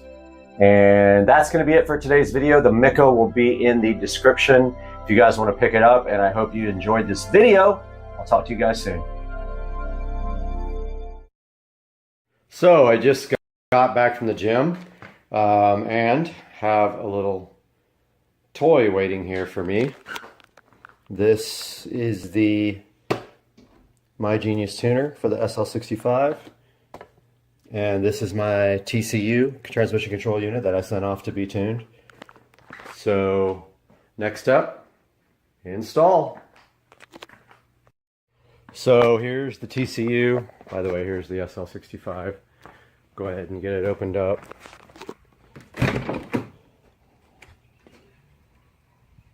Here's the other car. Didn't really show it much in the last video, but this is my 335i on. There's the SL65. Down here in the car, that's where the TCU goes. Right there. I'm going to go ahead and get that installed, and then I will update you guys.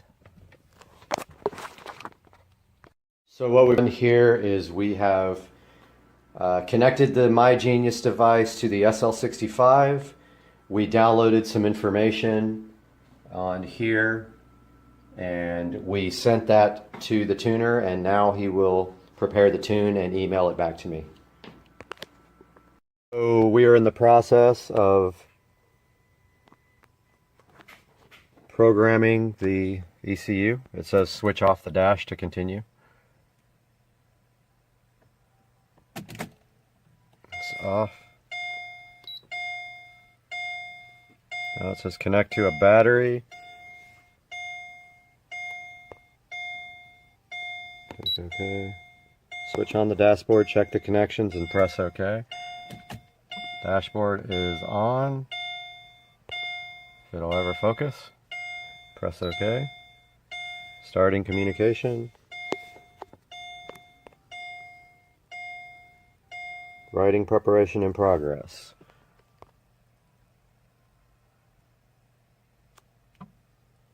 Switch off the dashboard to continue. Okay. Wake up error. Okay. No idea what that is. I'm going to check it out and I'll make another video.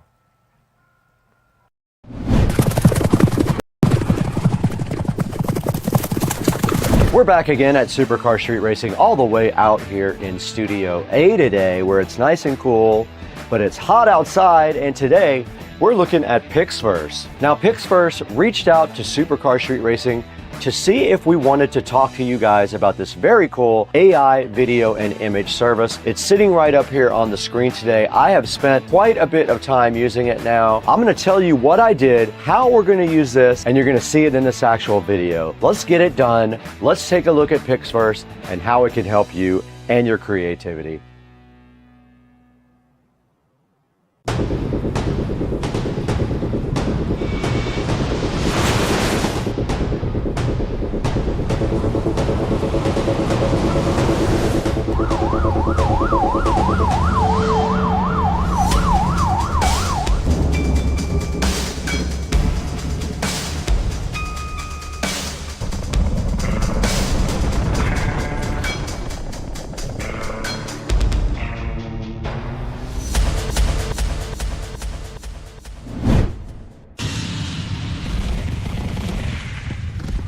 Back in Studio A once again with Supercar Street Racing. I'm so happy to have you guys in the studio with all the fly lighting and cool equipment we have in here. And today, Pixverse reached out to us to see if we were interested in working with them on the Pixverse AI video and image generation tool. And it's sitting right here in the background, and I have spent quite a few hours with it. I made some cool things that you're gonna see today in this actual video, and I might even switch from my traditional AI program to this. Now, as you guys know, if you watch my videos, I use AI a lot in them to add a little bit of fun to the videos and kind of as bumpers and on the opens. So I spent a lot of time working on this on camera for you guys. So the first thing we need to do is go ahead and throw it back into Studio B, where we can take a look at all the cool features of AI in Pixverse.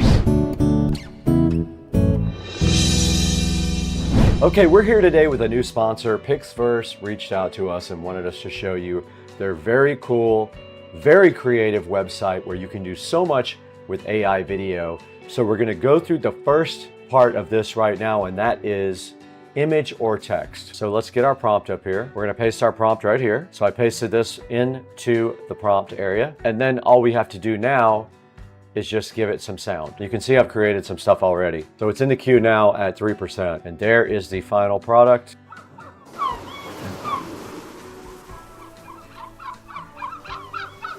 And that's kind of an idea of what the image to text can give you. All right, so the next thing we're gonna talk about here is called transition.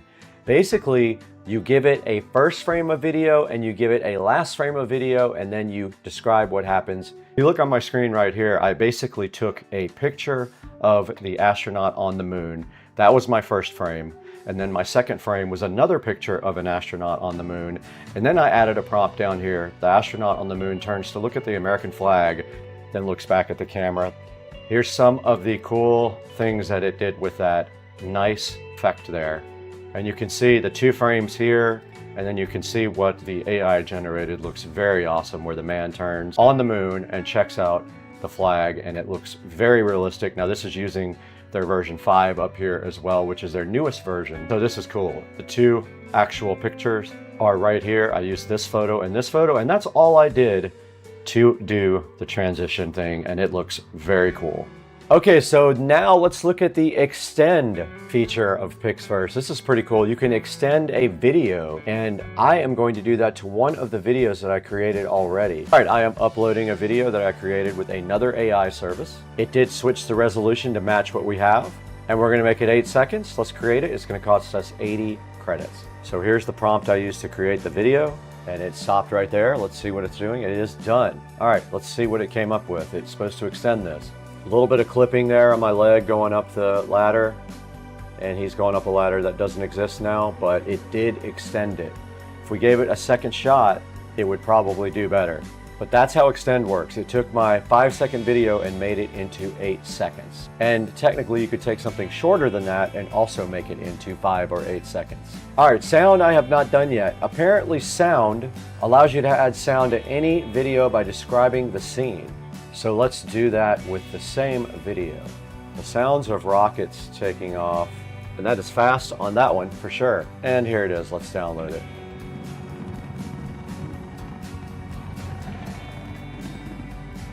And it did work, it did put that sound in the background, that's pretty cool.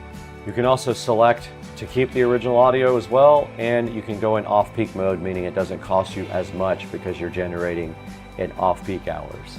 So this next one will allow you to upload a video and then generate a script for it. So I'm gonna do that for this video that it created. So I'm gonna put this in there. This is the video that Pixverse just extended. I just typed in, the man is walking up the stairs, he's ready for a trip to the stars. And it is going to automatically pick a voice. Let's go ahead and create this. The man is walking up the stairs, he's ready for a trip to the stars. All right, it did work. The man work. is walking up the stairs. He's ready for a trip to the stars. And of course, you can pick your own voice. Hey, I'm Ethan, Hi, I'm Adrian, young and free. I'm Oliver, full of energy and... I'm James, been through a lot. I'm Leo. Guys, welcome back to the channel. Supercar Street Racing here. You got Brad. And today, we are in the Supercar Street Racing sunroom here with beautiful not sunny Florida behind me in the background. And we got this camera that was donated so graciously to us from the company MubView. We're gonna be taking a look at this camera today, get it unboxed, check out the app, and see if this thing is worth buying. This is an indoor pan tilt zoom from MubView. I promised those guys I would take a look at this and help you guys decide whether it's right for you or not. So we're gonna open this up today, take a look at it, and it's probably gonna start raining here soon because we got another storm coming to Florida. So let's get this thing unboxed real quick, see what's inside the box, and go from there, guys. Welcome back.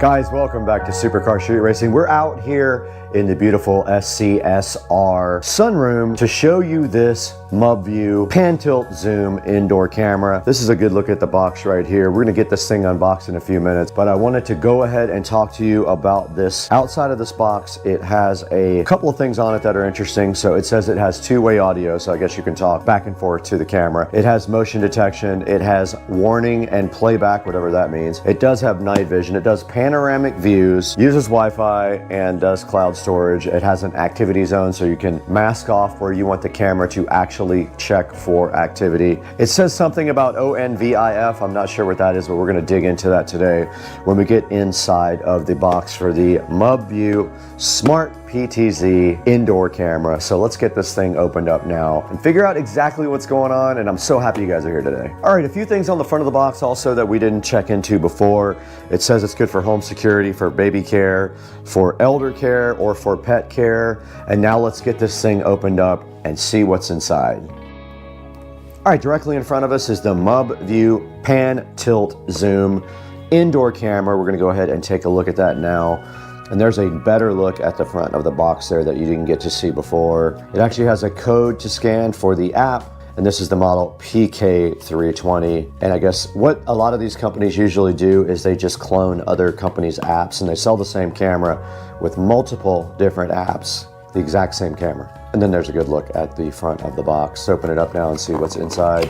And on the top it says PD. I don't know what that's about. And inside of the box, the MubView camera that so many people clone and copy and use their own names on. Let's see. There is a instruction manual right here. And that's it. Inside the box they have this little cardboard condom with the cord inside of it. And then if you go further, you do have some drywall inserts to install it with. You have a standard USB 5-volt power adapter here and the mounting base right there. And inside of the box with the MubView, you can see that it does have a wooden base, which is interesting. The other ones I have don't have that, but check out the Pan Tilt Zoom MubView camera, 2.4 5G. It does say it supports 5G, which would be the first camera that I have had that has 5G connectivity, as far as I know, unless Wise has integrated it, which I don't know if they have yet, but most of these devices will not work with 5G internet. They only work with 2.4 gigahertz.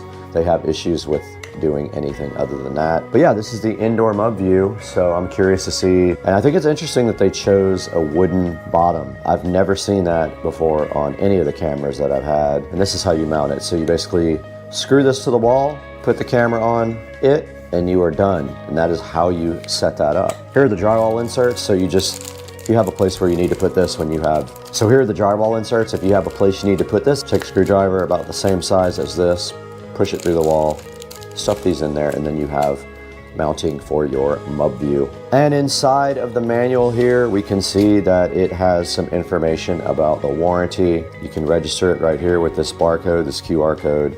They do have a phone number here and a website, which I will put in the description of the video. On the next page, it does show you that the camera has the lens right here. There should be a status light somewhere on here as well. There is a mic on this part, it says. There's a reset button on the bottom along with the SD card. So it looks like you have to put the card in right here, which is kind of hard to get in probably, but I don't know. But there's the reset button right there as well, right on the bottom. It does say that the back here is a speaker. So there's your speaker right there. This is your charger or your power supply.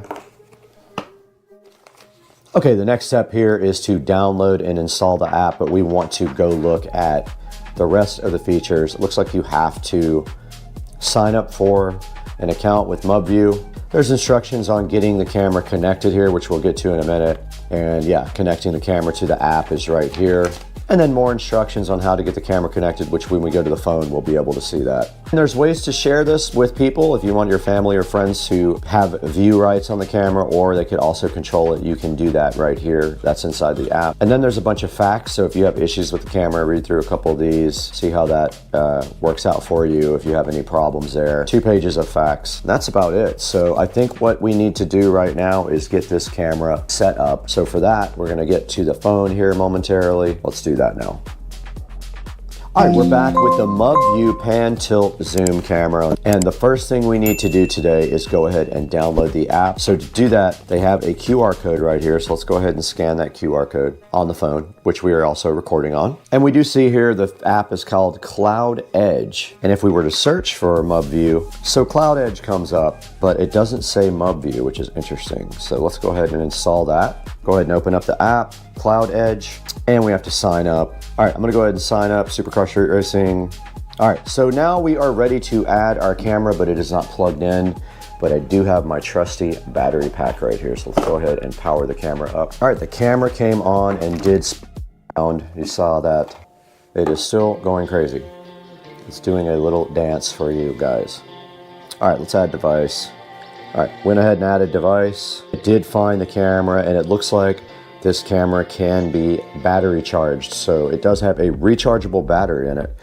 You can see right here on the screen, we found it. Hit next. Reset the device by holding the reset button for 5 seconds. Wait for the indicator light to flash red. Okay. It's flashing already red. You can see right here. Let's go ahead and hit next. Select the 2.4 gigahertz Wi-Fi network and enter your password. All right, it is successfully added the device to Wi-Fi. Let's click next. Let's rename the camera.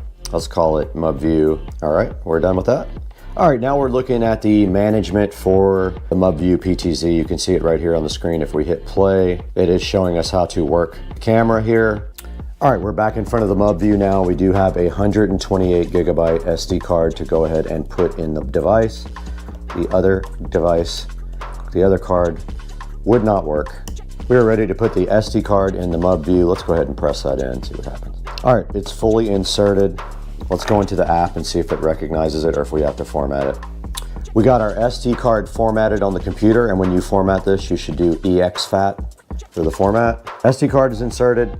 Let's back out and go back into recording management. It's saying, wait a moment. It's trying to figure out the SD card. It is doing something, 10%. It's getting the SD card ready now. You can see it right here on the app. All right, it sees that the SD card is 128 gigabyte. It has 117 gigabytes free.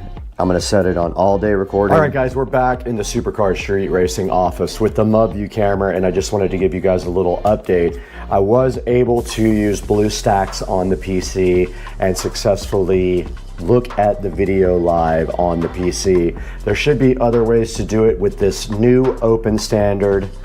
It'd be a way to call it up on multiple programs with this new open standard. It is called ONVIF, Open Network Video Interface Forum. So that gives the ability to use a lot of different types of programs to monitor this camera. Now I did use the camera on a live stream for about a day and a half, and I am gonna put some of the video from the camera up right after this and let you see what it looks like both in the daytime and at night, pointing out at my backyard. Now our sponsor would love if you would go check out the MubView camera. I'm gonna put a link in the description to that. And make sure that you buy all your Amazon products through our links. It helps us out greatly, as the channel doesn't make any money. So it just helps us get by a little bit and bring better products to you to review. But like I said, the MubView here, it's a nice camera. It does come with a little mounting plate on the bottom there. You just screw the mounting plate in somewhere and then you turn the camera onto it. It comes with a USB brick, a 5-volt USB brick, plugs right in there to a standard USB Type A port as well. And the quality is about 2K is what it says on the box, and that's what we observed. And we will show you that now. And then right after that, please go click through the links in the description.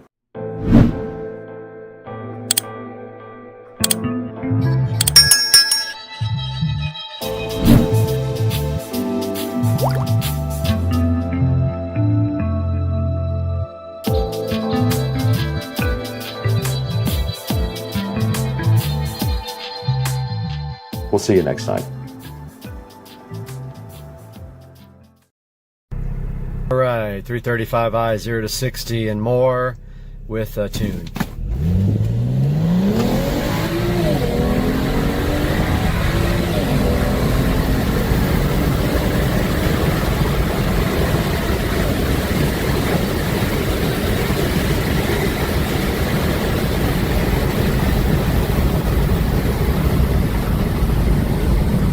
So that's transmission XHP flashed, stage 2, E85 30% mix with just downpipes and a tune. Guys, we have something to do today, and this is a clue about what it is. Look at that right there. Has been a problem for a long time, but today we are about to fix that problem because I think I saw something. Don't you dare. Today we're going to fix that problem because I think I saw Amazon pull up a second ago. Let's see what's out here.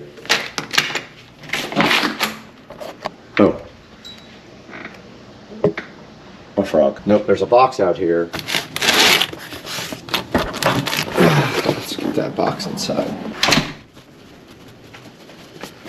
Let's get this opened up.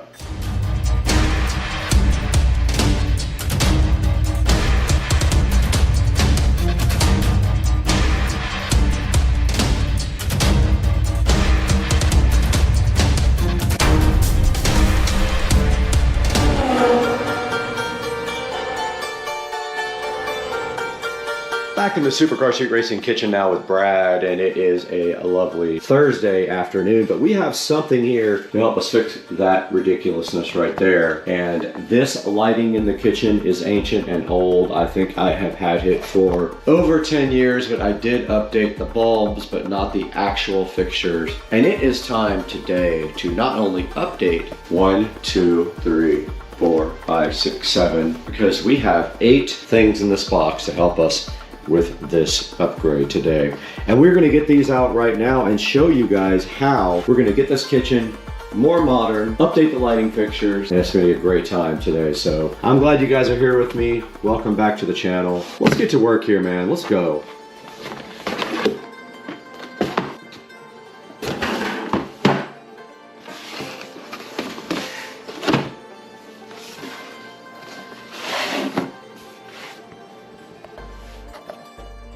Inside of the box, we have this Govee Recess RGB WW downlight. And today we're going to be taking these out and installing them in the place of these older fixtures. And what that is going to involve, you can clearly see that that one was cut a little bit too big because the light will not stay in. And these we just have to pop out and go ahead and cut bigger with our drywall saw. It is going to take a little bit to do them all. It's not a major amount of work, but it is an amount of work that is going to have to be done. It is definitely going to make a full mess, so we're going to get out something big to kind of put down as a drop cloth before we start cutting. And we will get our drywall saw out because you can't use a hole saw because there's already a hole. If there was no hole, we could grab a hole saw and easily cut these out, but what we're going to do is trace out and put up our drywall saw up there after we trace and go ahead and cut out these lights. Now let's get these out of the box and see what we're dealing with. Gonna need this. And somewhere, there it is. You guys don't often see the setup.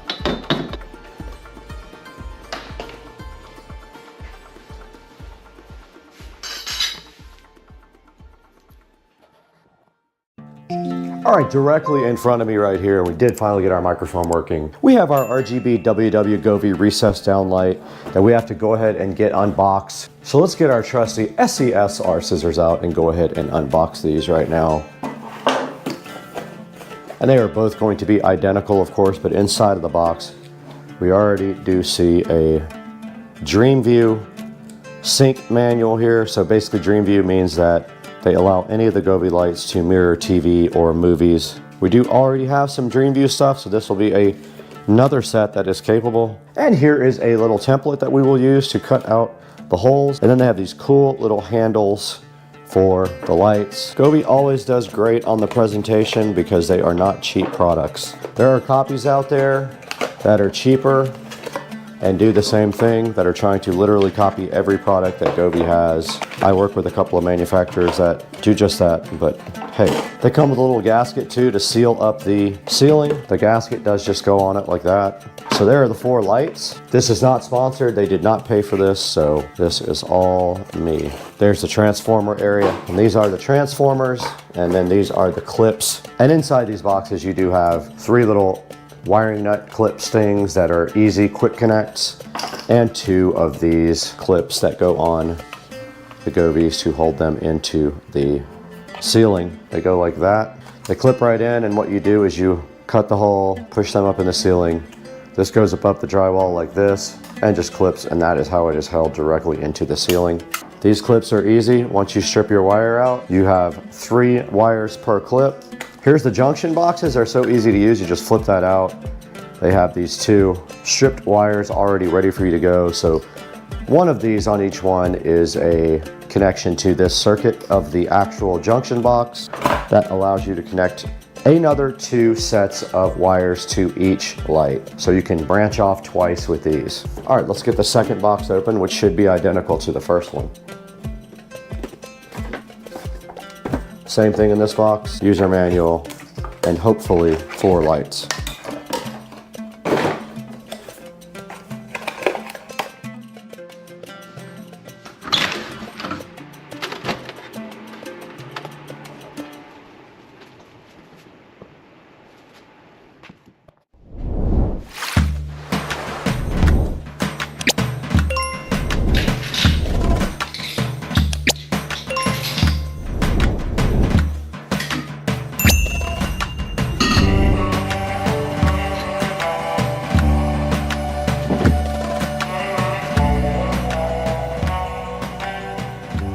All right, we are all set to remove the old light, and basically these old cans are just clipped into the ceiling.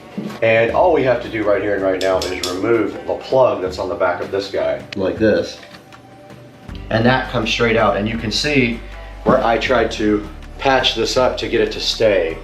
Basically, the can was too big because the hole was too big, and we tried to make it work with some cardboard, but it has come out over and over again, and now it's time to get rid of these lights and throw them in the trash. And you can see we took some original GU10 light sockets. We bought IKEA bulbs for them.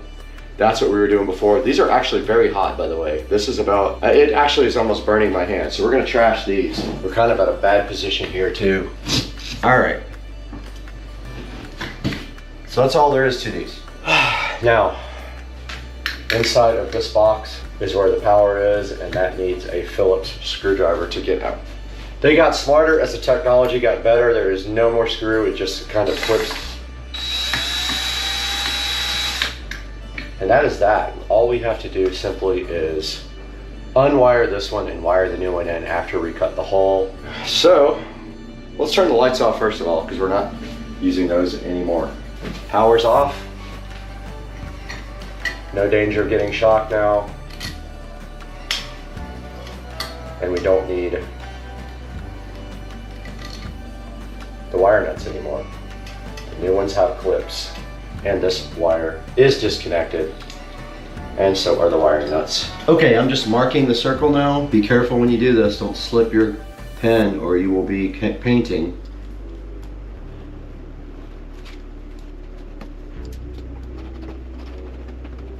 All right, there we go. You have about 1/4 of an inch of an error to make before you would be showing hole. Don't ever show hole. So let us go ahead and get our drywall saw, which is right underneath here. Okay, we got our hole cut. We do have our workman's pliers, and we have some work to do with our workman's pliers. We are going to be cutting the wire about 1/4 of an inch on each one of these. I'm matching what I saw inside of the stock Govee electrical box. I matched this. These are the clips for the Govee. 1 clip per wire. You just take this, push it directly on here like that. Pushes in, does not come out. This is your neutral wire, that was your hot wire. They just push right into the clips, and the clip holds on to them. See, those are in. Now you do the same with your own wiring, but your wiring has to go through that junction box right there. So you take something to punch out the junction box hole to bend it. I'm using a drywall knife. Once you bend your hole out like that, you can pass your wiring through it and connect it. And there is a third one for a ground. I'm gonna go ahead and get that.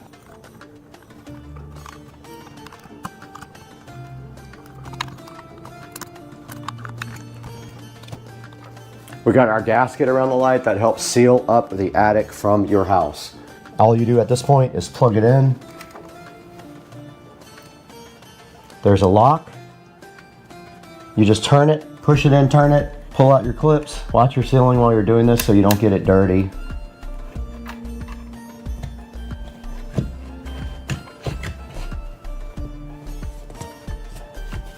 The wire was caught. Check that out. Push that up in there. That light's installed. Now we should be able to power on the new Govee light. Let's try it. There it is.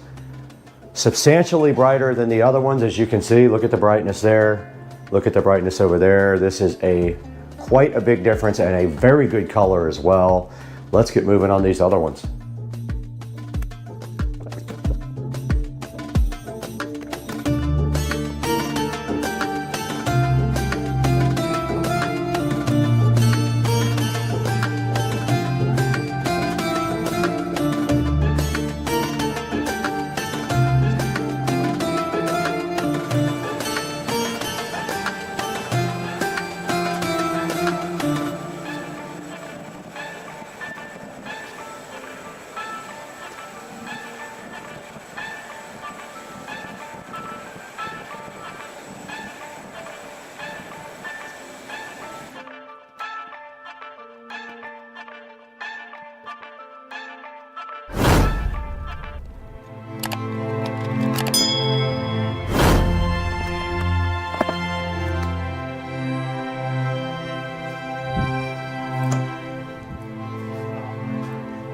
Okay, we got the third light installed right now. Apparently I didn't record that, but there is the third light ready to go. We have 3 out of 4, 5, 6, 7. So probably 30 minutes into the process and we've done 3 lights. The next one is up here above the sink. Might be a little bit easier access. Not sure, might suck. I think I could stand on the countertop on this one.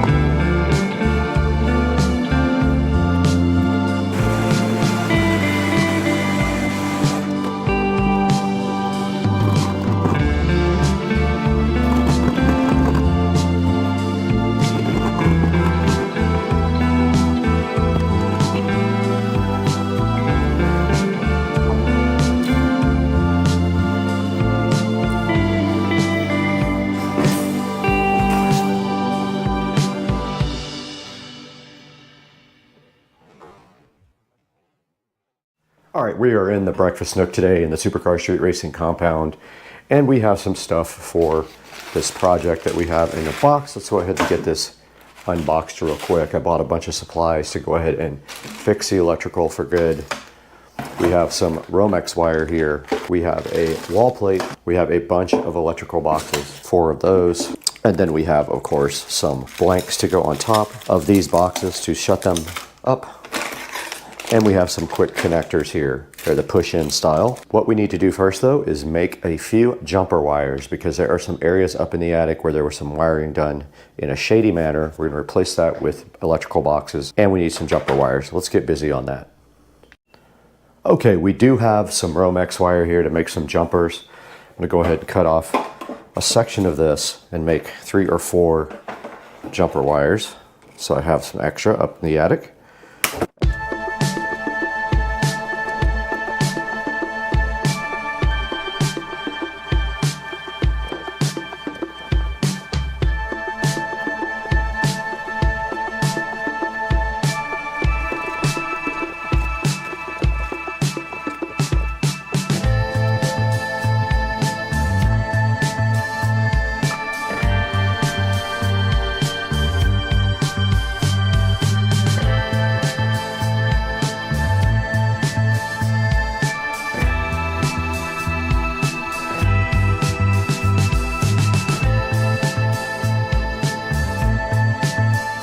Okay, we are up in the attic now and you can see our work area is literally right here. We have a couple of things we have to do. One of them is not going to be fun because it looks like we're going to have to extend this wire over here to get it on a stud. There's a couple of places where there's wiring outside of an electrical box that we are going to correct today. So our first thing is we're going to extend that wire over there and put it on an actual stud.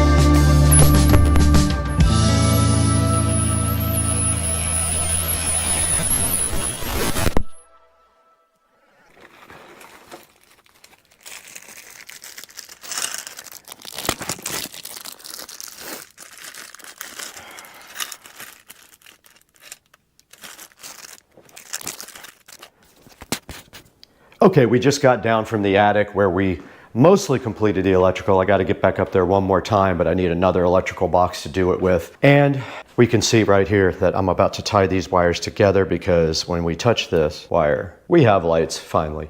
And so what we're doing is permanently wiring this on because I don't need a switch anymore. Everything will be smart and controlled with voice. So actually this is coming out. That's just a remote control for the Lutron dimmer, which blew up because I shorted it out. And I took that out and now I'm gonna wire these all together. They will all be controlled via voice. Need the tools. All right, all we have to do right now is just put one of these on.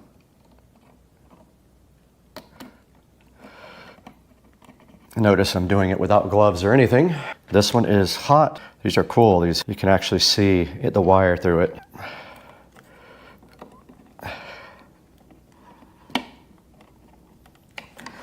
That's that.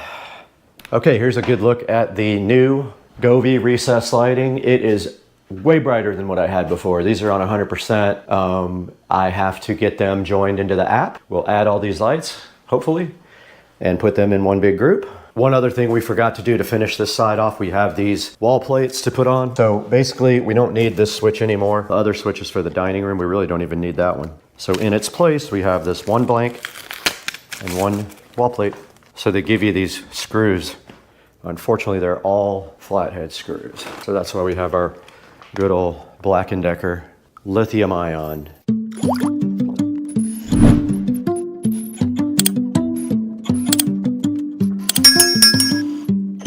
That's all this was, just a remote.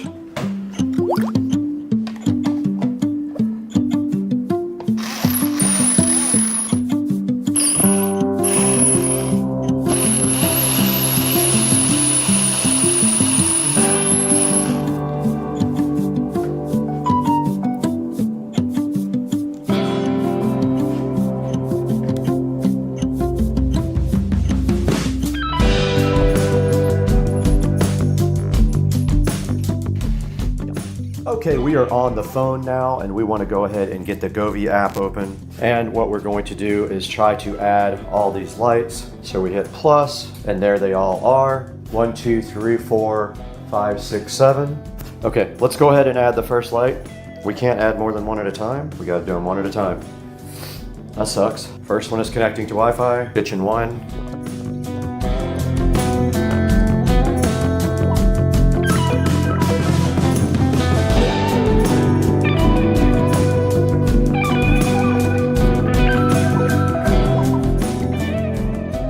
Okay, we're back on the GoPro now with the Govee recessed ceiling lighting, and you can see right here that we have put them all in a single group called kitchen recessed light.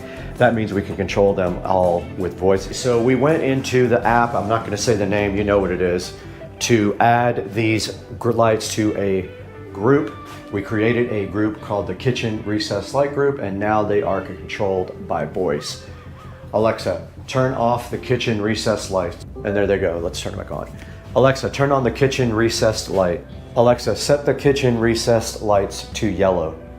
Alexa, set the kitchen recessed light catch. And if we want to do a scene, we can go inside of the app to do that. So we go in here, we can do a scene like night. There's the scene called night. So that is actually going to take the colors of the night scene. There's sunset glow, there's dusk, and there is rainbow. Oh, emotion, one of my favorite ones is profound. That is set on profound now. And guys, that is gonna do it for this edition of Supercar Street Racing. I hope you enjoyed it, and we'll see you again next time. There'll be a link in the description to pick up some of these Govee recessed lights if you would like to. And do the channel a favor, like and subscribe. We'll see you next time. Hey everybody. Welcome back to Supercar Street Racing for another fun-filled episode.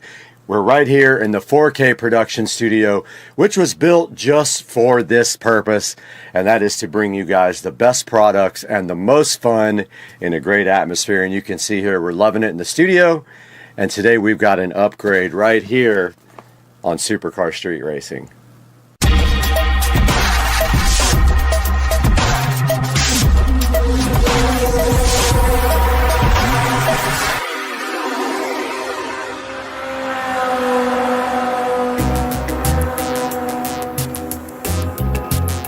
Guys, we're back in the 4K production studio at Supercar Street Racing, and you've got Brad here once again. And in my hand, I have the Govee RGB IC light strip. Now, we have a lot of smart lighting already installed in the studio. This is actually going underneath the desk to bring out some ambient lighting, and this can be synced up with the other Govee products in here. And so what we're going to do today is unbox this right here and show you what's inside. We have done this before with this product, and then we're going to get this installed on Supercar Street Racing. Let's get this thing unboxed. All right, inside the box of the Govee RGB IC strip light here, 32 feet long, and you can see right here, right now, they give you a little installation steps card first. Just little quick installation tips here. You have a little Join Govee Home little pamphlet there inside as well. We have the user manual right here, and we have the actual RGB IC strip light. Now when you buy these, and if you want the best, you buy the RGB IC. That means it has, you know, like the integrated circuits built onto it and can do all of the cool colors and chases and all that stuff. That's why we got these. Now, there are actually 2 strips here, and they start on one end and they go out in both directions, so they will start at the back and fan their way around the desk underneath, because I have done this before under the bed and I forgot that they had 2 strips, but yes they do. And then also inside of the box we have this lovely power cable. It is a regular type power cable like would be in the back of a receiver or like an old CD player. It's not the kind that has the big plug, it's the smaller one. Then we have the actual power supply here. This is the AC to DC power supply. Probably puts out maybe 12 volts, who knows, doesn't really say. 48 watts, 12.2 volts output power supply. You also have this lovely controller here, and you can see here, right here and right now, that you have 2 outputs and your lights should go that way and out. So basically what you do is you start on one end and you fan outwards 1 strip on each one of those plugs. They also give you these beautiful clips, that is if it does not stick, and maybe underneath this desk we will have to use those because it might not work properly. They also provide you with this beautiful, lovely alcohol pad to wipe down before you actually put the strip up, which is supposed to help with the adhesion of the strip and make it stick. So let's get to work. We are underneath the desk right now, and sorry for the noise of the air conditioner, but there is no other way. It is hot in here, and we can see underneath the desk here that we are going to be starting up here where the power strip is, and we will go down each side and around to the front on the desk. And what we will do right here and right now is we're going to be powering this guy right up there on the end of the power strip. That power strip is full. I wish I would have put a bigger one down here. We have almost everything full. And then I will let you guys watch me do the rest of this. And I still have to wire manage over there where I have a mess. Let's get to work.